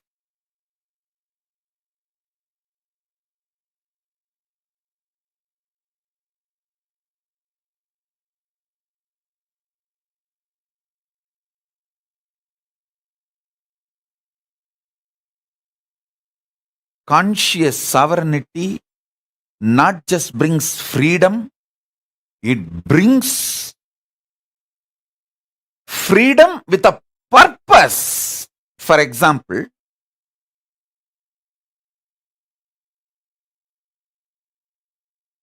when you are suffering with diabetes, eating sugar is not freedom, it is a suicide. You can't say, oh, can't I even have a freedom to eat sugar?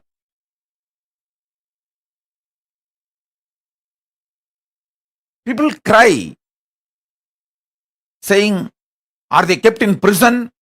Don't they have the freedom to eat sugar? Hey, listen. When you are having diabetic, freedom to eat sugar is not freedom, it is suicide.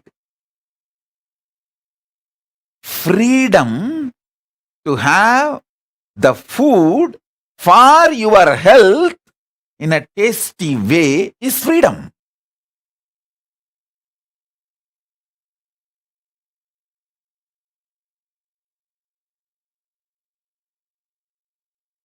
Freedom to do what you want with the right purpose is freedom. See, realizing the right purpose of your life and having freedom to live it, progress towards it is freedom. I feel so happy when I see Soumya and her mother, both of them in the Hyderabad, when they come, religiously they will sit. Especially mother is elderly person, but even if she feels little sleepy, because now it is already 11 o'clock late night in India, but I have never seen her missing the satsang. Actually, this is freedom.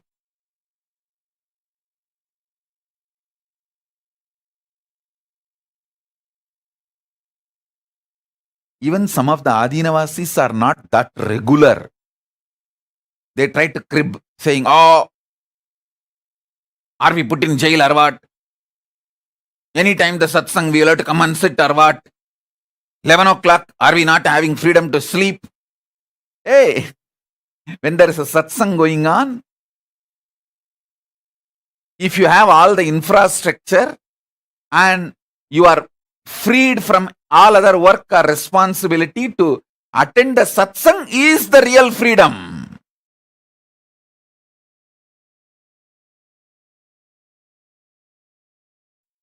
So freedom with a purpose.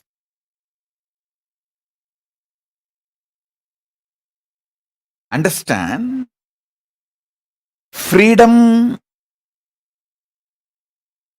for your purpose is the freedom.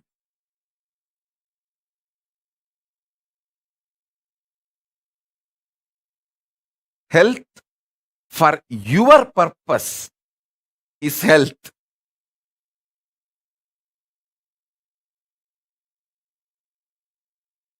Wealth for your purpose is wealth.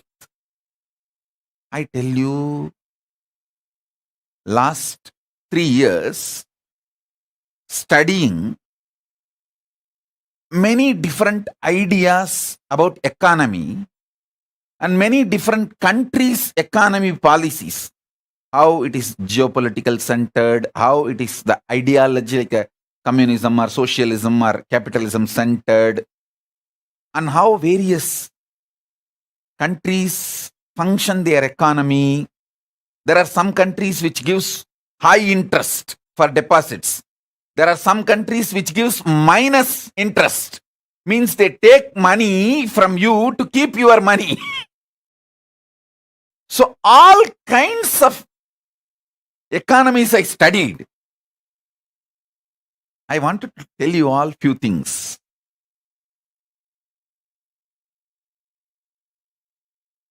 It is actually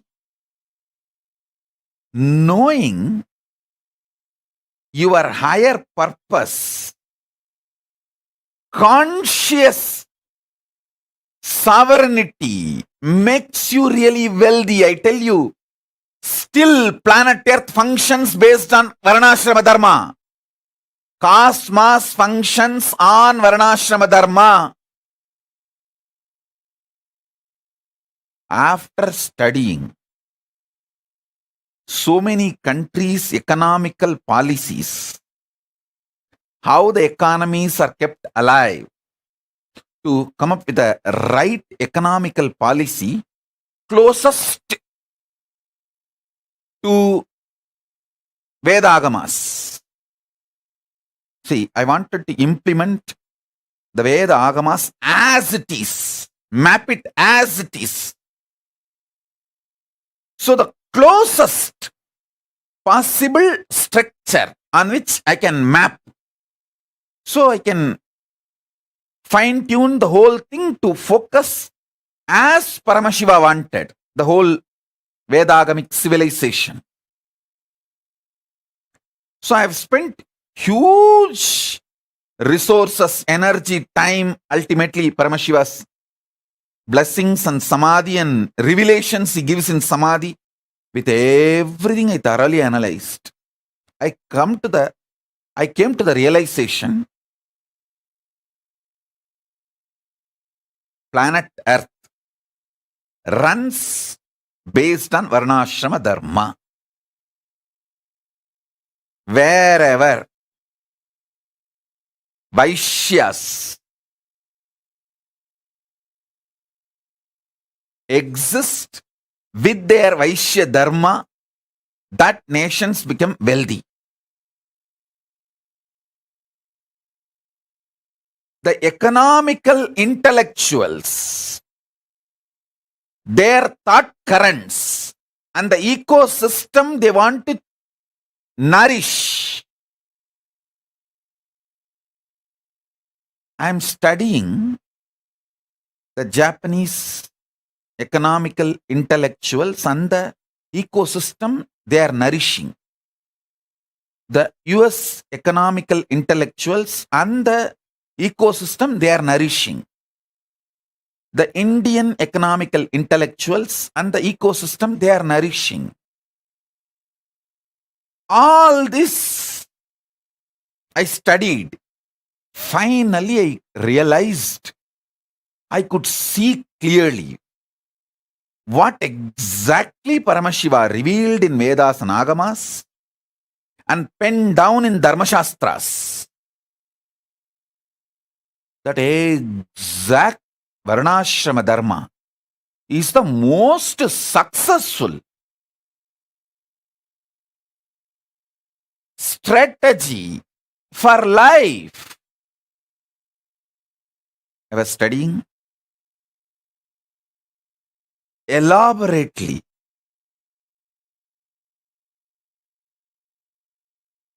I'll give you just understandings. This will be directly useful for your life.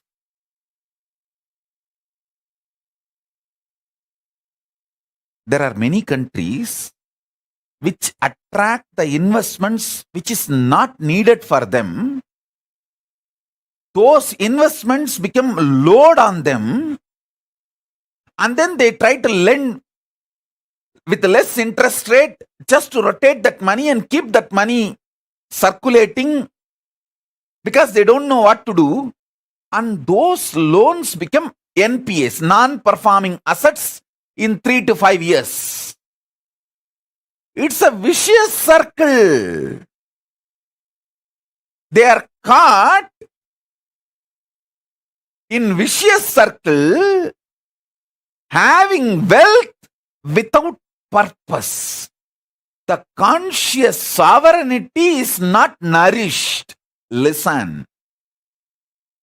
If the conscious sovereignty in you is nourished, you build muscles, not fat. You build strength, not load. Same way in your economic principles. I am not saying money is bad. Be very clear. Money is good when you have the purpose. If not, you will not know what to do with it. I have always seen how the Indian middle class people think, first let me become engineer, then I will think what I want to become in my life. By the time you become engineer, you are already a fool and you don't know what to do with your life. And you don't even, see, actually after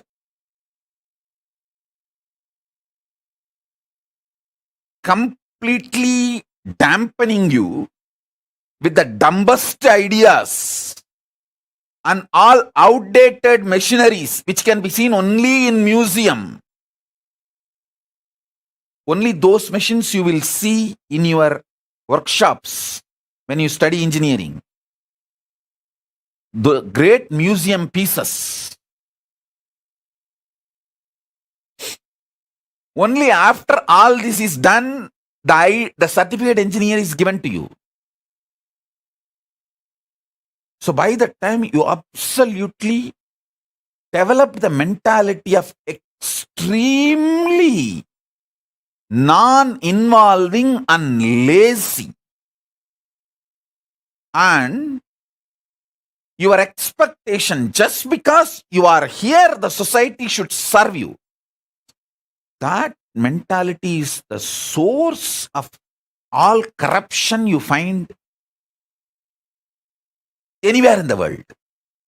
Anywhere in the world.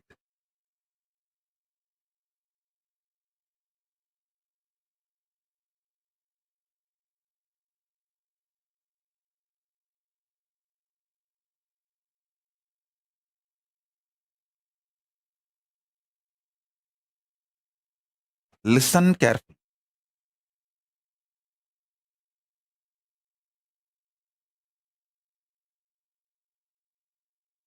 Many times,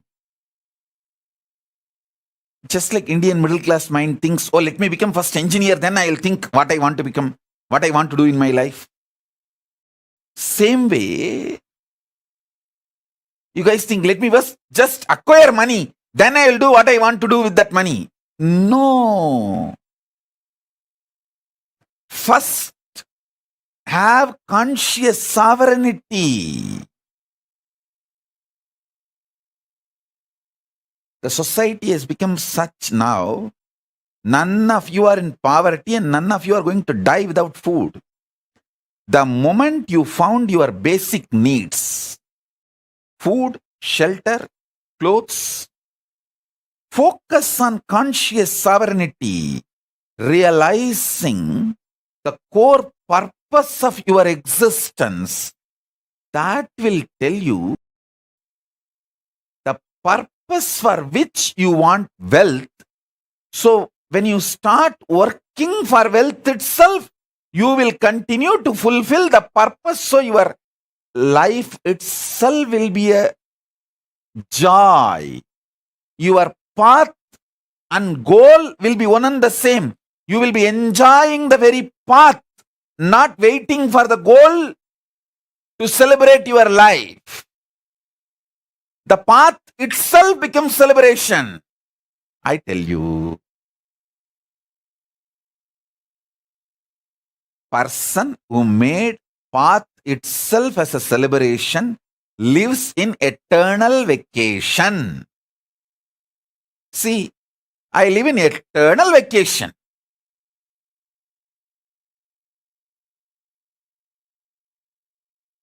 I work 24/7 and I live in eternal vacation. I work actually 24/7 in multiple dimensions, multiple time zones, not just horizontal time zones, vertical time zones also.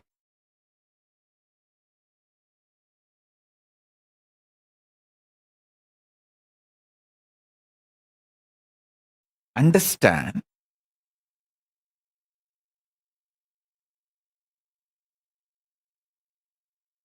especially if you are young. When I say young,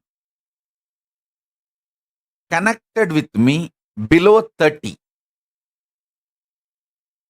If you have connected with me below 30, you are eternally young. I will never let you age. I don't like getting aged. I like getting matured, but I don't like getting old or getting aged. So I will not do anything to you which I don't like. I will keep you eternally young. If you met me before 30, you are blessed. This is the time to find conscious sovereignty. Focus on that. If you met me before 30, I make you 16 and keep you 16 ever. Listen. When you find the idea of conscious sovereignty, you will never do the stupidity of questioning your life. Oh, why can't I eat sugar?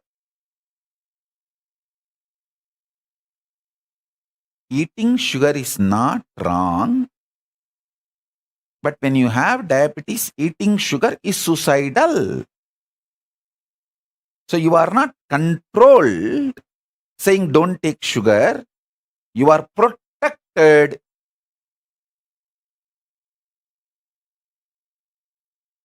With the understanding, taking sugar is suicidal when you are diabetic. Even otherwise, taking sugar is not good for health. That is separate. I am telling you, listen. People think let me find wealth, then I'll decide what I want to do. Hey, by the time you find wealth, you abused you and built a wrong mental setup. When will you break that? That breaking that becomes a big headache.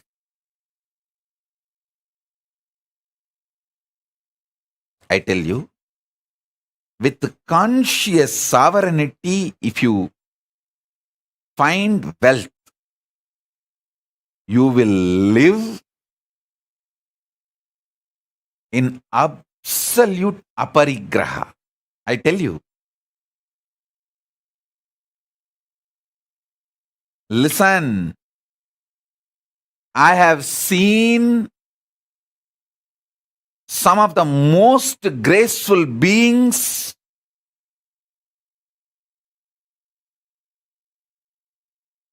demonstrating minimalist lifestyle,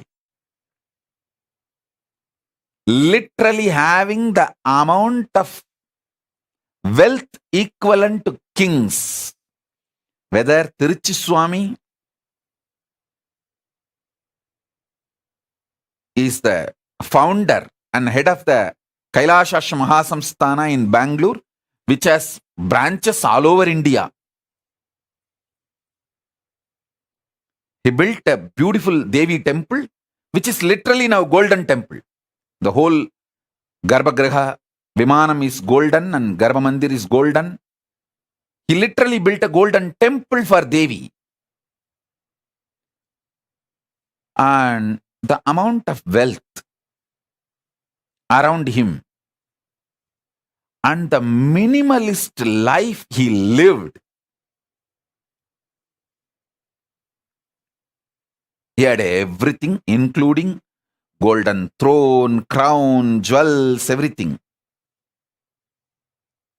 He will sit in the golden throne, silver throne, on those timings when he is receiving the Pada Puja or when he is doing his responsibilities.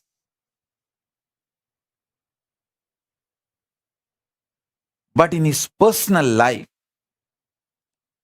he will not take one more extra betel leaf from his own garden. He will not waste one betel leaf from his own garden. And he will not get the third set of dress for his personal room. I asked him once, Swami, it is all for you. Why can't we have the few more sets of dress? He told in Tamil, hey, Simmasanam, Koda, Sapparam, Samaram, Ellam, Namakku Vela, Urima illa, Odama illa. Means the palki, all the umbrella, paraphernalia, throne, all that is our job, responsibility. Neither right means neither we are the owners, nor it is ours. Listen.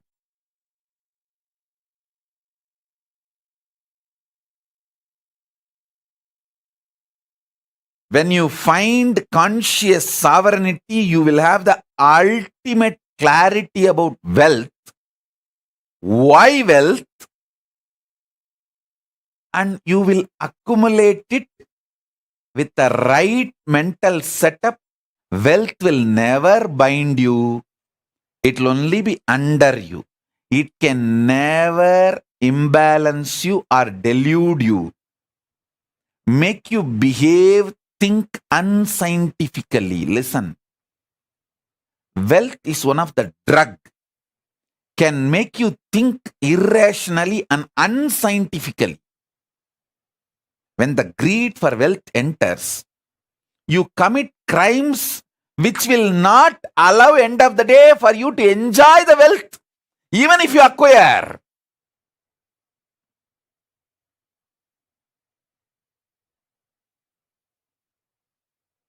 That's the funny thing. Listen, greed for wealth is nothing but unconscious lifestyle. The conscious sovereignty will make you realize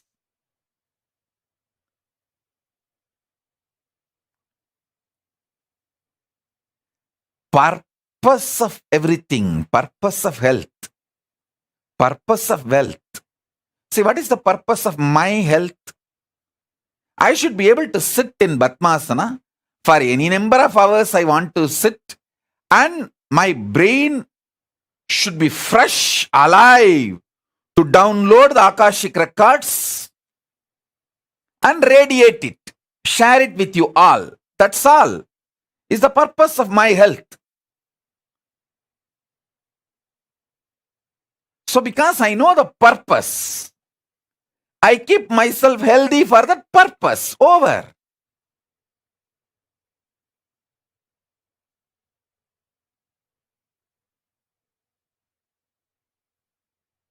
My purpose is my body should cooperate with me to be in Samadhi continuously and sit and initiate people, teach people whenever I want to do. That's all.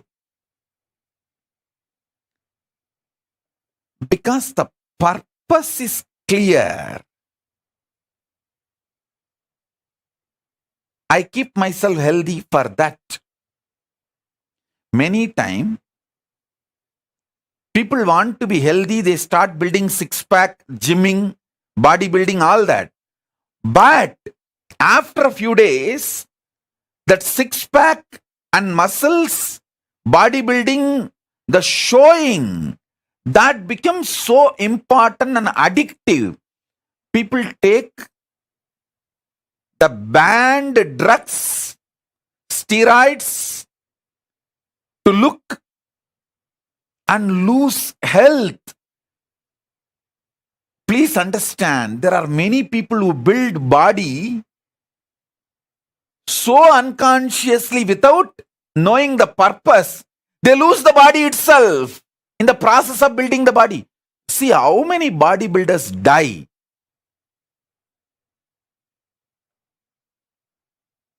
By taking the wrong drugs, steroids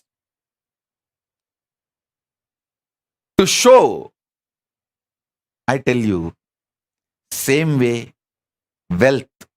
There are so many people unconsciously acquired wealth and don't know what to do.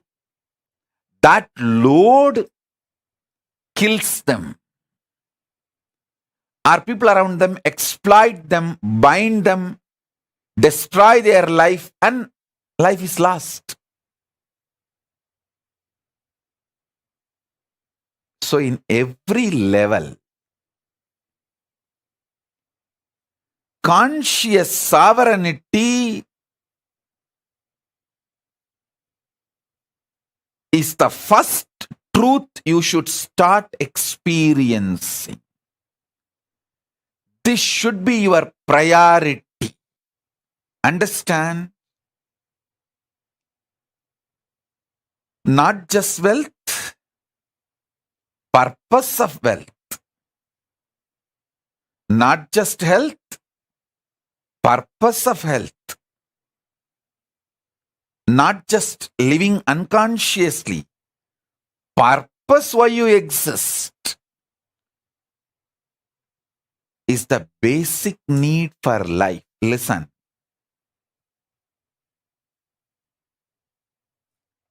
Delusion is suicidal.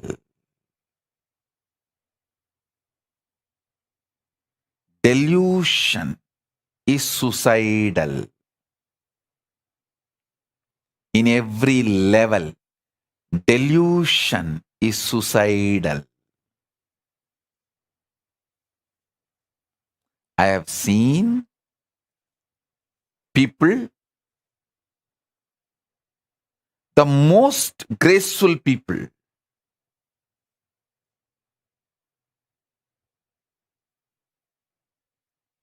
and I have also seen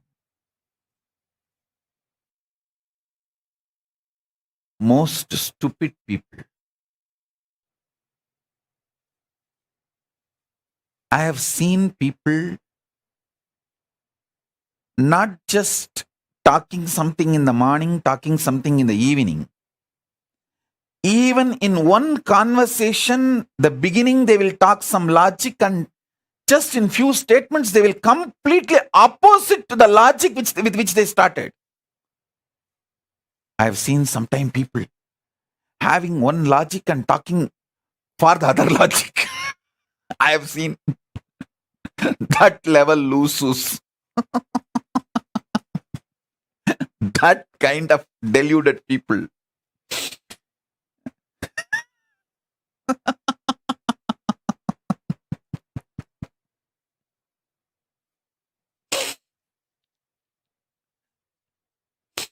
Those are the moments I feel compassionate for myself.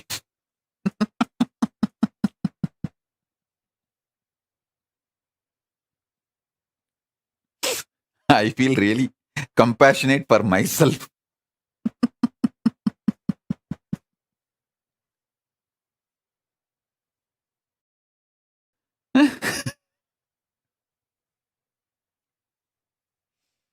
Anyhow, I think now everyone feels, is this me? Is this me? Is this me Swamiji is talking about? Is Swamiji thinking of me and telling this statement? Is Swamiji thinking of me and telling this statement? Anyhow, listen. I have seen all kinds of people. With my experience, I wanted you to know, time spent on understanding conscious sovereignty is the best time spent. Understand? Listen.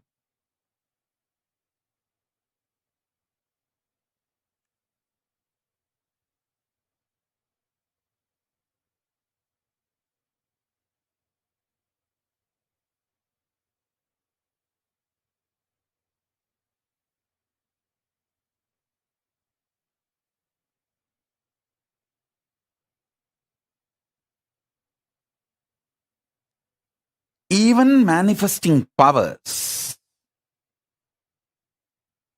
manifest the right power for your purpose. Understand? The purpose you want to exist.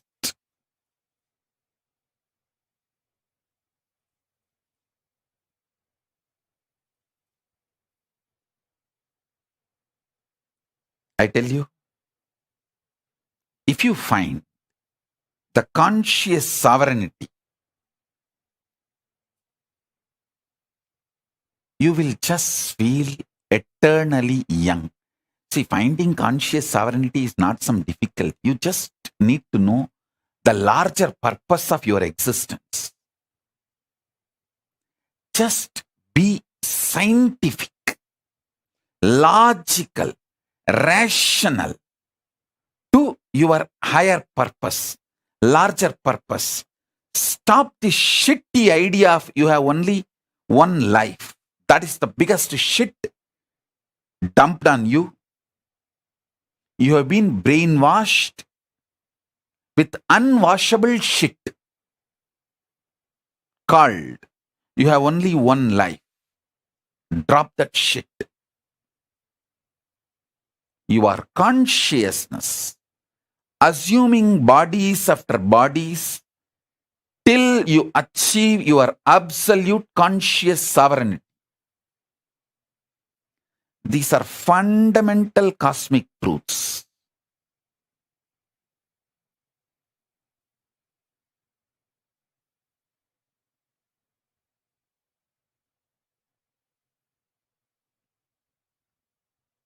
start looking at your life with these fundamental cosmic truths.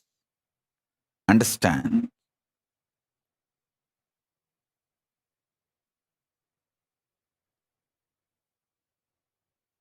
Stop associating yourself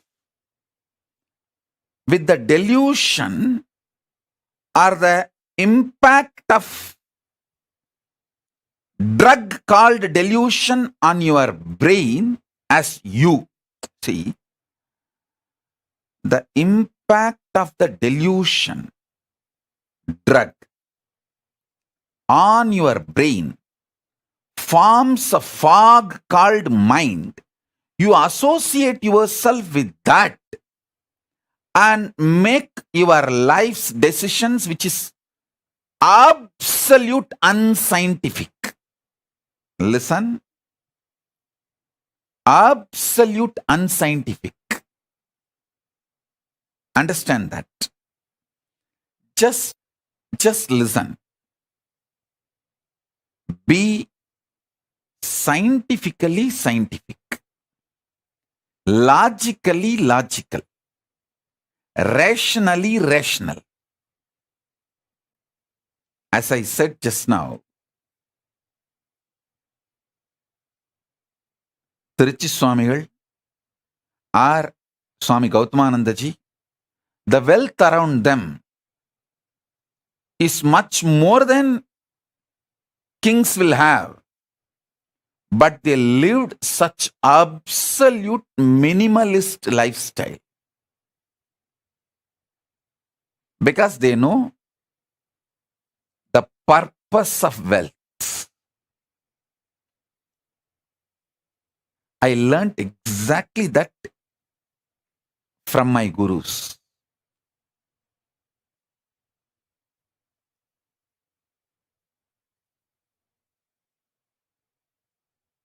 Kings living minimalistic lifestyle is possible only in Hindu tradition.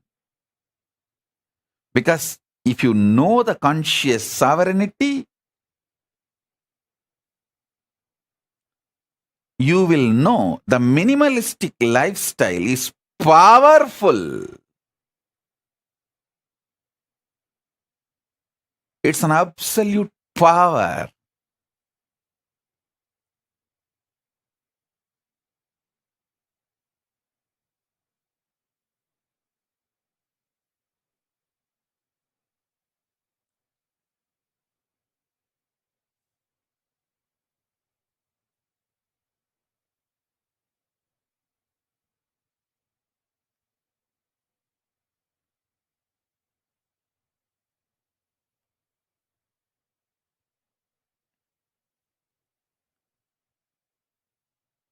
This whole Chaturmasya, I name it as conscious sovereignty Chaturmasya.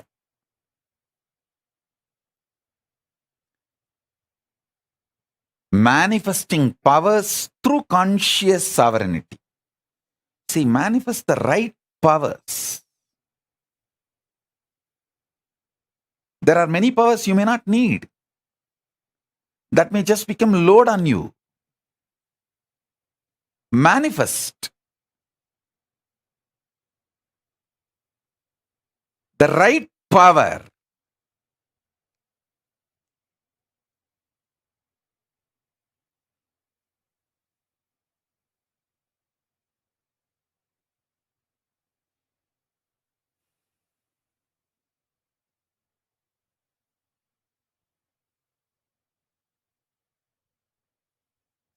Especially manifest powers by breaking the prenatal patterns called karma and postnatal karma called patterns. Break them and manifest powers. You will know exactly what kind of powers you need. If you are addicted to food pattern, break them. Then you will see the Nirahara manifest as a power And not only you become healthy and you are free from addictions, you live long. Listen. If you are addicted to food patterns, I have a great news for you.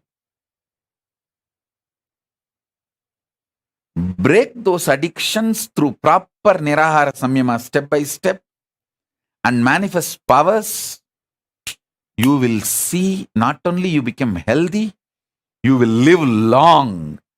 Because anything which addicts you, binds you, that pattern shows you the secret key for the powers you need to manifest. If you are greedy, bound by greed, deluded by greed, doesn't want to take responsibility, but you want everything, start practicing minimalistic lifestyle. You will manifest so much wealth and you will enjoy the wealth, not wealth will be enjoying you. I tell you, many people just do watchman job, night watchman job, without sleeping, protecting their wealth. So they are not using the wealth, wealth is using them.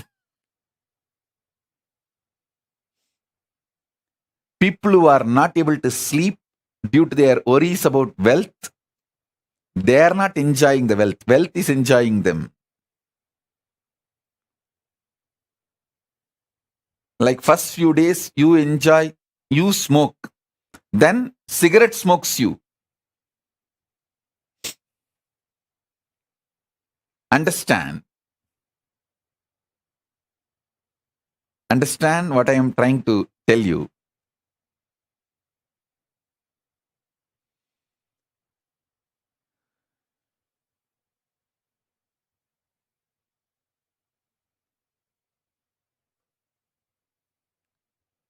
Many times your delusion shows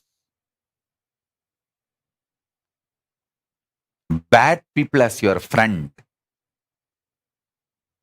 good people as your enemies.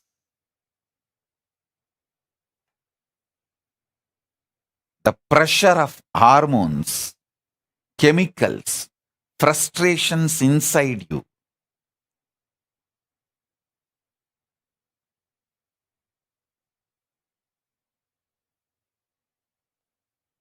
Deludes you so badly.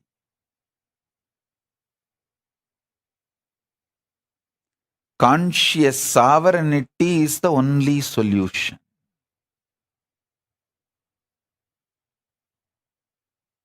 Break from all postnatal, prenatal patterns.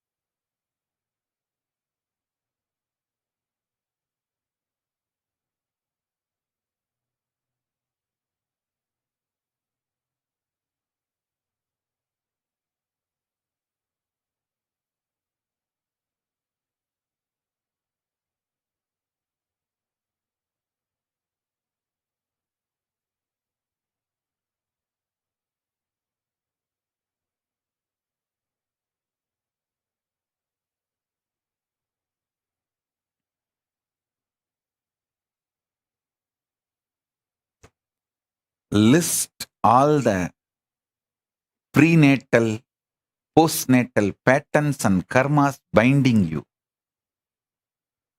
Those patterns hold the secret key. What powers you should manifest and what kind of powers is right for you.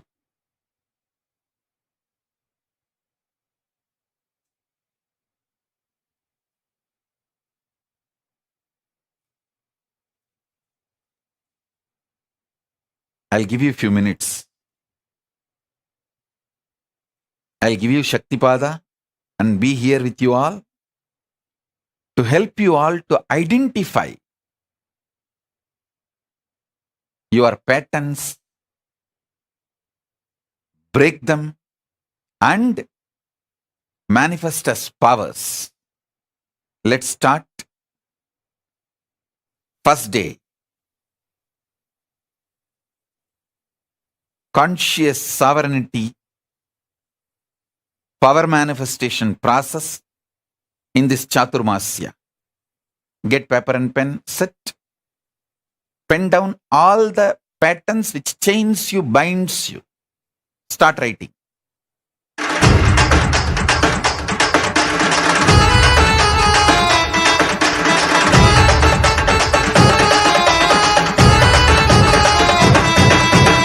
அண்ணாமலையில் பிறந்தான் புவி எண்ணாத யோகமை கொண்டிட நித்யன் ஈரேழு லோகத்திற்கிட்டா ஈசன் முக்தி நேரி அருளவே நித்யனாய் ஊரகிற்கு வந்தம்மை ஆட்கொள்ள தேவர்களை காத்திட வைத்தான் தாயாய் பேரருள் புரிய உடல் ரோமம் சிலிர்த்திட நித்யனாய் வந்து அண்ணாமலையில் பிறந்தான் புவி எண்ணாத யோகமை கொண்டிட நித்யன் ஈரேழு லோகத்திற்கிட்டா ஈசன் முக்தி நெறி அருளவே நித்யனாய் அண்ணாமலையில் பிறந்தார் திருவண்ணாமலையில் பிறந்தார்.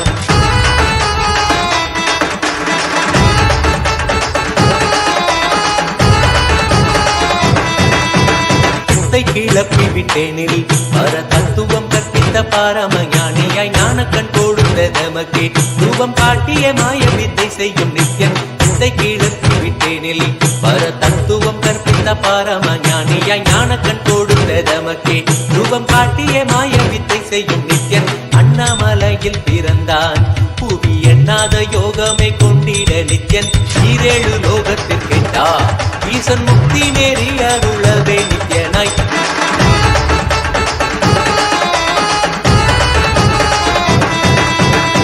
பொருளான நித்யனை ஆழ்ந்து சிந்திக்க ஐயனின் ரூபம் விளங்கும் தாண்டும் சிவசக்தியாக ஐம்பொறிகளுக்கும் புலனாகின்ற நித்யன் பொருளான நித்யனை ஆழ்ந்து சிந்திக்க ஐயனின் ரூபம் விளங்கும் தாண்டும் சிவசக்தியாக ஐம்பொறிகளுக்கும் புலனாகின்ற நித்யன் அண்ணாமலையில் பிறந்தான் புவி எண்ணாத யோகமே கொண்டிட நித்யன் ஈரேழு லோகத்திற்கெட்டா ஈசன் முக்தி நெறி அருளவே நித்யனாய் அண்ணாமலையில் பிறந்தான் திருவண்ணாமலையில் பிறந்தான்.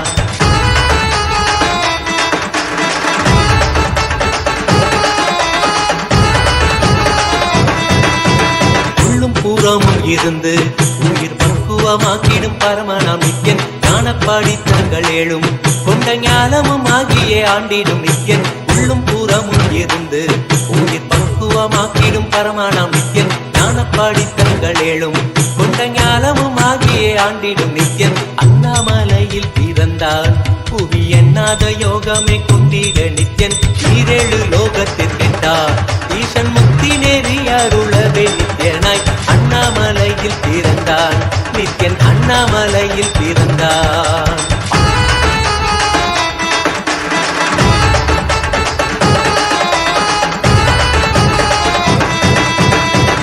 வாக்கியங்களான அருள் கவிதைகள் நித்யனின் மகிமை சொல்லிடும் மகிமை அர்ப்பித்த பின்னே சிவசக்தி ஸ்வரூபமாய் தோன்றிடும் நித்யன் ஆப்த வாக்கியங்களான அருள் கவிதைகள் நித்யனின் மகிமை சொல்லிடும் மகிமை அர்ப்பித்த பின்னே சிவசக்தி ஸ்வரூபமாய் தோன்றிடும் நித்யன் அண்ணாமலையில் பிறந்தான் புவி எண்ணாத யோகமே கொண்டிட நித்யன் ஈரேழு லோகத்திற்கெட்டா ஈசன் முக்தி நெறி அருளவே நித்யனாய் அண்ணாமலையில் பிறந்தான் திருவண்ணாமலையில் பிறந்தான்.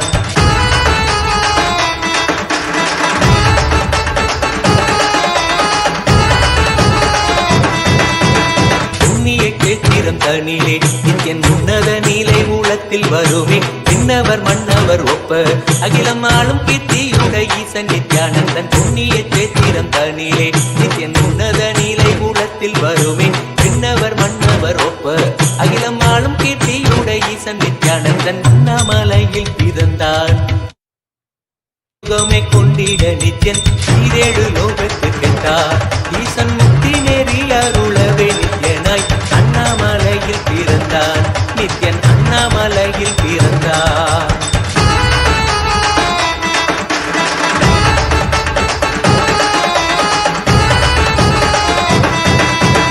உப்புரி நூலை தரித்தவன் ஐயன் வேதியன் வெந்நீர் பூசிய நித்யன் அண்டத்தின் மூலக்காரணன் முடிவற்ற ஆனந்தத்தை தொண்டர் கருள்வான் உப்புரி நூலை தரித்தவன் ஐயன் வேதியன் வெந்நீர் பூசிய நித்யன் அண்டத்தின் மூலக்காரணன் முடிவற்ற ஆனந்தத்தை தொண்டர் கருள்வான் அண்ணாமலையில் பிறந்தான் புவி எண்ணாத யோகமே கொண்டிட நித்யன் ஈரேழு லோகத்திற்கெட்டார் ஈசன் முக்தி நெறி அருளவே நித்யனாய் அண்ணாமலையில் பிறந்தான் நித்யன் அண்ணாமலையில் பிறந்தான்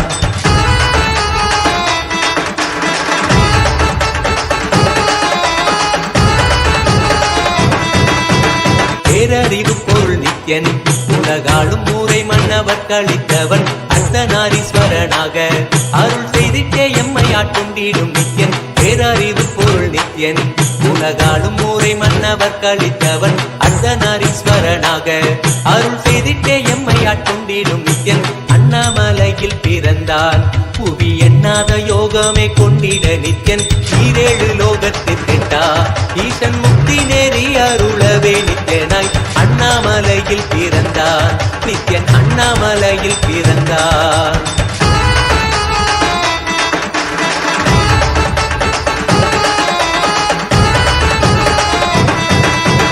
பிறவி பிறவியாய் தேவர்கள் பரம்பொருளான பரமானையை தேட ஈசன் பிறவாமல் ஆட்கொண்டு எம்மை ஒரு தத்துவம் தன்னை உரைத்திட நித்யனாய் பிறவி பிறவியாய் தேவர்கள் பரம்பொருளான பரமானையை தேட ஈசன் பிறவாமல் ஆட்கொண்டு எம்மை ஒரு தத்துவம் தன்னை உரைத்திட நித்யனாய் அண்ணாமலையில் பிறந்தான் புவி எண்ணாத யோகமே கொண்டிட நித்யன் ஈரேழு லோகத்திற்கெட்டார் ஈசன் முக்தி நெறி அருளவே நித்யனாய் அண்ணாமலையில் பிறந்தான் திருவண்ணாமலையில் பிறந்தான்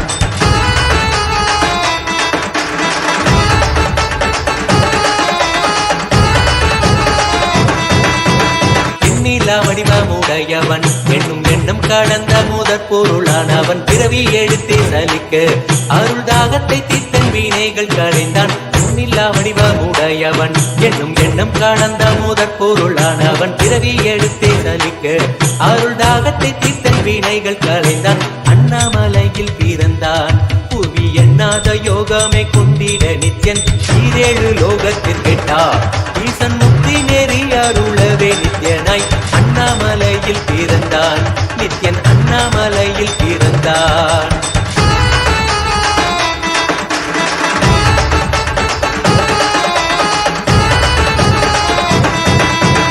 ஆனந்தமாய் என்னுள் நித்யன் முக்தி மார்க்கத்தை காட்டி விட்டிருந்தருள்வான் மாலையன் காணாத சோதியன் தெளித்தேனாய் இனித்திட ஞானம் அருள்வான் ஆனந்தமாய் என்னுள் நித்யன் முக்தி மார்க்கத்தை காட்டி விட்டிருந்தருள்வான் மாலையன் காணாத சோதியன் தெளித்தேனாய் இனித்திட ஞானம் அருள்வான் அண்ணாமலையில் பிறந்தான் புவி எண்ணாத யோகமே கொண்டிட நித்யன் ஈரேழு லோகத்திற்கெட்டார் ஈசன் முக்தி நெறி அருளவே நித்யனாய் அண்ணாமலையில் பிறந்தான் நித்யன் அண்ணாமலையில் பிறந்தான்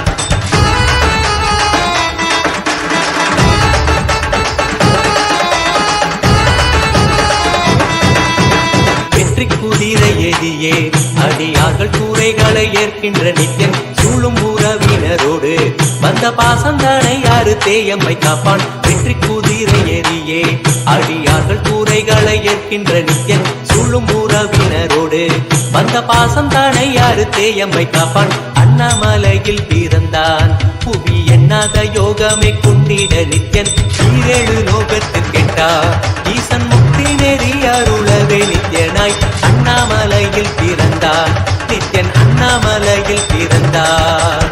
நித்யனை பற்றுவதொன்றே உபாயம் என்பதானால் பற்றி பிடித்தோம் நித்யன் பாதம் ஒன்றே சதம். அவன் நாமம் சொல்லியே நித்யானந்தம் கொள்ளுவோம். நித்யனை பற்றுவதொன்றே உபாயம் என்பதானால் பற்றி பிடித்தோம் நித்யம் பாதம் ஒன்றே சதம். அவன் நாமம் சொல்லியே நித்யானந்தம் கொள்ளுவோம். அண்ணாமலையில் பிறந்தான் புது எண்ணாத யோகமே கொண்டிட நித்யன் ஈரேழு லோகத்தில் கெட்டார். ஈசன் முக்தி நெறி அருளவே நித்யனாய் அண்ணாமலையில் பிறந்தான் திருவண்ணாமலையில் பிறந்தான்.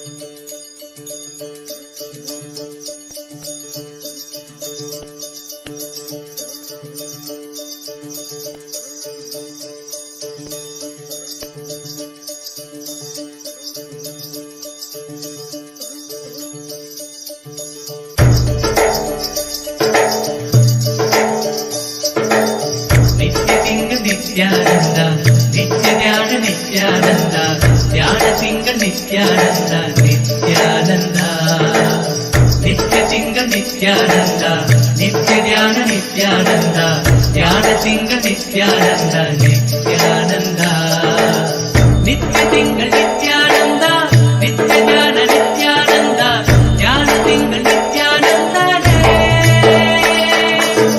நித்ய திங்கள் நித்யானந்தா நித்ய தியான நித்யானந்தா தியான திங்கள் Nithyananda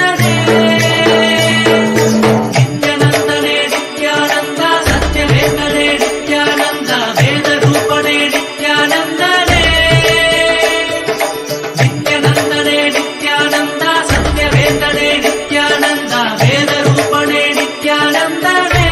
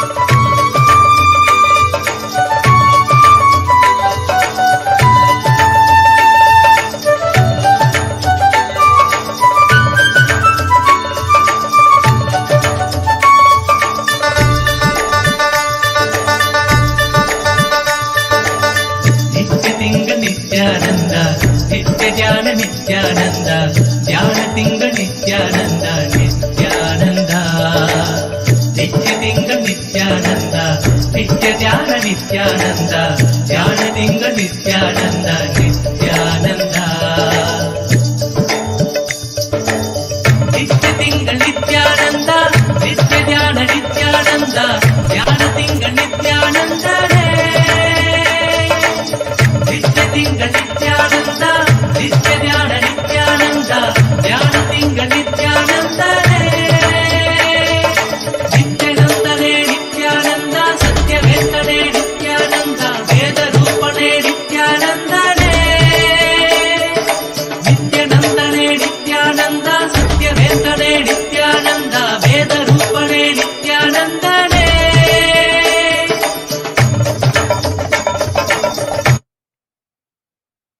Bless you all as a living, complete manifestation, as a living Purnavatara of Paramashiva. I bless you all. Let's all radiate with integrity, collective integrity, authenticity, responsibility, enriching, causing, living Paramadvaitam, Shuddhadvaita Saivam, the state, space, being, powers, superconsciousness and Kailasa of Paramashiva, Paramashivoham, Om Nithyananda Paramashivoham, the eternal bliss, Nithyananda. Thank you. Be blissful.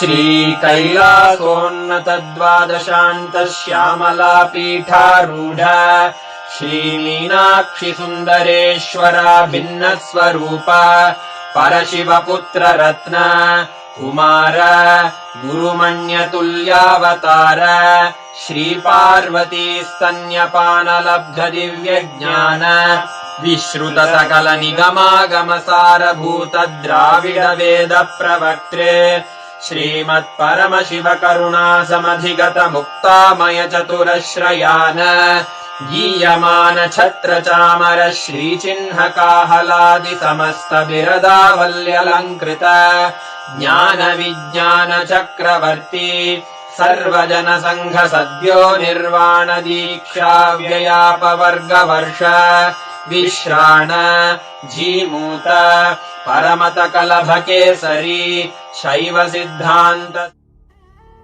What I mean by the word Kailasa, listen intensely. Enlightenment ecosystem, literally enlightenment itself, in your own home, wherever you are. If you cannot come to Kailasa, it's okay. Kailasa can come to you. Kailasa coming to you is Kailasa.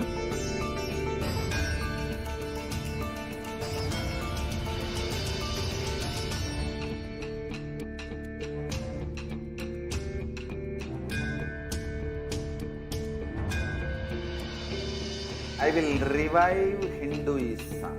I am a Hindu revivalist, not by any revolution, but by evolution.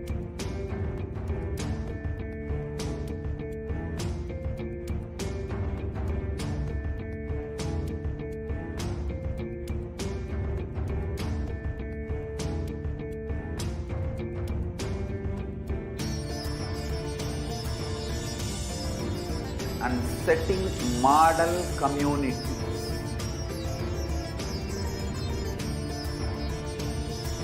Kailasas, enlightenment ecosystems, Sarvanya Pitas all over the world.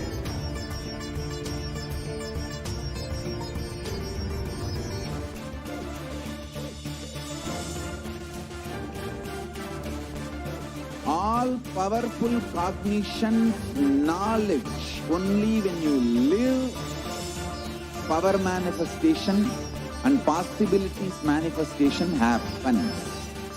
It's a fundamental truth.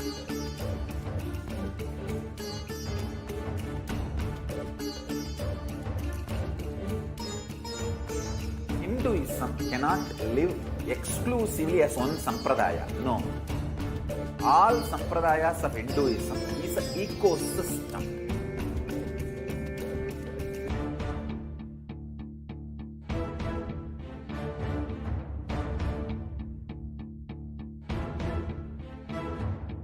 So don't keep quiet thinking that if one sampradaya is attacked, only that sampradaya is going to be affected. All of us are ecosystem.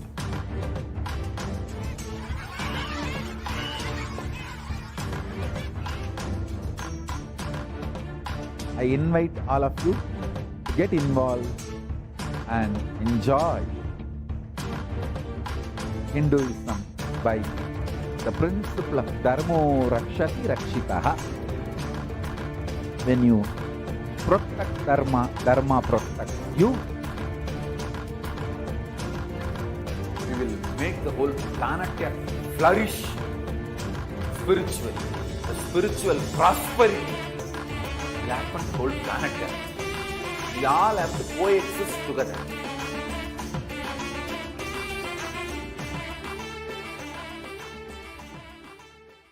Just be alive for next 3 years. Don't die within next 3 years.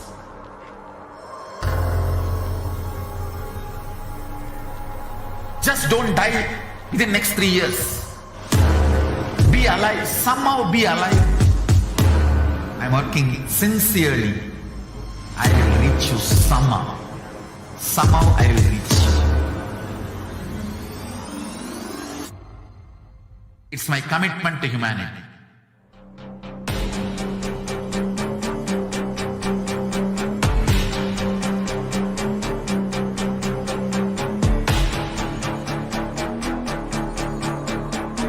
Just don't die within next 3 years. I will reach you wherever you are, whichever corner of the world you may be. I will reach you with enlightenment. You manifesting the space, state, powers, being Paramashivoham. It is possible, and it is possible for you.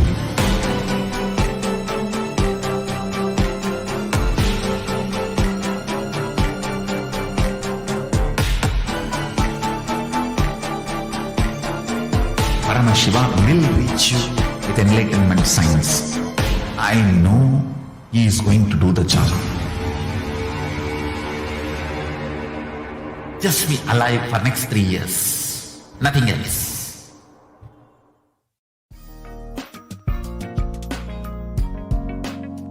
We get you health. We get you ability to build beautiful relationships in your life. We get you direct spiritual support, and we make sure you become wealthy.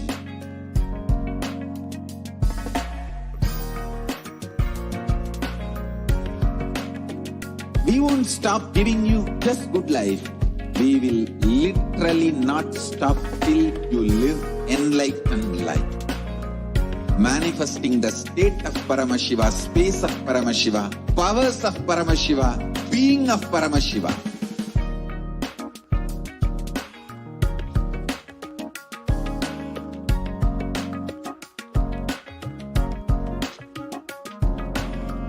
Whole world should become Kailasians. I want the whole world to know Hindus have something great to contribute to the world.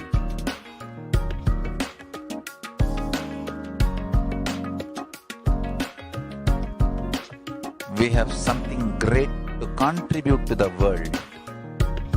Let us do that.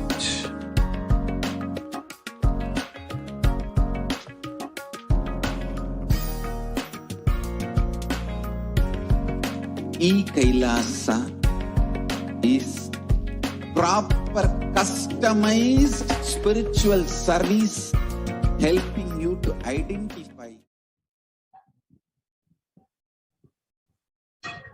Nithyanandam, everyone, welcome back. So now we will be getting into the next session where we will be manifesting the powers ourselves.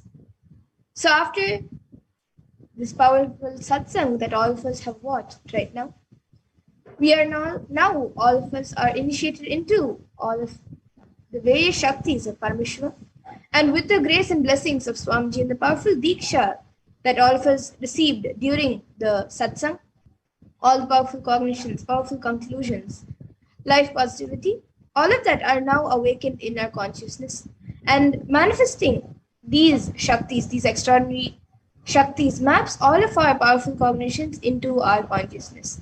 So every ultimate truth, jnana, is mapped into your consciousness, prajna, and manifests as a possibility and power of every being, prajnana.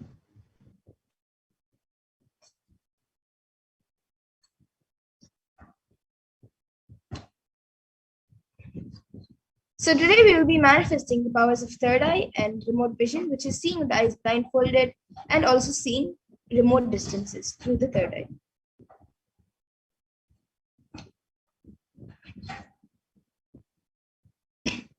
So all of you can now set up for the manifestation. You can get your eye band or an opaque cloth for the third eye reading for blindfolding your eyes. Then the Jnananjana and Aushadha, which you can apply. Then a Krishnasila mirror or yantra, a paper and a pen to note down your answers, and a timestamp camera to record your manifestation. So you can take a few moments to get all of these items set up. And now we'll be seeing the pramanas, the Shastra Pramana, Apta Pramana, Atma Pramana, and Pratyaksha Pramana, and Sakshi Pramana for this power of third eye, which is seeing with eyes blindfolded. So the Shastra Pramana for this power of third eye comes from the Vijnana Bhairava Tantra. I'll be chanting it now. Kapalantar manonyasya tishtannilitalochanaha kramena manasodadyat lakshaye lakshyamuttamam. And the translation for this verse is, by fixing the mind on the inner space within the crown center and sitting stably without any movement, having the eyes closed in succession, by that stability of the mind in inner space through the power of the third eye, one directly sees the ultimate goal Lakshyam by having the vision beyond the sight that reveals any object or place, attaining the space of oneness with the source Paramashiva. And the Apta Pramana for this power comes from the Bhagavad Gita, where Krishna initiates Arjuna into the power of the third eye before the Mahabharata war. Natu mam shakyase drashtu manenaiva svachakshusha divyam dadami te chakshuhu pashyam me yogamaishwaram. So in this verse, Bhagavan Krishna says to Arjuna, but you cannot see my cosmic form with these physical eyes of yours. Therefore, I grant you divine third eye vision. Behold my cosmic opulence. So in the Hindu Purana Bhagavad Gita, Bhagavan Krishna initiates Arjuna into the power of third eye to behold Bhagavan Krishna's Vishwarupa Darshan, the vision of his cosmic form. And specifically in the 11th chapter of Bhagavad Gita, which contains the description of Bhagavan Krishna's cosmic form, is completely narrated by Arjuna as he sees Bhagavan Krishna through his third eye. And the Atma Pramana for this, in Swamiji's own words, the first experience is that I was able to see everything around me, above me, the whole 360 degree, 10 directions, below me, everything. I realized not only I was able to see, I was able to feel and experience all of them as me.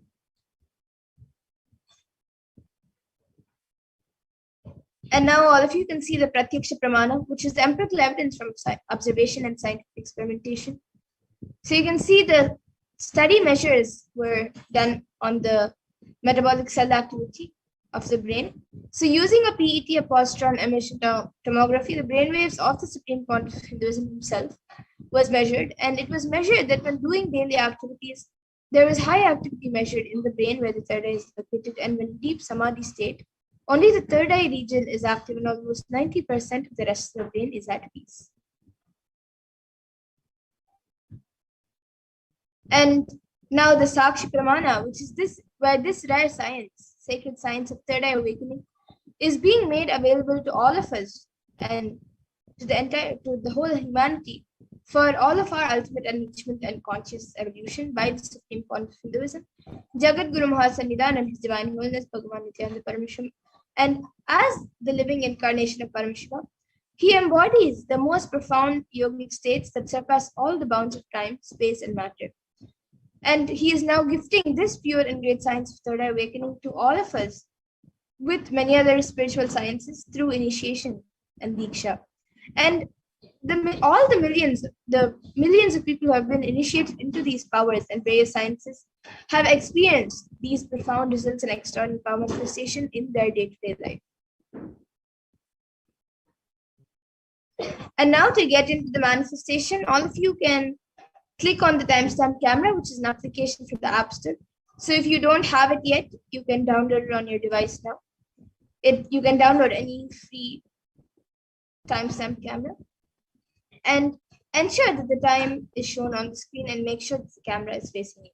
So please take a few moments to set this up.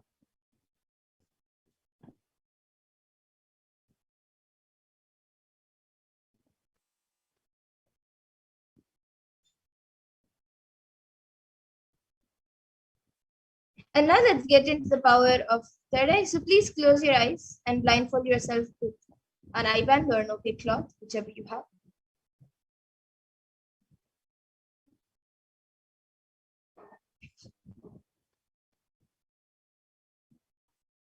And now we will be projecting an image for all of you. So begin verbalizing whatever is revealed to you through your third eye.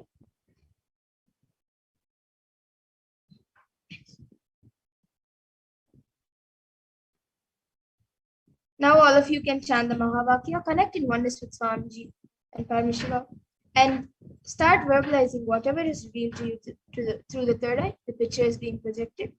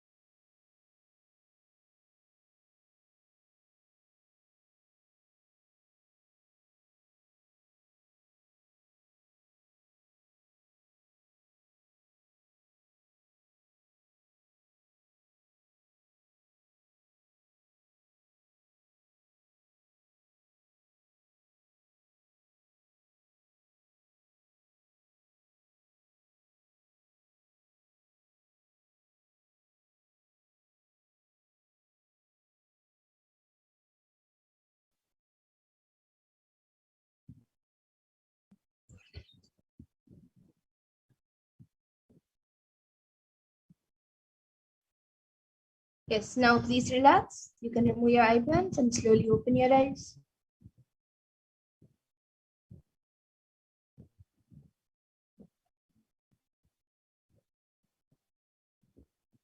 Now please take a few minutes to type down whatever was revealed to you in your third eye and upload your power manifestation videos, pictures along with your answers on social media with the hashtags #Nithyananda, #BHAVA, and #Kalbhairava. So everyone can also see your experience of manifestation and can get enriched. And they also can experience these powers.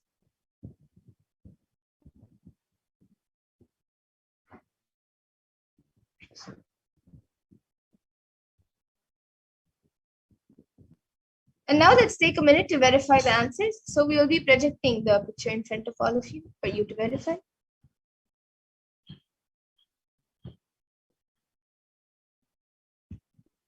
So this was the picture which was being projected was a picture of a temple.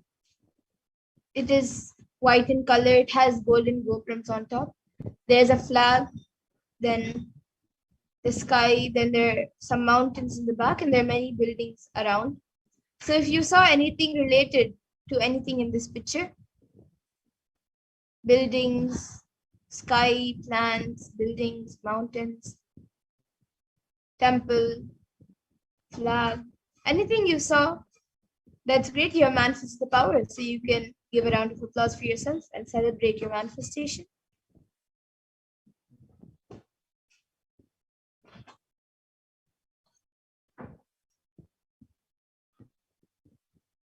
And now let's get into the next power, the power of remote vision, where it is the power to scan remote distances with ease. So this power is where you can see anything beyond the barriers of time, place, and space into the realms of realities of far-off distances. And you can even see oceans to planets away, being seated in just one place. And you can experience the happenings of any other place. So the remote vision power is literally the all-pervading experience of Paramashiva's own third eye. So now I'll be chanting the Shastra Pramana for this power. Vyomakaram swamatmanam dhyaye digviranavritam nirashaya chitishakti swarupam darshaye tada. So in this verse, Bhagavan Paramashiva says, concentrate and cognize with restful awareness on oneself in the form of vast etheric space or Vyomakaram, sky, which is limitless in any direction whatsoever. Thus the Chit Shakti, the power of consciousness, freed from all support, reveals and manifests herself as the form of one's essential nature of the self. And the next, the Apta Pramana for this power, is from the Hindu Purana Mahabharata, where during the entire war, the whole war, where the sacred scripture Bhagavad Gita is narrated to the blind king Dhritarashtra by his trusted charioteer Sanjaya. So Sanjaya is initiated into the power of third eye, of Dura Drishti, which is power of seeing remote distances, and Dura Shruti, power of hearing remote distances. And it is through Sanjaya's narration, humanity has received the sacred scripture of Bhagavad Gita. And the Atma Pramana for this is from the life of the Supreme Pontiff himself, where he manifested this power of remote vision. So Narayana Swami Tata was one of the gurus of the Supreme Pontiff Hinduism, who was well known in Tiruvannamalai to see remote distances at ease.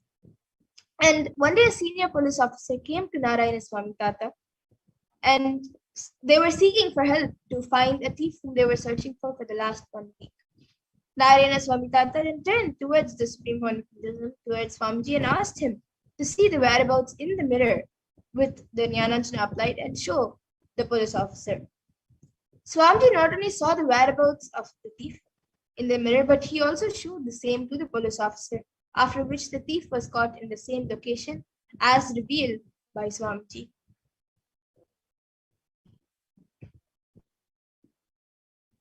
And now all of you can also see the Sakshi Pramana, where many disciples who have been initiated into this power have shared their experience of this power manifestation, where they have manifested the power themselves.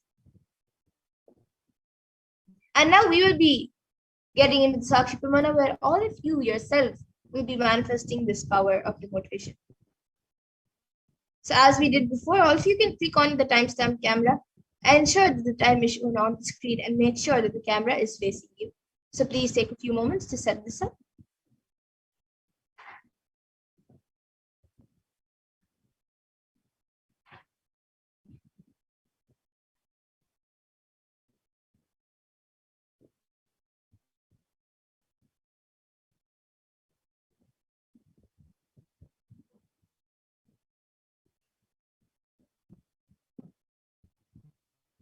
And now for the manifestation, we will be projecting a picture for all of you. Begin verbalizing all the details about that place, which is revealed to you through the third eye. And from the space of oneness, declare that you are Paramashiva and Paramashiva is manifesting to you through the Supreme Point of Hinduism, through Swamiji.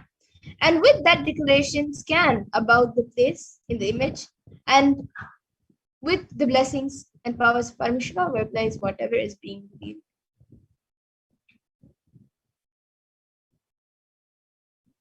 So now let's get into the first round of remote vision. So we will be projecting a place for all of you.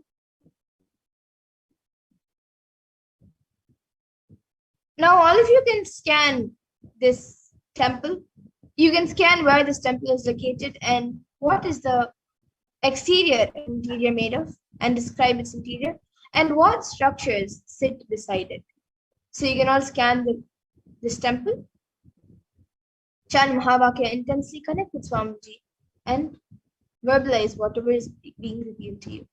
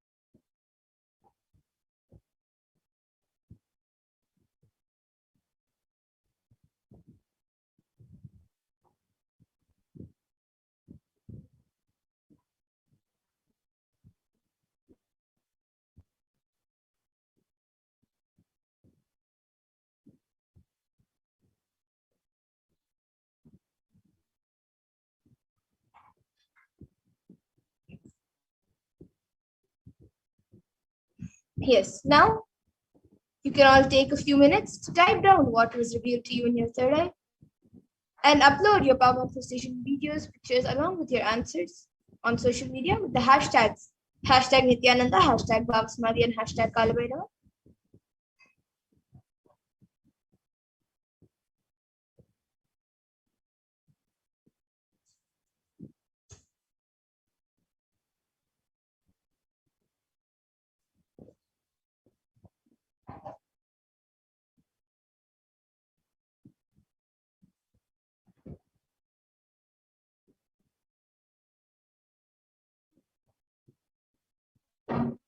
And now let's take a minute to verify the answer. So we will be projecting the answer for you.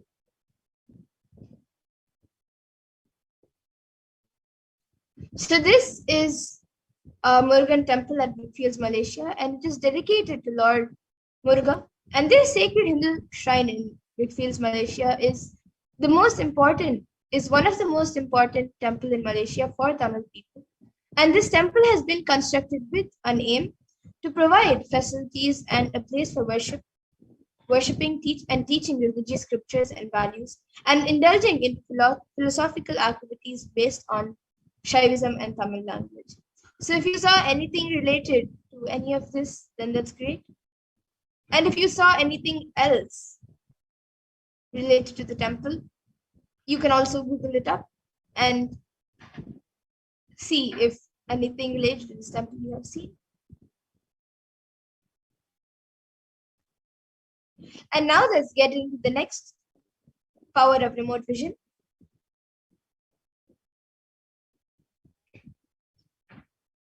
So as we did before, all of you can click on the timestamp camera and set it up in front of you. Make sure that the time is shown on the screen and it is facing you.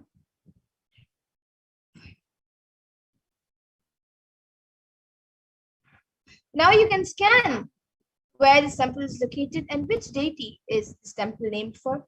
So please chant the Mahavakya and start manifesting.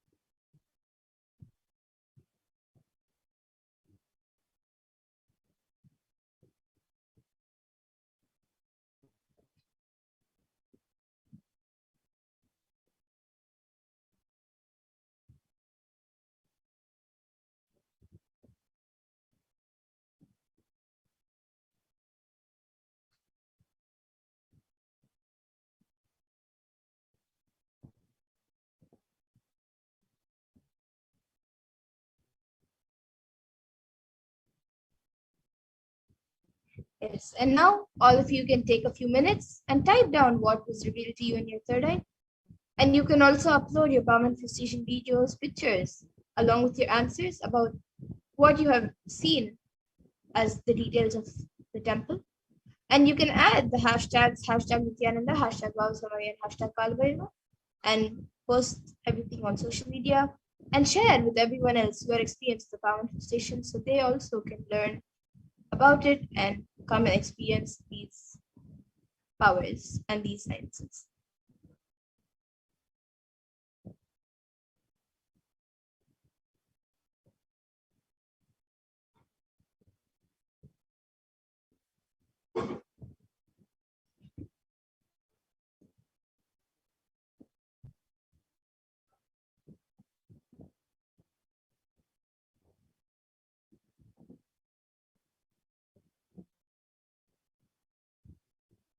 And now let's take a minute to verify the answers. So we will be projecting the answers for all of you, and you can verify it. So this temple is the only Hindu temple located in Seychelles, and it is located in the town of Victoria. Its name is Arulmingu Navashakti Vinayagar Temple, and it is named after Lord Vinayagar, the Hindu god of safety and prosperity.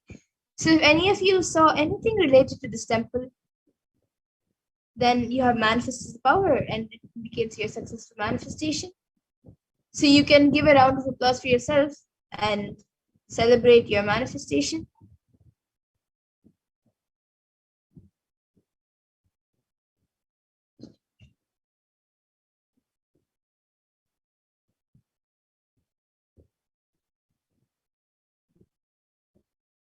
And now with this, we come to the conclusion of this power manifestation session.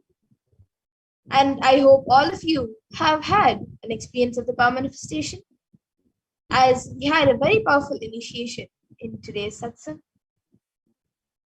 And with this, now we will be concluding with the Purna Mantra. We will be ending the session with the Purna Mantra. And I thank all of you who have joined us today for the Parashakti Akash readings and for the satsang. I thank all of you for joining us today and hope all of you join us again for the further events and further programs every day at 2 a.m. IST and 4 p.m. IST, where we will be having the Parashakti Akash readings. So now we will be concluding with the Purna Mantra. Om Purnamada Purnamidam Purnat Purnamudachyate Purnasya Purnamadaya Purnameva Vashishyate. Om Shanti Shanti Shanti Harihi Om Tat Sat Sarvam Bhagavat Shri Nithyananda Paramashiva Paduka Pranamastu. Om Nithyanandam. Thank you, everyone. Once again, thank you for joining. And please join us again for further events and programs. And remember to share your experience of this program and your power manifestation experience on social media.